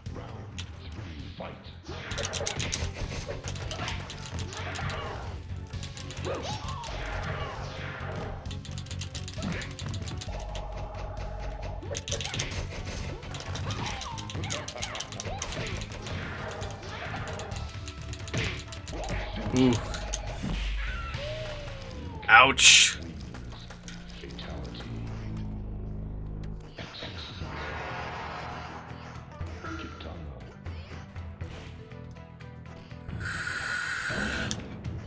Oh boy.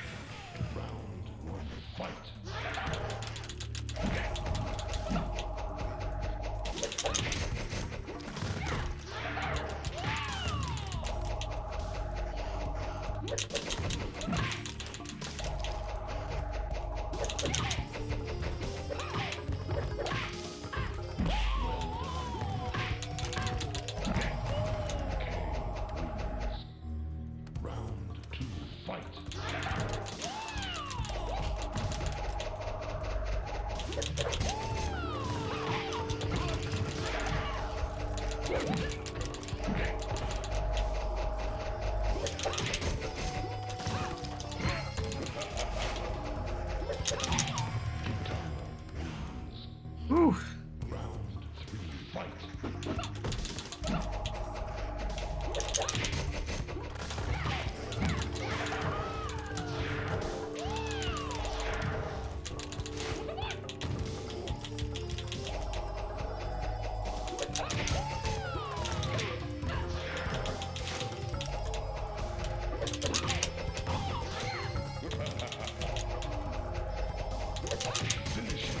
There we go.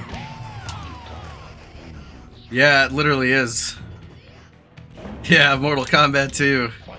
Yeah, it literally reads your inputs. It's crazy.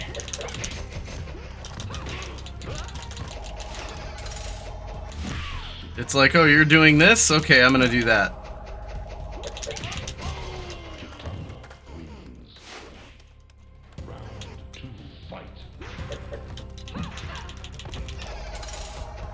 Definitely makes it more of a challenge.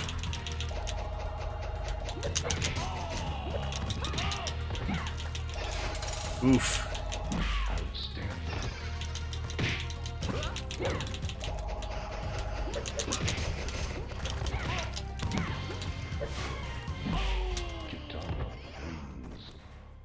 Oh, you do? I only know the fatalities for Johnny. Johnny Cage. That's the only character I know.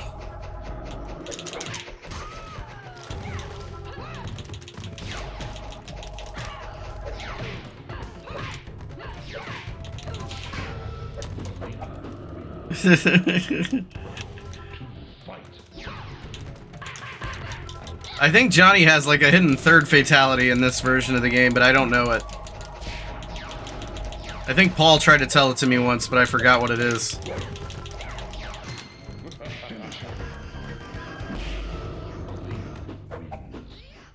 Sheesh.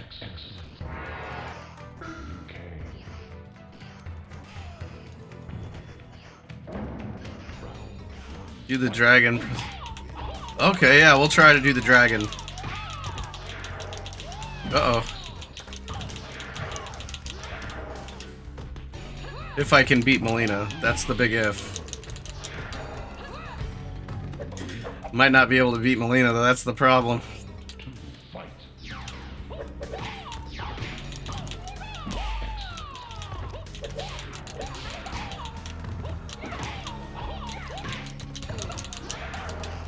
Jeesh! We'll let the timer run down and start over. He has a lot of Easter egg fatals in this version. Ooh, nice. We'll do Liu Kang's here since Marta's Kimbro hooked me up with the finisher for it.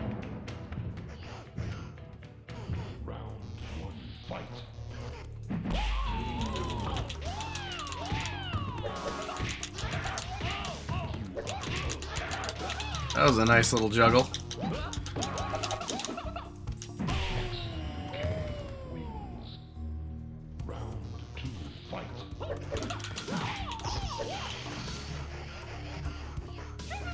There's the bicycle kick.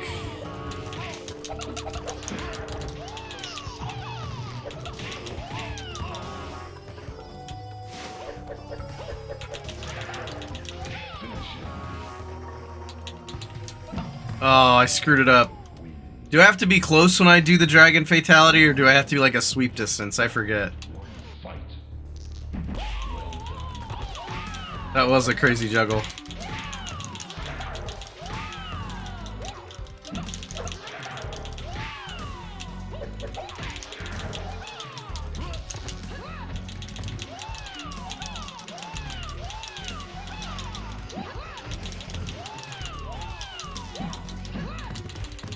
There we go.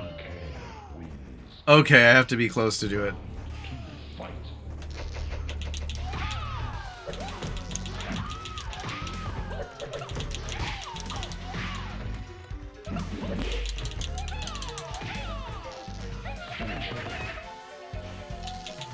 There we go. There's the dragon fatality. Shout out to Martez for that one. Thank you. Awesome!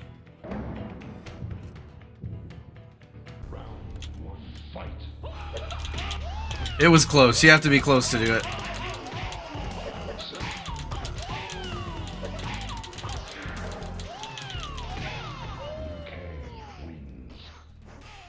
Oh, yeah. Like when the torso's ripped in half. Oh, man, it's so good. Like, it doesn't just stand there now, which I always thought was weird. It's like, wouldn't they just, like, fall over? Like, how are they still standing?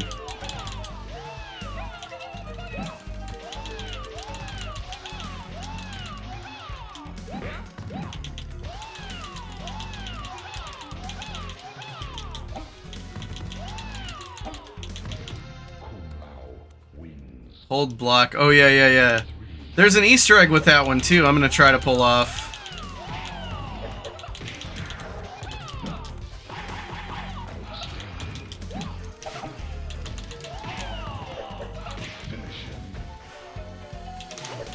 Ah, I screwed up. Great memories indeed, man. MK2 was a ton of fun to play in the arcades. Oof.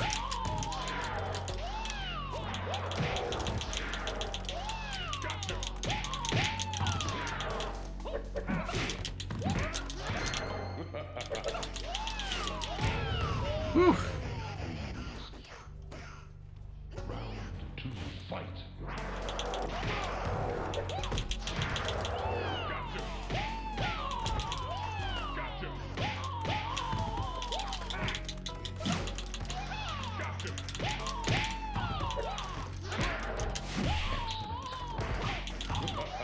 Uh-oh.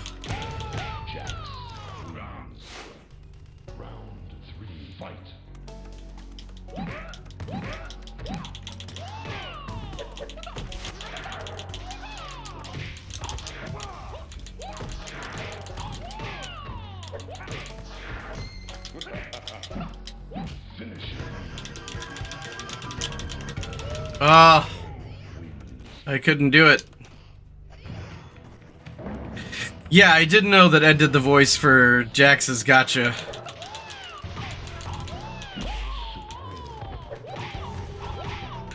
Yeah, Johnny Cage. I know all of Johnny's finishers. With the exception of the Easter egg one in this version of the game. There's an Easter egg version.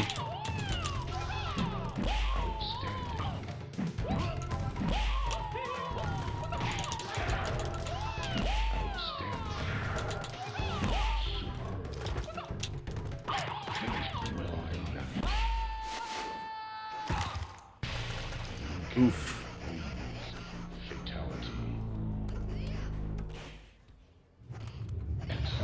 I love seeing the pit in this version.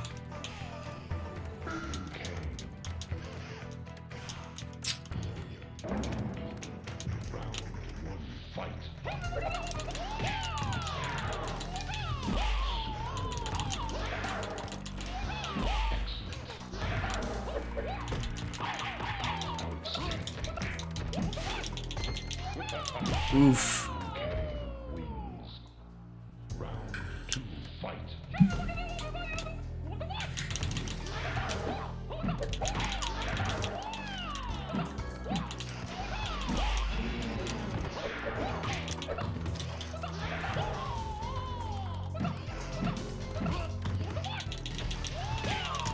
Yeah, I goofed it. I don't know how, but I did.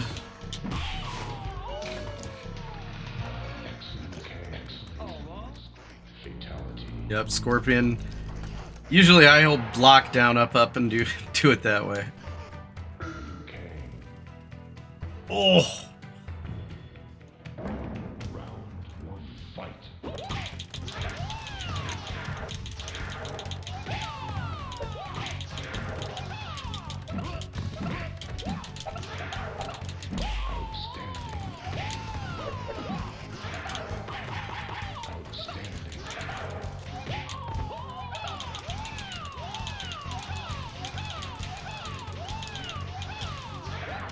Ooh.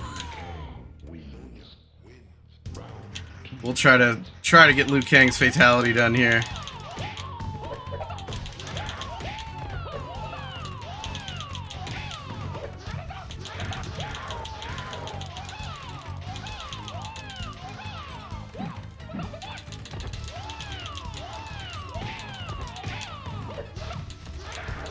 Ooh. Sheesh. I'm getting murdered. I'm trying to do this one Liu Kang fatality, so I'll just let it die down so I can try it again here.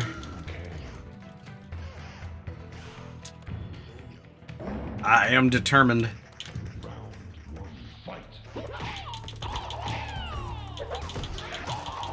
Ooh.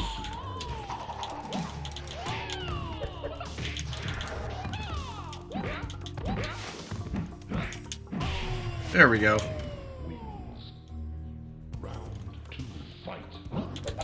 Uh-oh.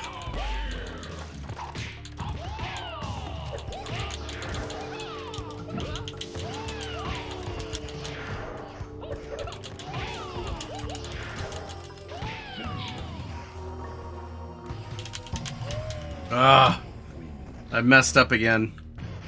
I know how to do it, I just keep screwing it up.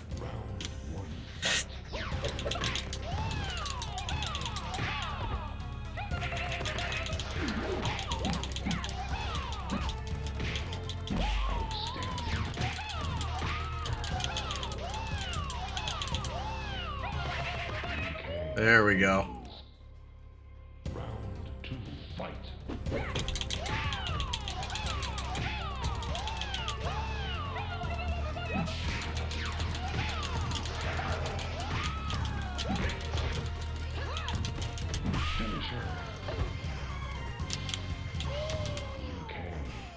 Sheesh. Yeah, there's not a whole lot of fatality time.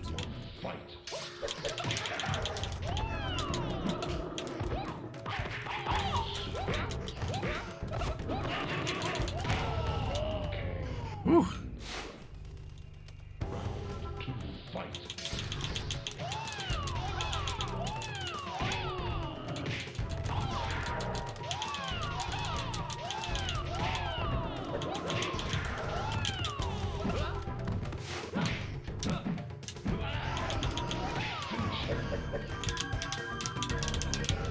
Man, I just cannot seem to... I cannot seem to pull this off.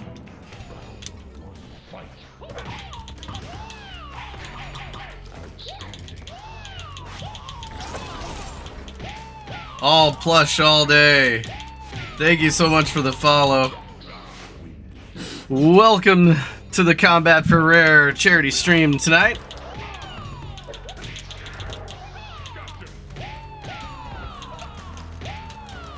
Oh my goodness.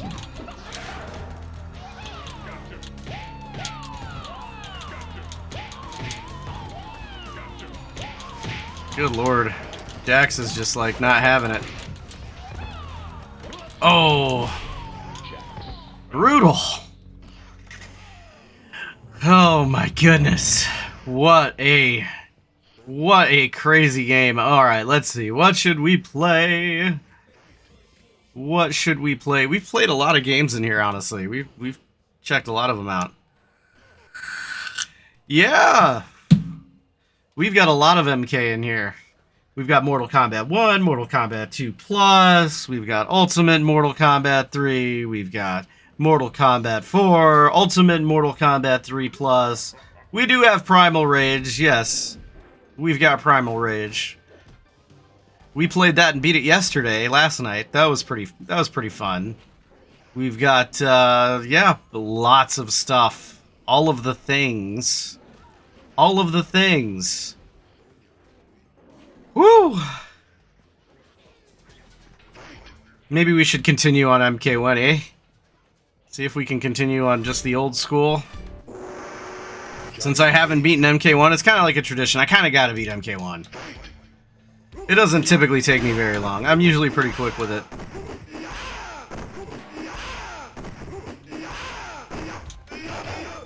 Johnny Cage wins. You love playing the Ice Monkey. Blizzard? Yeah, Blizzard's pretty cool.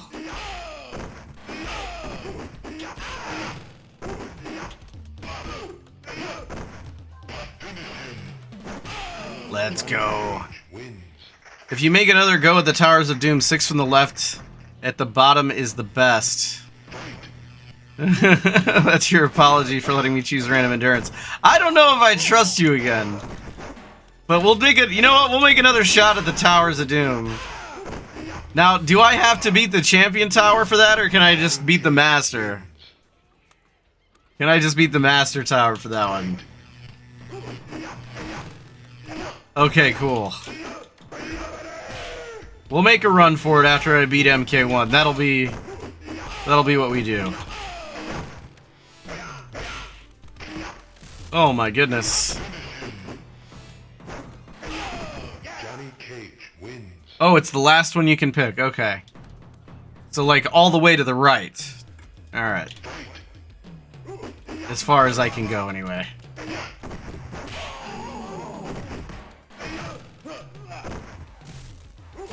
Oh, if you want to stream Mortal Kombat to YouTube...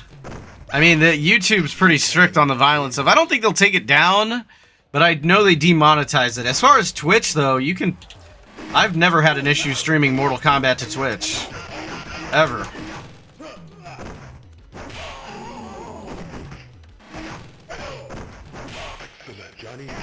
So, you should be fine to stream on Twitch. I mean, we're streaming MK on Twitch.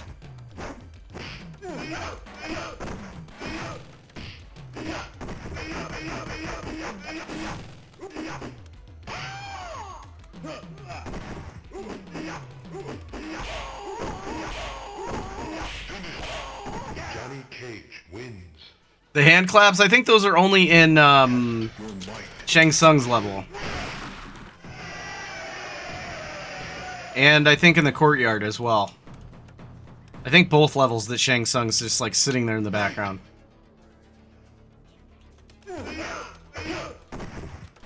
Ooh.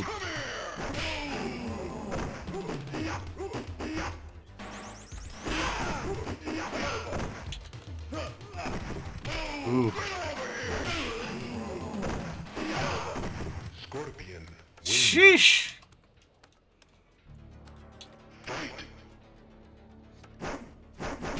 Excellent.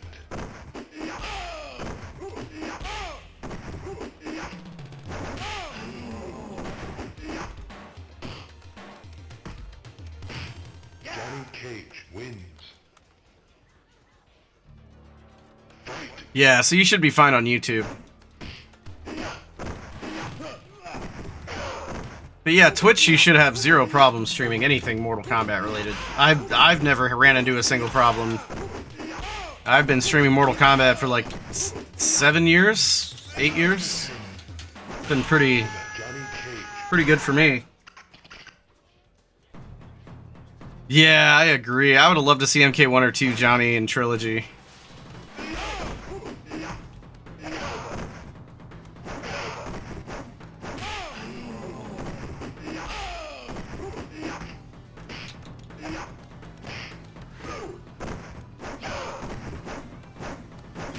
Oh my goodness. Johnny Cage wins. That would have been neat. There's the hand claps.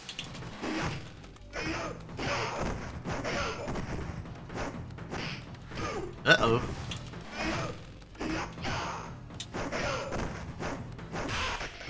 Oh my goodness. Sub-Zero.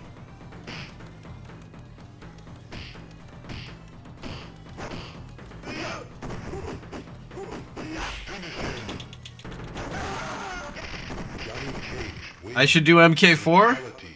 We could jump on some quick MK4 as soon as I'm beating MK1. Then we'll do the challenge. Then we'll do the challenge Towers of Doom one more time. We'll jump on MK4 quick.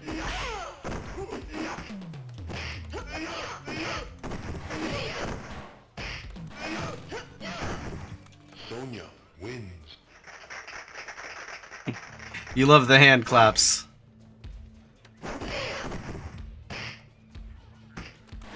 Uh-oh.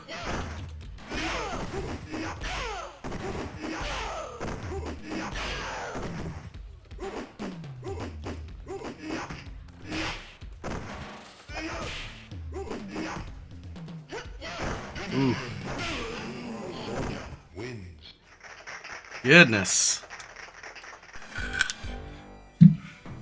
Alright, we'll make one more go at it. Johnny Cage. If I lose again, we'll jump straight over to MK4. That way we get to what you guys want to see.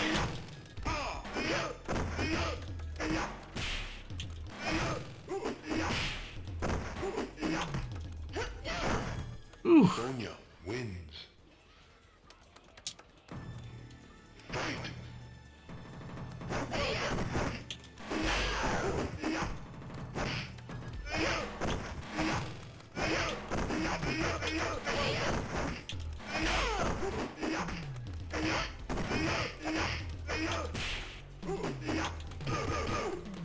Whew.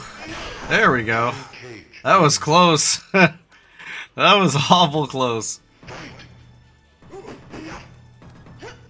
Oh my goodness. Which one would I recommend streaming? All of them. Honestly, all of them are great. I'd say whatever. My recommendation would be whatever one you are the most comfortable playing.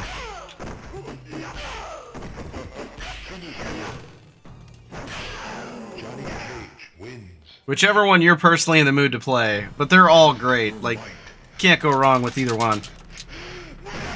They're all gonna pretty much bring you a pretty good audience.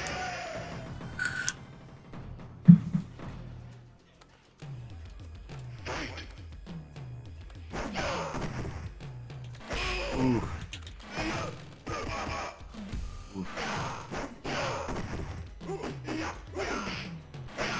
Oh, wow. Cage wins. My personal favorite, though, would probably be Mortal Kombat 2. That's probably one of my top favorite Mortal Kombat games. And I enjoy MK4 as well, but the MAME emulation isn't perfect yet, and you'll see what I mean, because it's a little laggy and a little, like, some of the polygons are missing. But it's not bad. I mean, it definitely does the job. Alright, we got beat. MK4 it is. Sometimes MK4 does crash the front end, so just be prepared for shenanigans.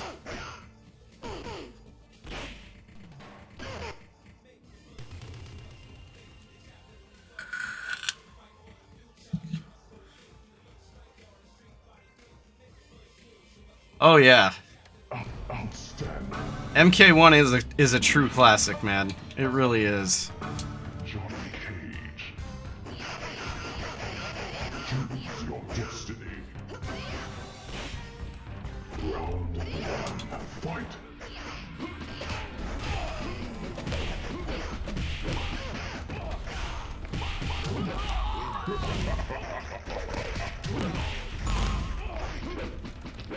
Johnny Cage. Flawless victory. Round 2. Fight.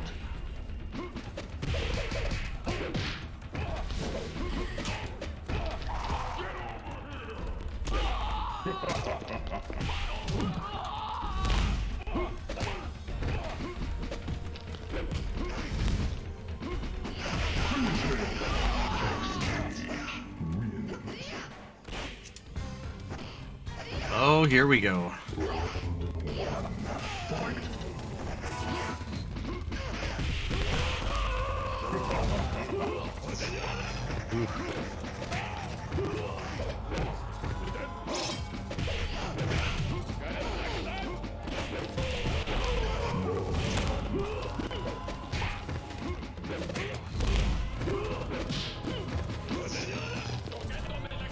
Ooh. Raven wins. Round 2. Fight. Oh. My goodness.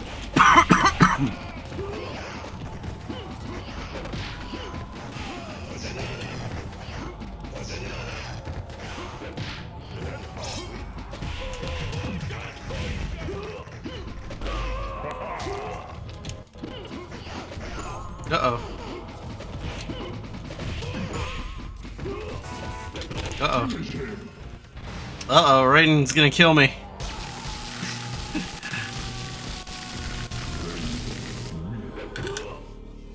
Fatality. Outstanding. Johnny Cage. Round 1. Fight.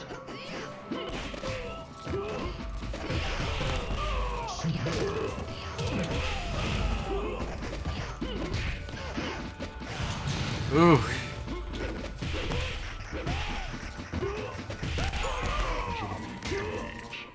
There we go. Round 2. Fight.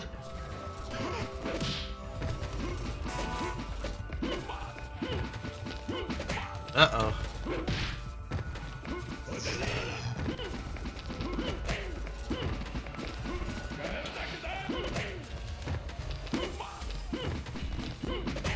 Sheesh! I could not get in to do any kind of damage. Round 3. Fight.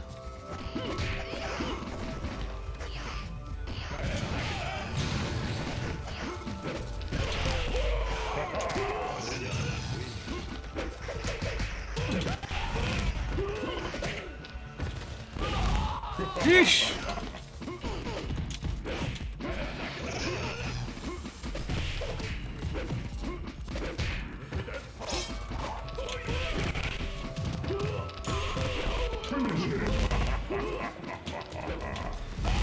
There we go. Wins. Round 1. Fight.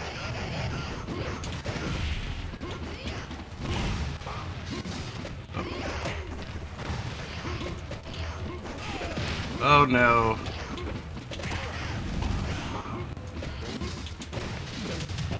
Ooh.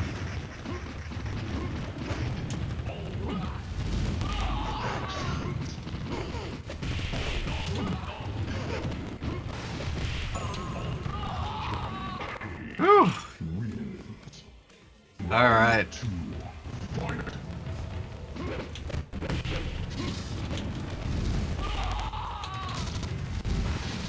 Oh no, Fujin. Oh, here we go.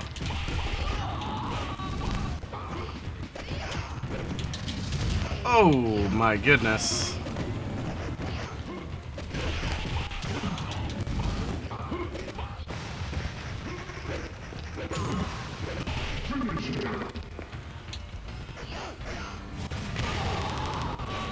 There we go.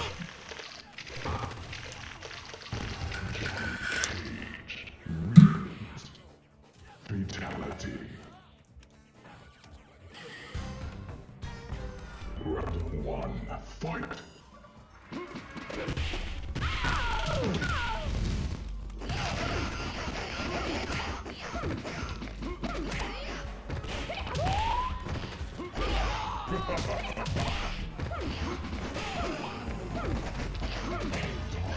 Whew.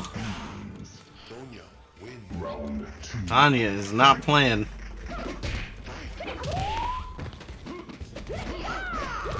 Oh my goodness. Oh jeez.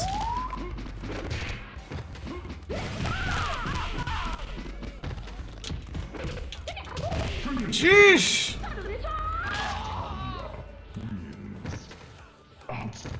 Unstep. Goodness. Round 1, fight. Uh-oh.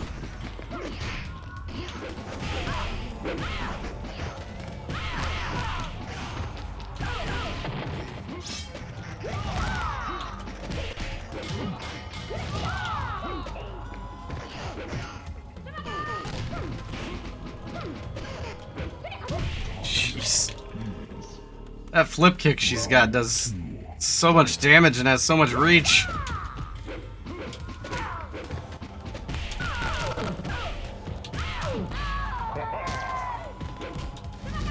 Ooh.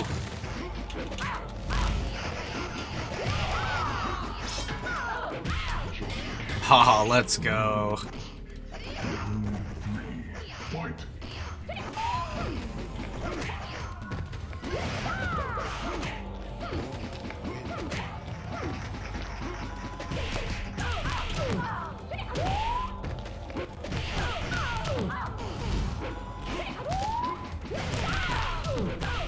Finish her. Outstanding. MK4 is pretty funny, not gonna lie. Round 1, fight.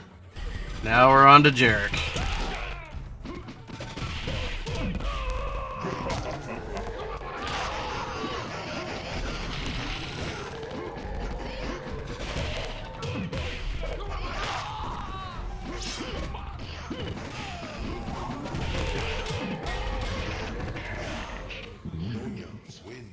Round 2, fight.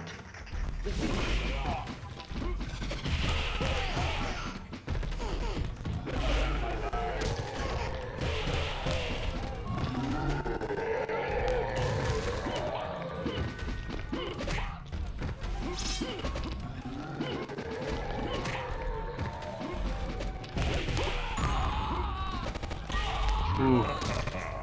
Excellent. Oh, it's gonna come down to the wire.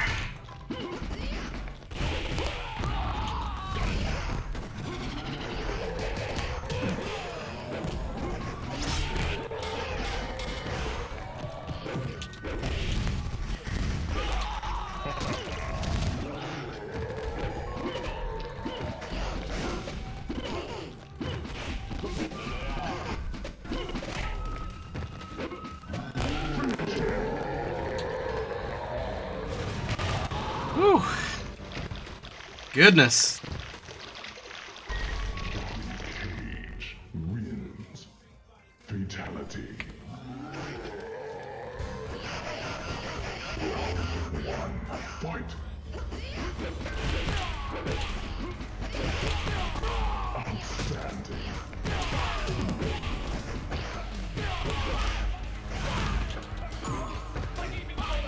Look at that, a flawless against Shinnok. Flawless. We got it going on. Round 2, fight.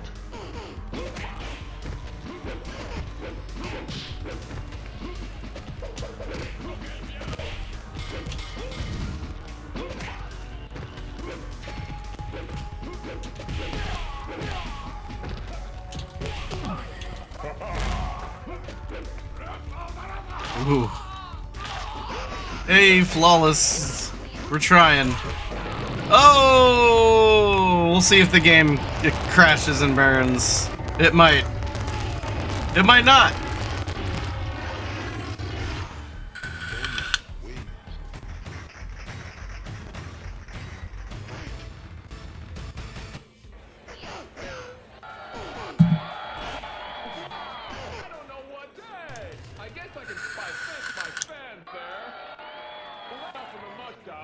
I still love this ending. This one never gets old.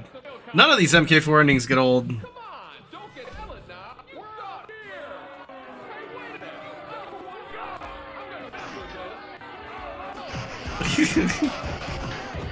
Poor Johnny.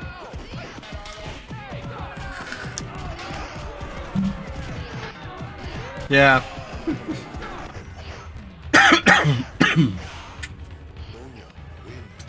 Yeah. Sonya, Jax, and Jarek ones are always great. They really are. Definitely some good stuff. So we jumped on MK4. Now we're going to do the Towers of Doom one final time. Can't believe I'm putting myself through this a second time. But here we are.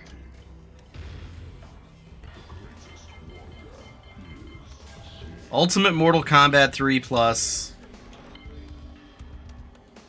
Oh wait, I can only press start once? No. Well, let me die real quick and then I'll do it again. Yeah, hopefully I won't.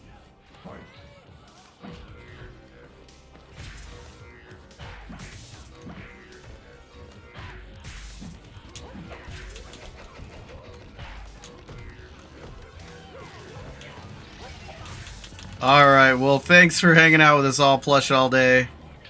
Yeah, we'll play a little Primal Rage after I beat the towers. We'll wind it down. Primal Rage will be the last game we do.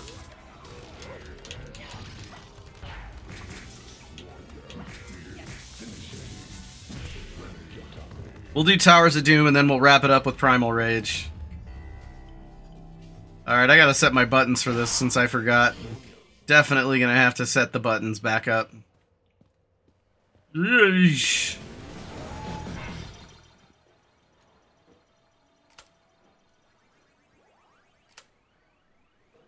I gotta mark everything opposite.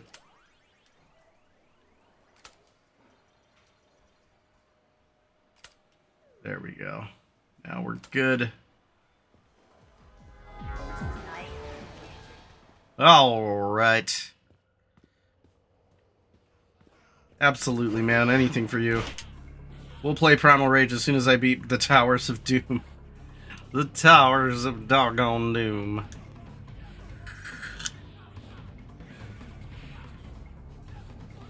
By the way, if anyone does donate $100 tonight to the Kombat4Rare on this stream, you get an unopened copy of the Fight Stick edition of Mortal Kombat 9 on PS3 or Xbox 360. Your choice. Matter of fact, I'm going to go put that on Twitter right now. Let me do that real quick. Let me just promote that on Twitter. Also, you guys can get another entry for the Raiden statue here with the extra code 1995. You can enter that for the enter unique code on that screen there.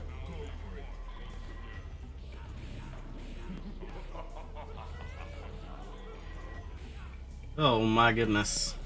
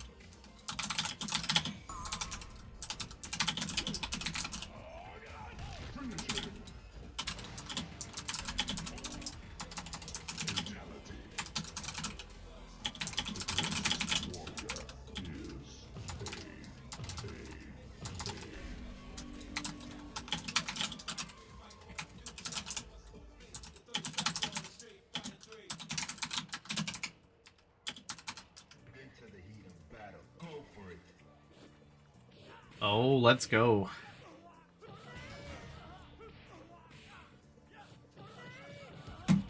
Let's go. You really need the Xbox 360 version of MK9. Oh man, yeah. Whew. But hey, you know what? You can still enter for that Iron Studios Raiden statue. That is a nice statue. I think those things go for like a couple $100. They're pretty expensive, so you can get a chance to win one, and you can enter in all those ways, and then just enter 1995 as the unique code to get an additional entry. And then you'll be ready to go. Alright, let's pull this up. Here we go.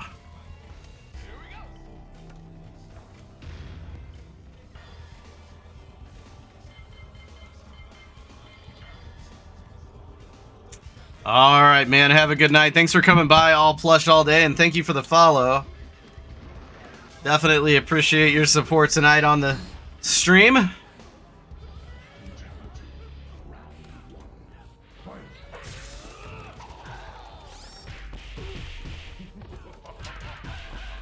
As we are now starting off the Towers of Doom. Pretty good so far. I don't want to jinx myself and run into a crazy endurance matchup here. Oh boy, we got 3 in a row.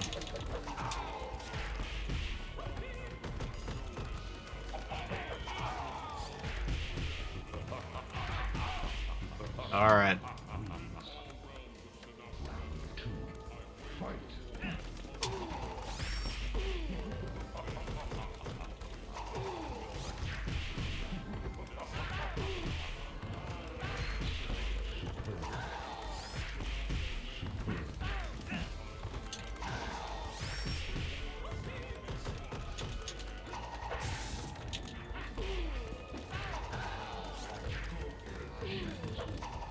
Ooh.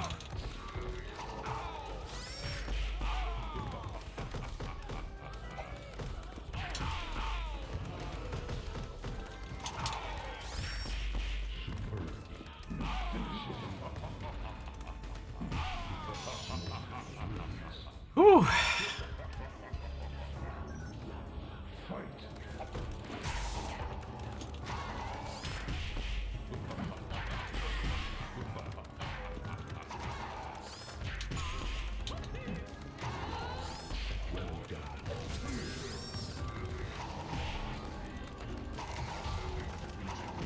Uh-oh.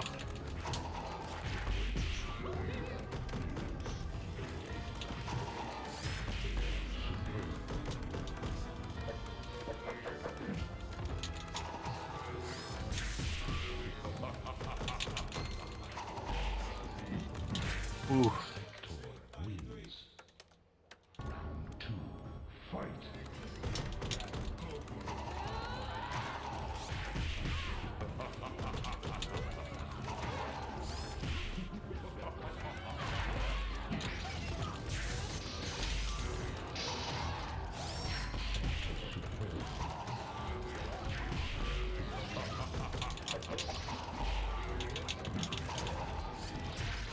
Uh-oh.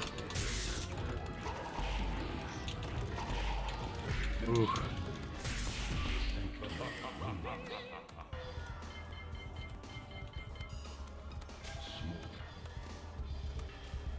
Oh, here we go.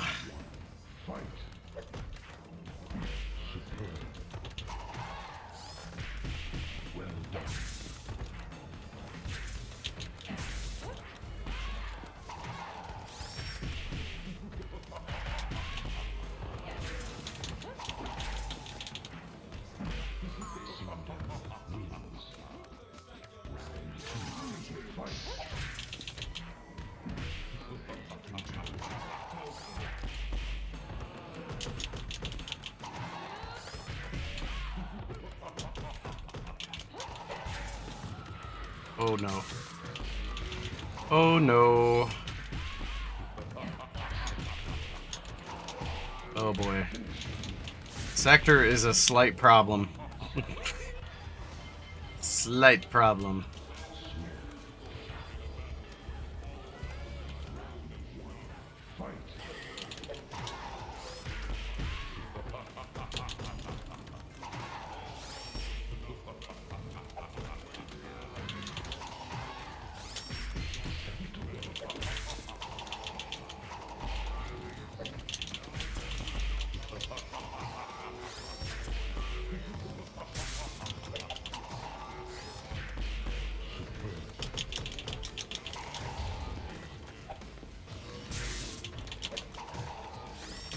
There we go.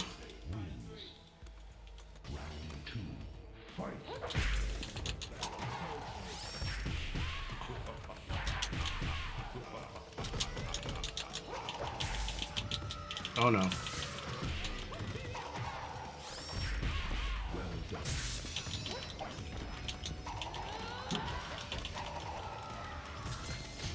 Sheesh.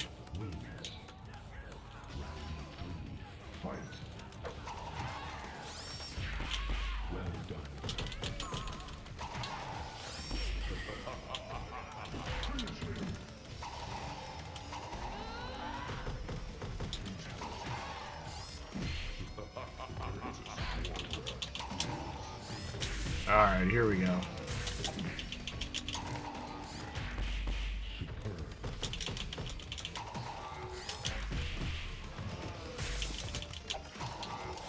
Let's go.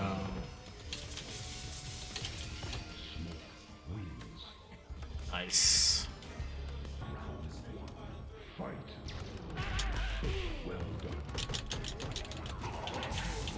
Uh-oh.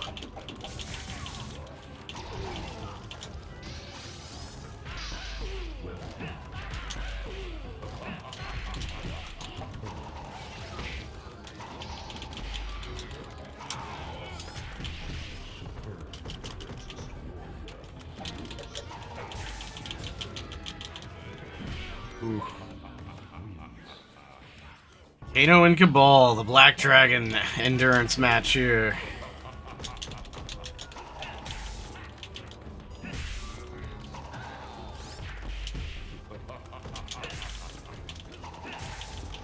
Uh-oh.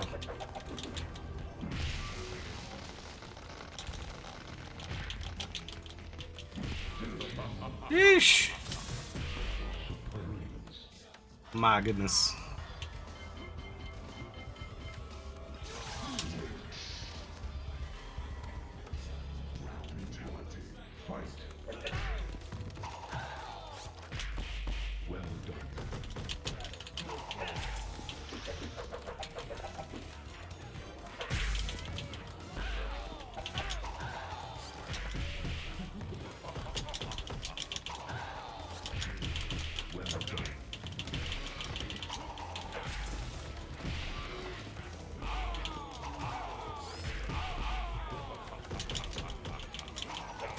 Whew. Man.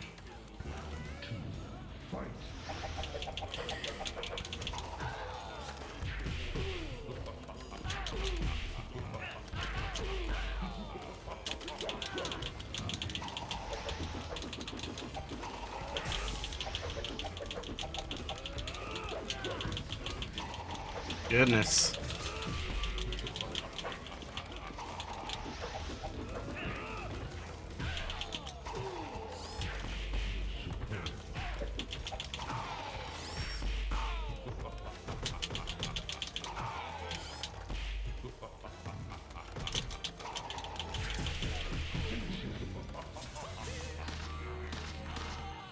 Oof.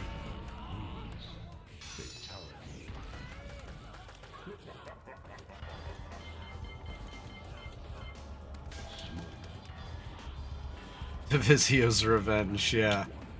Well, both these characters are actually Divisio. Both these guys are rich.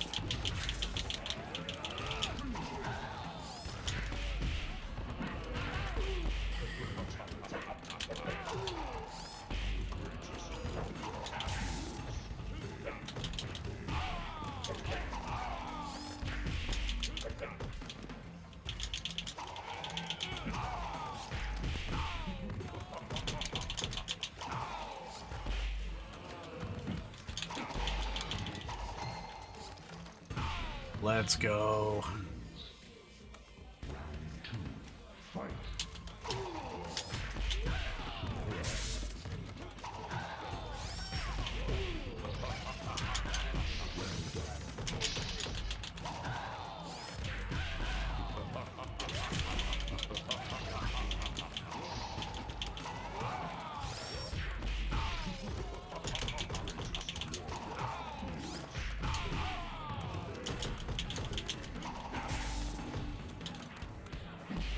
Uh-oh.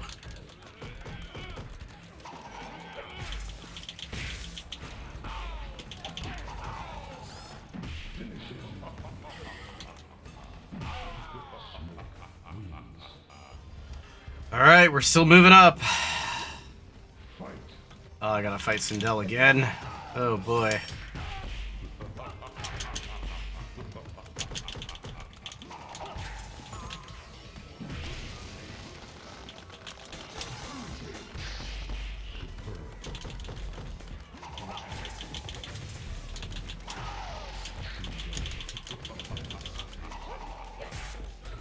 Oh my goodness. It hurts.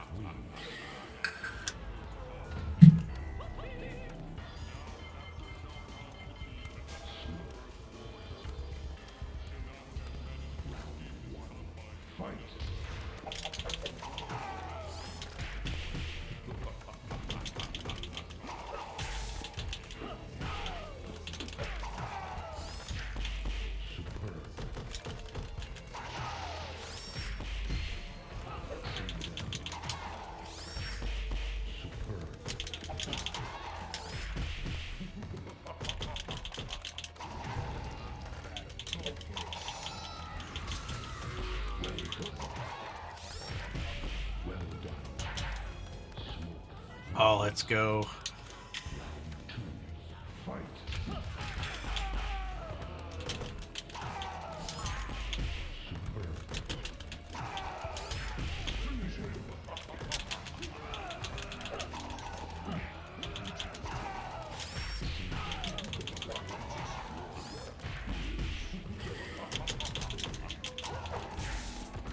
Oh no.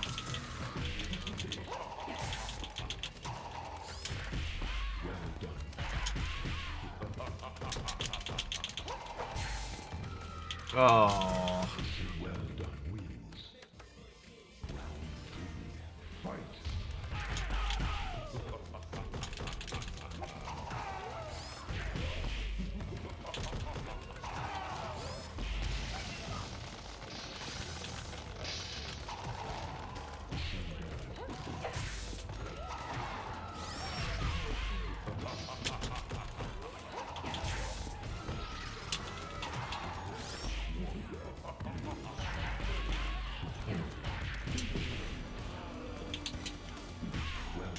Whew. Still moving on up.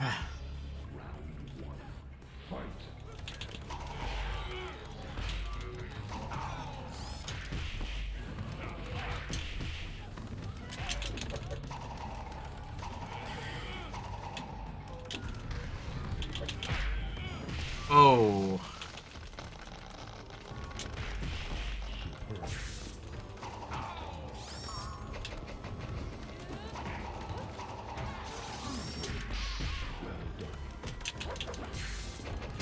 Oof. Man, I never look forward to fighting any of the female characters on here. They are super tough to knock out.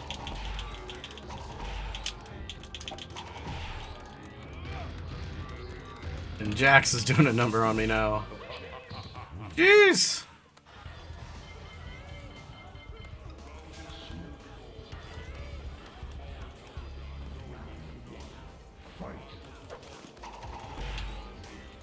Yeah, he did. He said, I'm difficult too, buddy. Don't forget me.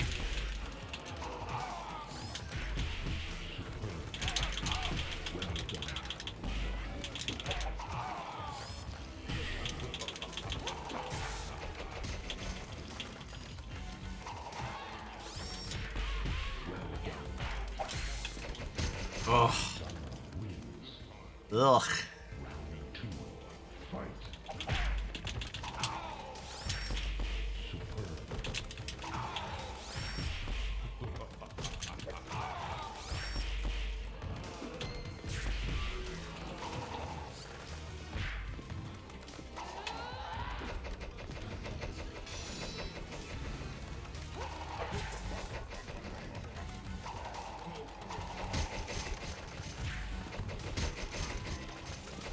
Jeez.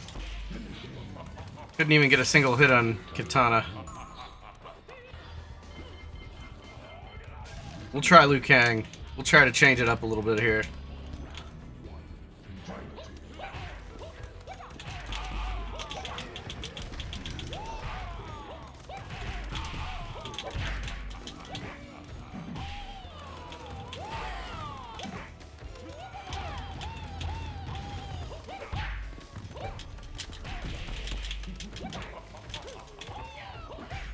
Sheesh.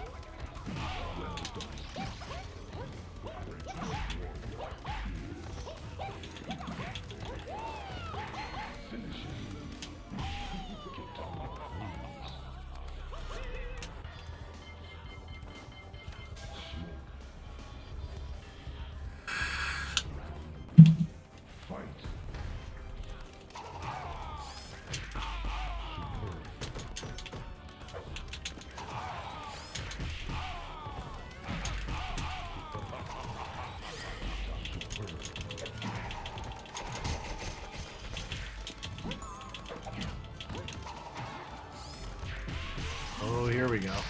Oh. Oh no.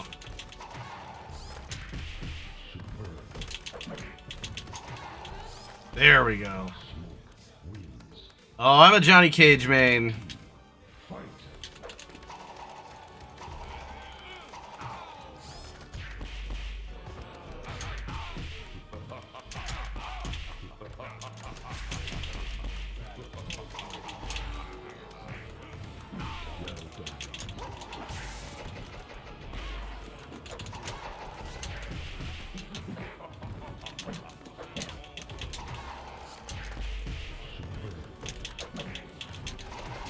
Oh, those darn fans.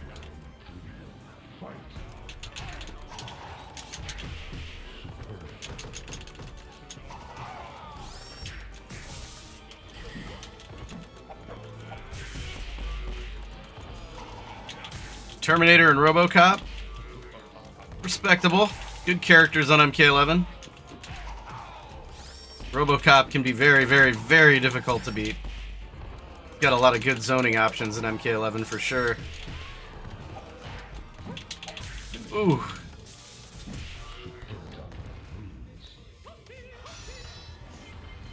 Oh man, good to see you back here, by the way, Dr. Medic.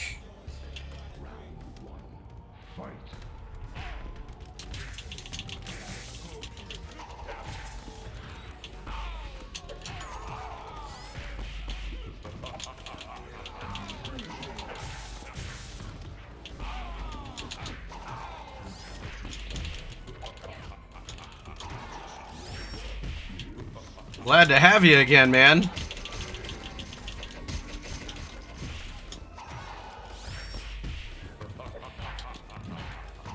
Whew.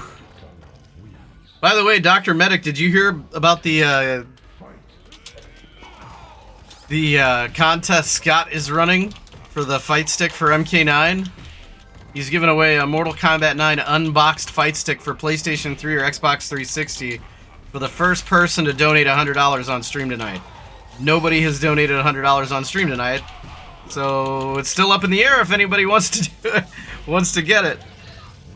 All they have to do is donate $100 to Kombat4Rare.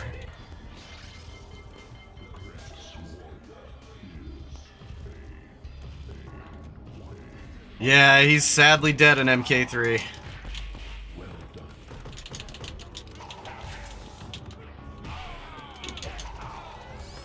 First they said Kintaro killed him, then they said Motaro killed him, and then they kind of made it canon in MK9 that Motaro was the one who killed him.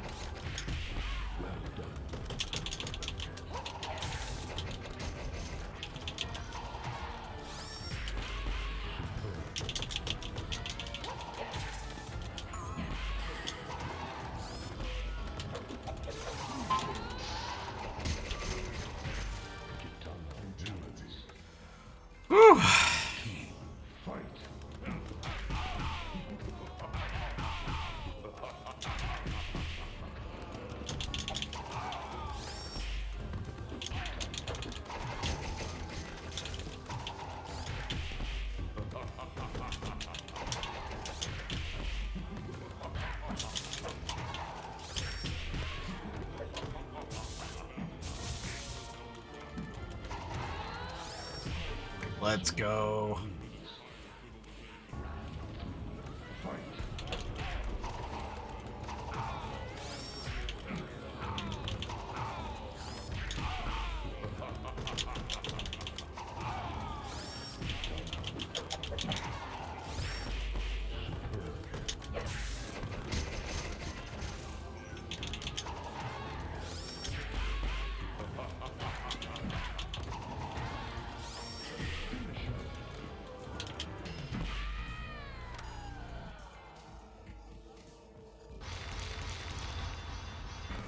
Whew. We're still moving forward. I don't know how, but we're still moving through these endurance towers.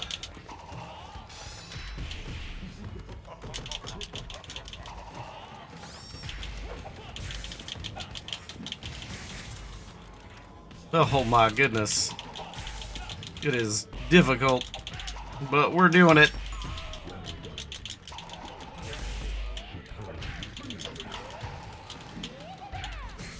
Oof. Endurance! I love that. I love the explosions. Very nice. That's what it feels like too, not gonna lie. Not gonna lie.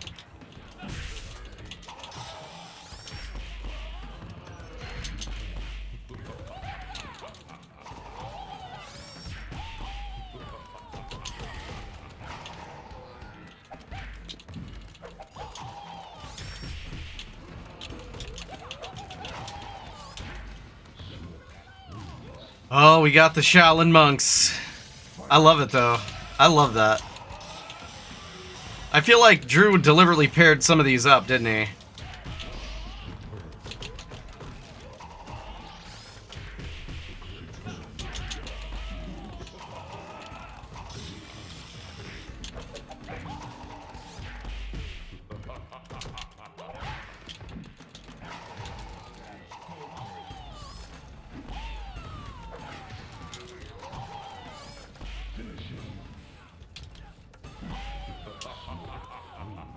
Nice. Goodness. It's the towers that will never end. Oh my lord.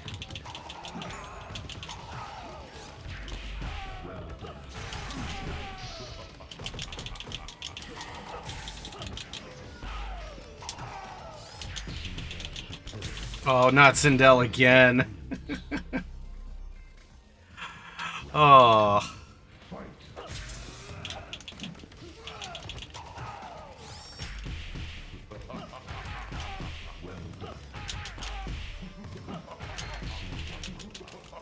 Oh no. Oh no. Jeez.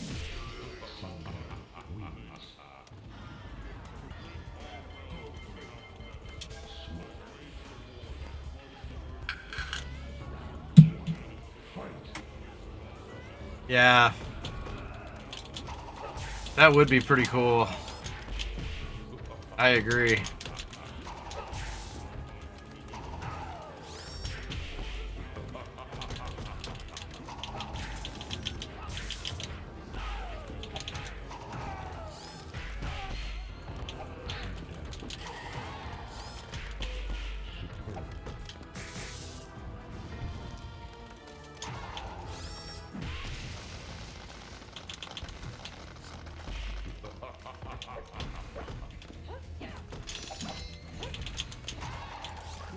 Let's go.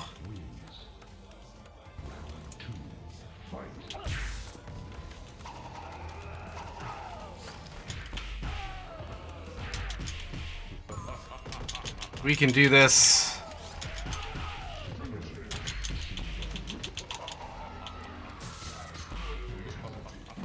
Oh.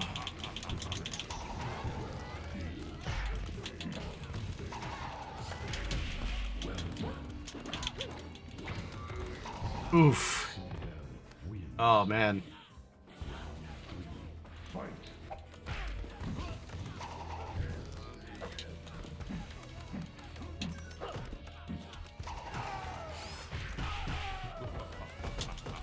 We're still going. Yeah, rival battle would be fun. I agree.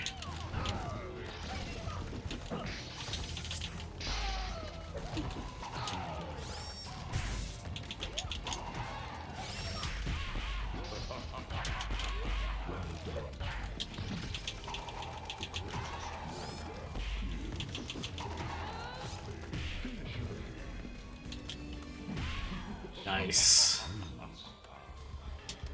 All right, final endurance match.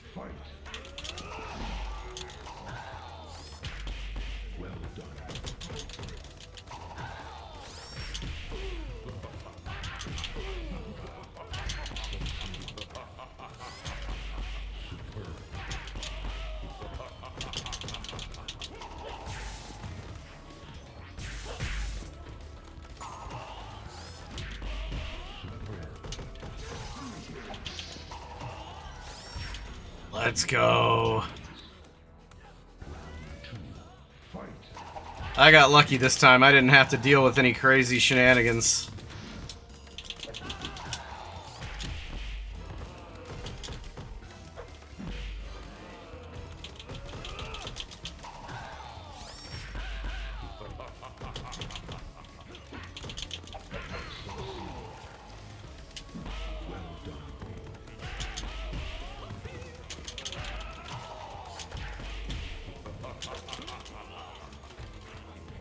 Uh-oh. Ooh, got me in the corner. Mostly due to the smaller roster, yeah.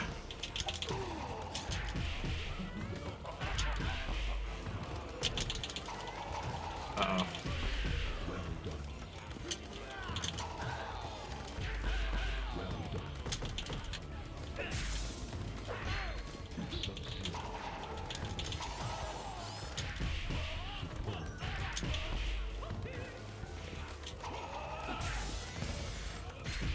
Ooh.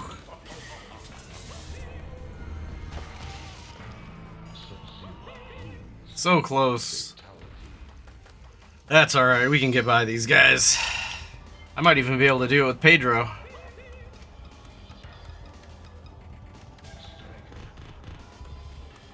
I might even be able to do it with Pedro.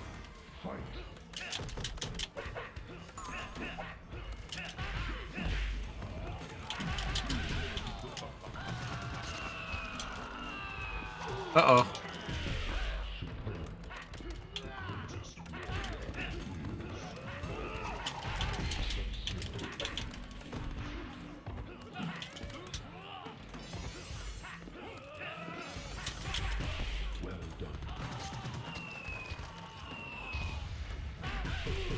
Ooh.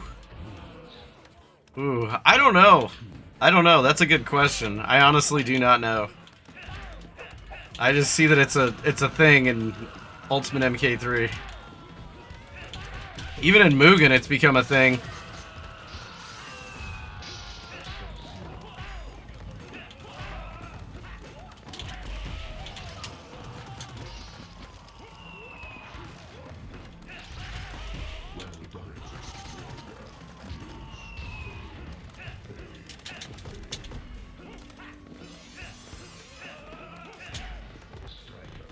Whew. Yeah, I think that's it.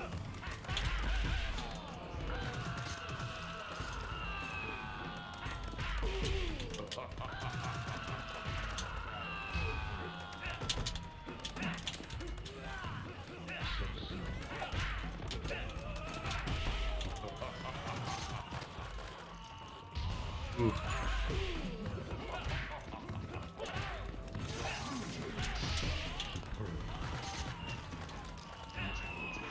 Ugh.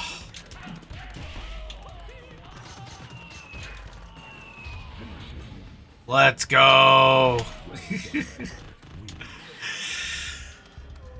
All right.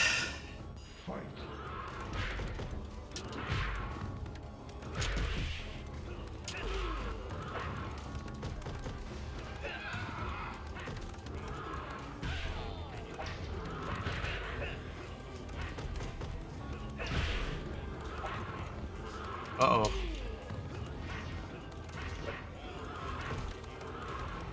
Ooh.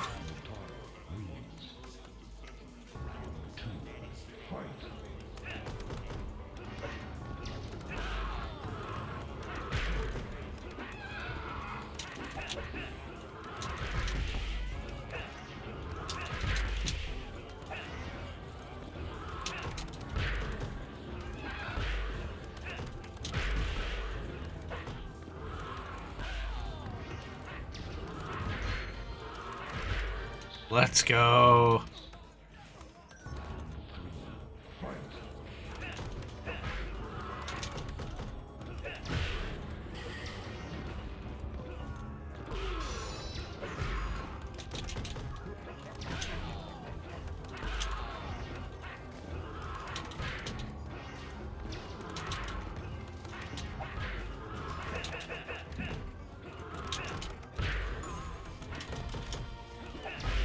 Ooh, almost. Almost. Let's see if I can get him with smoke.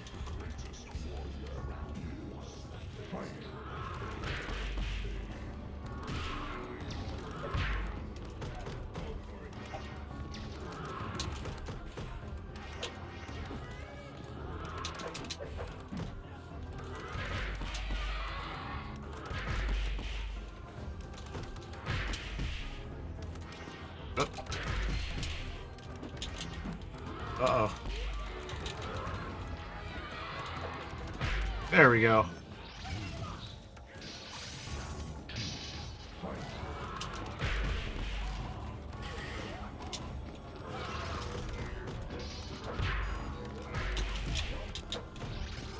Uh-oh.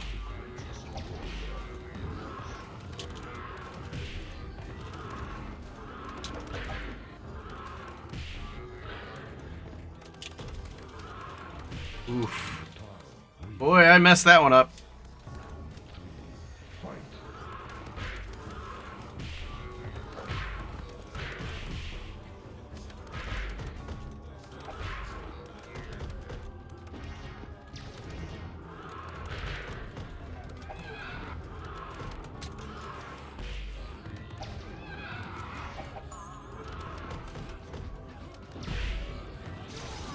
Oh.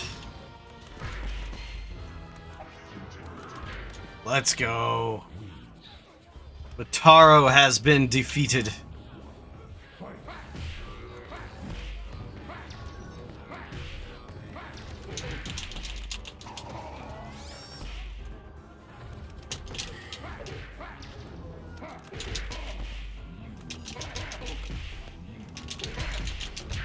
Let's go.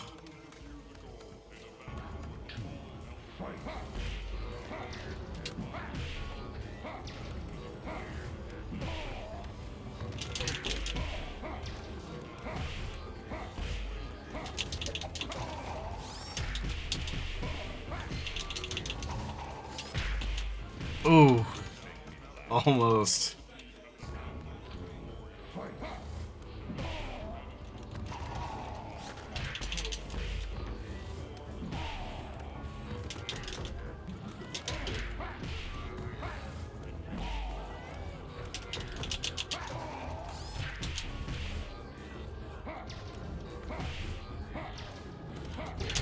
There we go. Whoa. We glitched the monitor. Let's go. All right. So you gotta tell me which one I'm going for here. It's on the bottom. The. Woo. Let's see. Is this it? Is it the yin yang? Is this the one? Secret battle.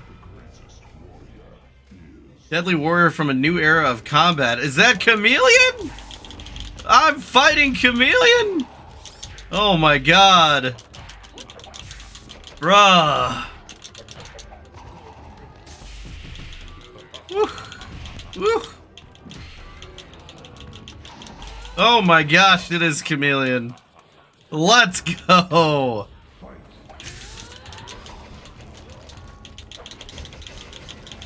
Oh yeah, this secret was pretty lit.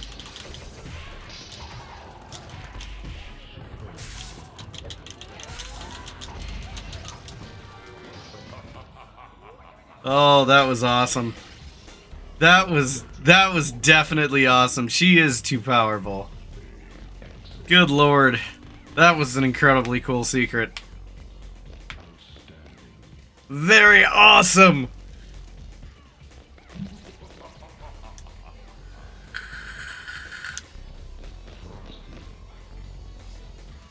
Oh. So good. That was so good. Woo! Zenning X, welcome to the channel.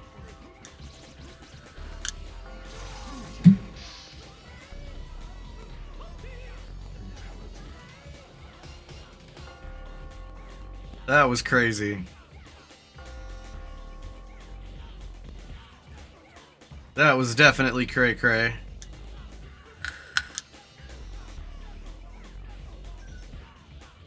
Oh, incredible stuff.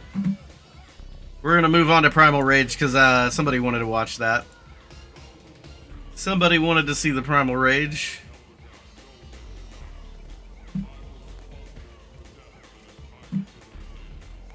And that giveaway is still going on. Not really giveaway, but that contest is still going on. Whoever donates $100 to Kombat4Rare during the stream, they'll get one more game while I play Primal Rage to donate $100. If they donate $100, they get an unopened Mortal Kombat Fight Stick Edition of Mortal Kombat 9 on Xbox 360 or PlayStation 3 of their choosing. From the our very own co-founder of MortalKombatOnline.com/mk5.org, Scott Howell. And I'll tell you, anything Mortal Kombat Scott has that's unopened probably came from Midway directly. I'm assuming that, but it's a pretty safe assumption because he got the hookup with a lot of Midway stuff back in the day. So, I mean, that's a heck of a thing to get for a $100 donation and helping kids with rare diseases. You can pat yourself on the back and get yourself a fight stick. That is pretty cool. I'm kind of shocked. No one's taken that offer yet. I thought for sure people would jump all over that one. But who knows? We've got one more fighting game to play in Primal Rage. My goodness gracious.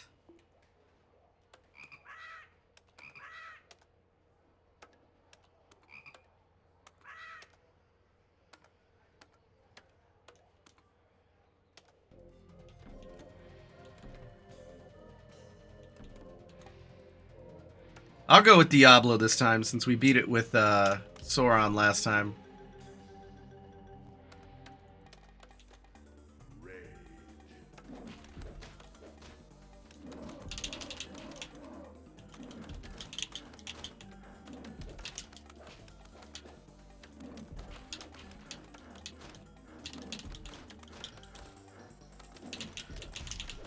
Oh, let's go.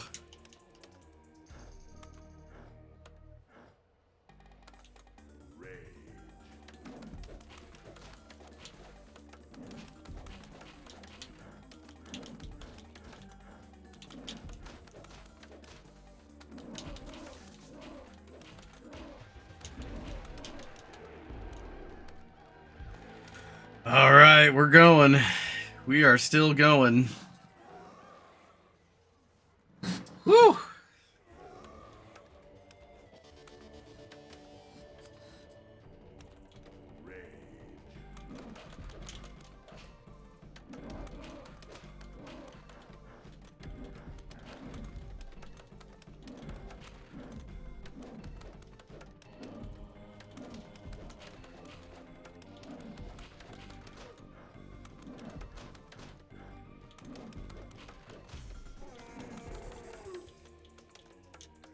Oh, here we go.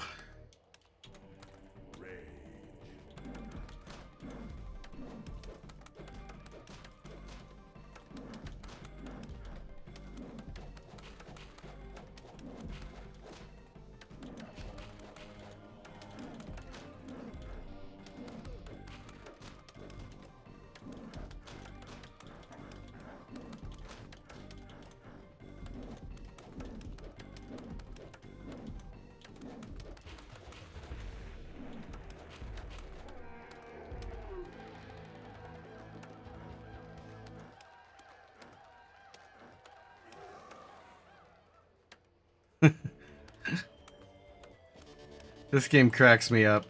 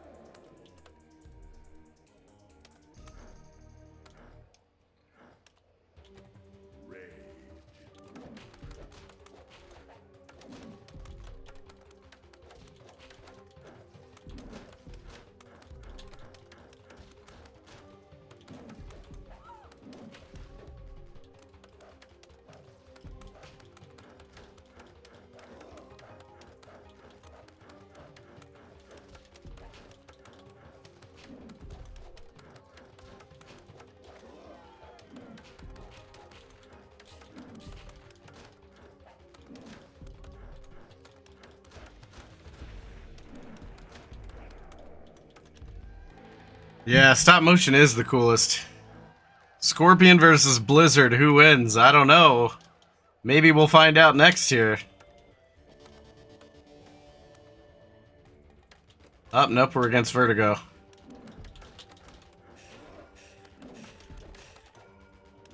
Vertigo's tough, because I feel like Vertigo has, like, the most reach.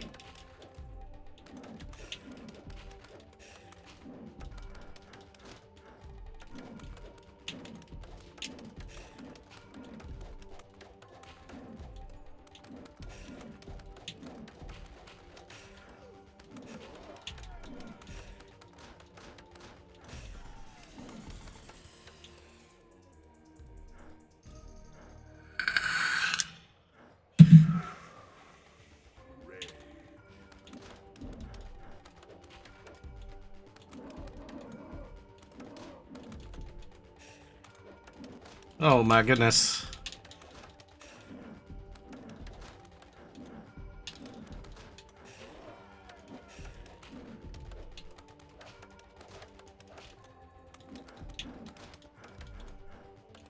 Oh, here we go. Get that damage in. Ooh. Oh my goodness.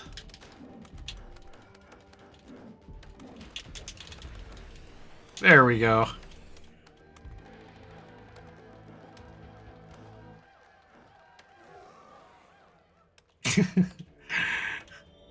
I know they were trying to make the dinosaurs look scary, but really they kind of made them all look cute.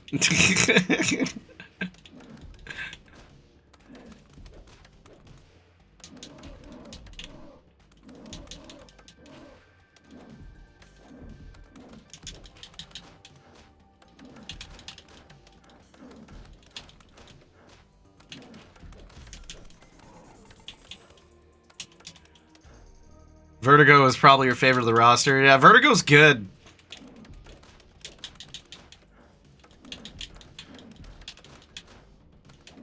I'm surprised I haven't faced Blizzard or Chaos yet. That's probably coming up next, though.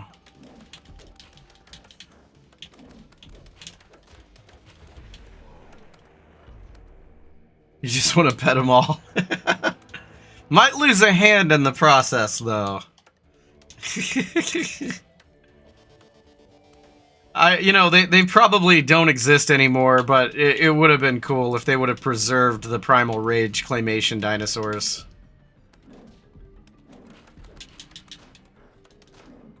Might be cool for somebody who's like a hardcore arcade collector to look up who actually sculpted these characters and see if they still have the molds for them, and then see if they can make them a new mold of the character. Like a new sculpt of it from the original mold.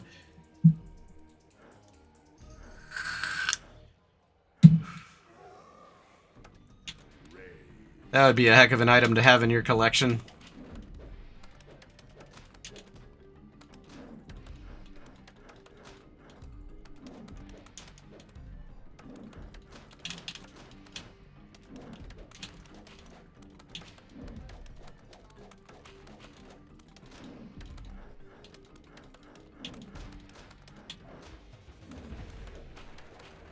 There we go.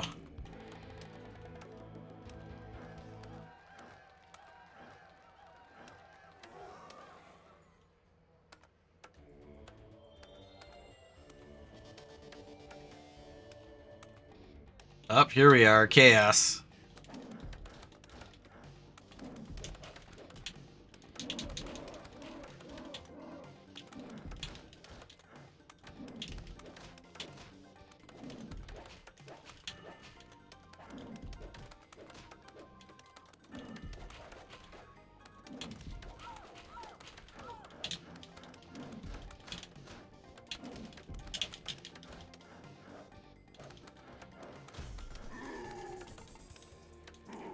Alright. So long, I doubt they could even be preserved for that long without having fallen apart by now. True. Yeah, you know what? You know what would be cool? You know, Just M. Column. I don't know if you guys know who he is. He's in the Mortal Kombat community. He does a lot of 3D printing. I would love to see a Primal Rage sculpt. Some Primal Rage sculpts from Just M. Column. That would be really cool. I'm a big fan of his. He's a good dude. He sent me, actually, when our daughter was born, he sent me like a Babality 3D print, and he actually sent like a bunch of really cool stuff to me and Caitlin, which was really cool for our daughter Elise. It was pretty awesome. He's a super talented 3D printer. I also used him for JamCon. I had actually hired him for well, I had used him for NBA JamCon. We had I had him create an NBA Jam trophy, which was just, oh man, if you would have saw how well it was done, it was really cool. And we used him I had used him to make that for me. And he sent it to me at the event at the hotel in Chicago. And that was the big prize, was the NBA Jam trophy. And we had Tim Kitzrow, the voice of NBA Jam, present it to the winner, which was just incredibly cool. It was just an awesome thing.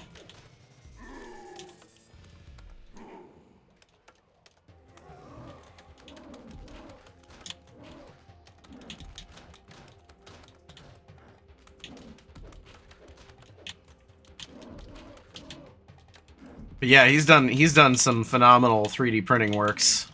I'd love for him to do Primal Rage, man. Like, there's got to be a 3D sculpt out there of, you know, a 3D model of Primal Rage dinosaurs. Oh yeah, it does look pretty rad, man. Yeah, all the palette swaps are pretty cool looking in here. I just wish they would have, like, tightened up the gameplay a little bit more, but man, like, this game had potential.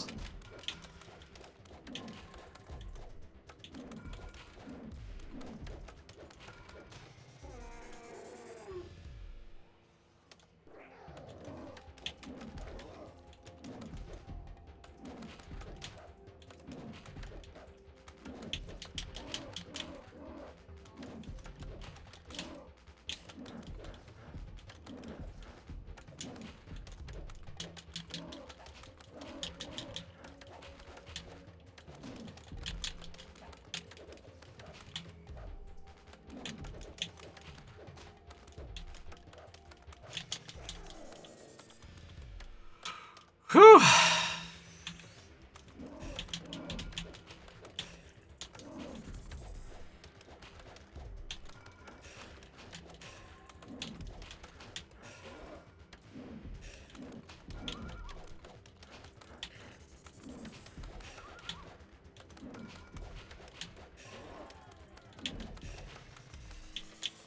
Nice.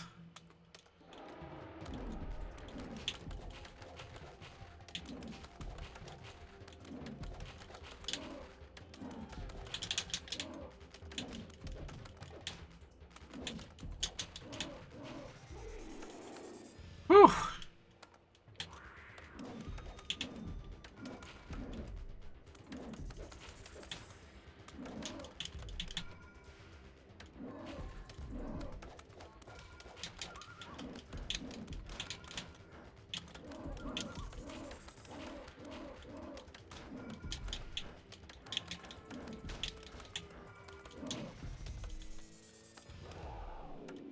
We're still hanging on. Oh, there we go. We won. Yay, Diablo is the new master of the new Earth. I like how they spelled Earth. U-R-T-H.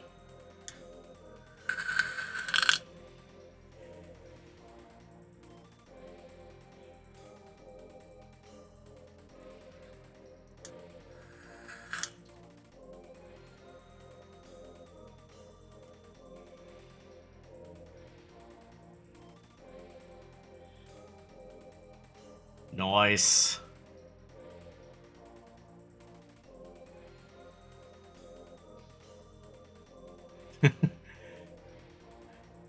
I like how they made it like such a dark ending for a T-Rex, you know?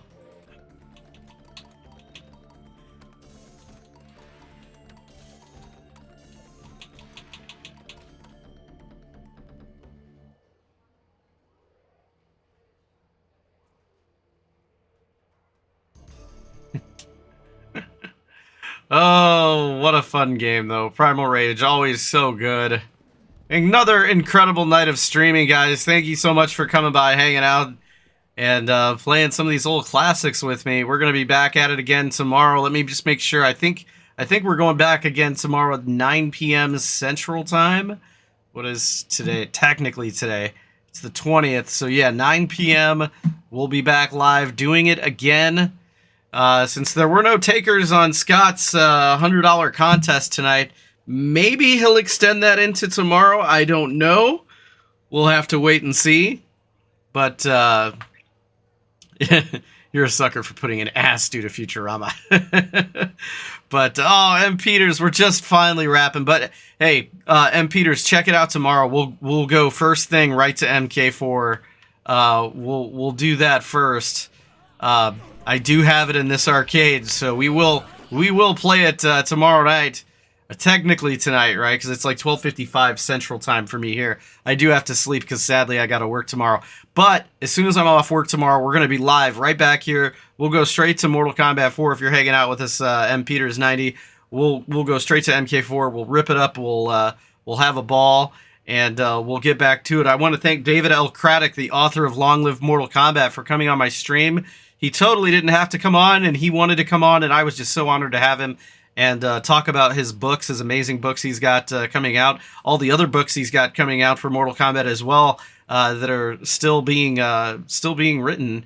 So I'm very much looking forward to it.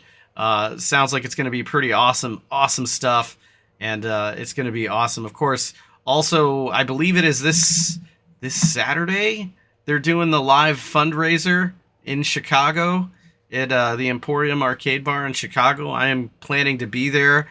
Leah Monalongo is also going to be there, who plays Sindel in Mortal Kombat 3, as well as Serena and some other characters. I believe she also did motion capture for Tanya and MK4. Could be wrong there, but I think that was her as well. But she's been in a lot of MK stuff, a lot of Midway stuff, so it'll be fun to see her again and hang out with her and everybody, and help continue to raise awareness and money for the Raiden Science Foundation. That's the whole reason I came out of streaming retirement, was to do this for 2 weeks, and it's been awesome. It's been a fun homecoming to come back and stream with all of you guys. So I will wrap it up for tonight. Stay tuned tomorrow, 9 p.m. Central Time. We will do it again. We'll jam on MK4 for M. Peters, and we'll get back to it. We'll see if Scott is still going to leave that offer on the table. $100 donation for the unboxed Mortal Kombat 9 Fight Stick edition of Mortal Kombat 9 on Xbox 360 or PS3 Winner's Choice. But pretty rare that you find one of those things still completely unopened box. Like, that's a pretty good deal. So looking forward to it. Until next time, I will see you guys later. Take her easy, and we will catch you for the next one. Take care.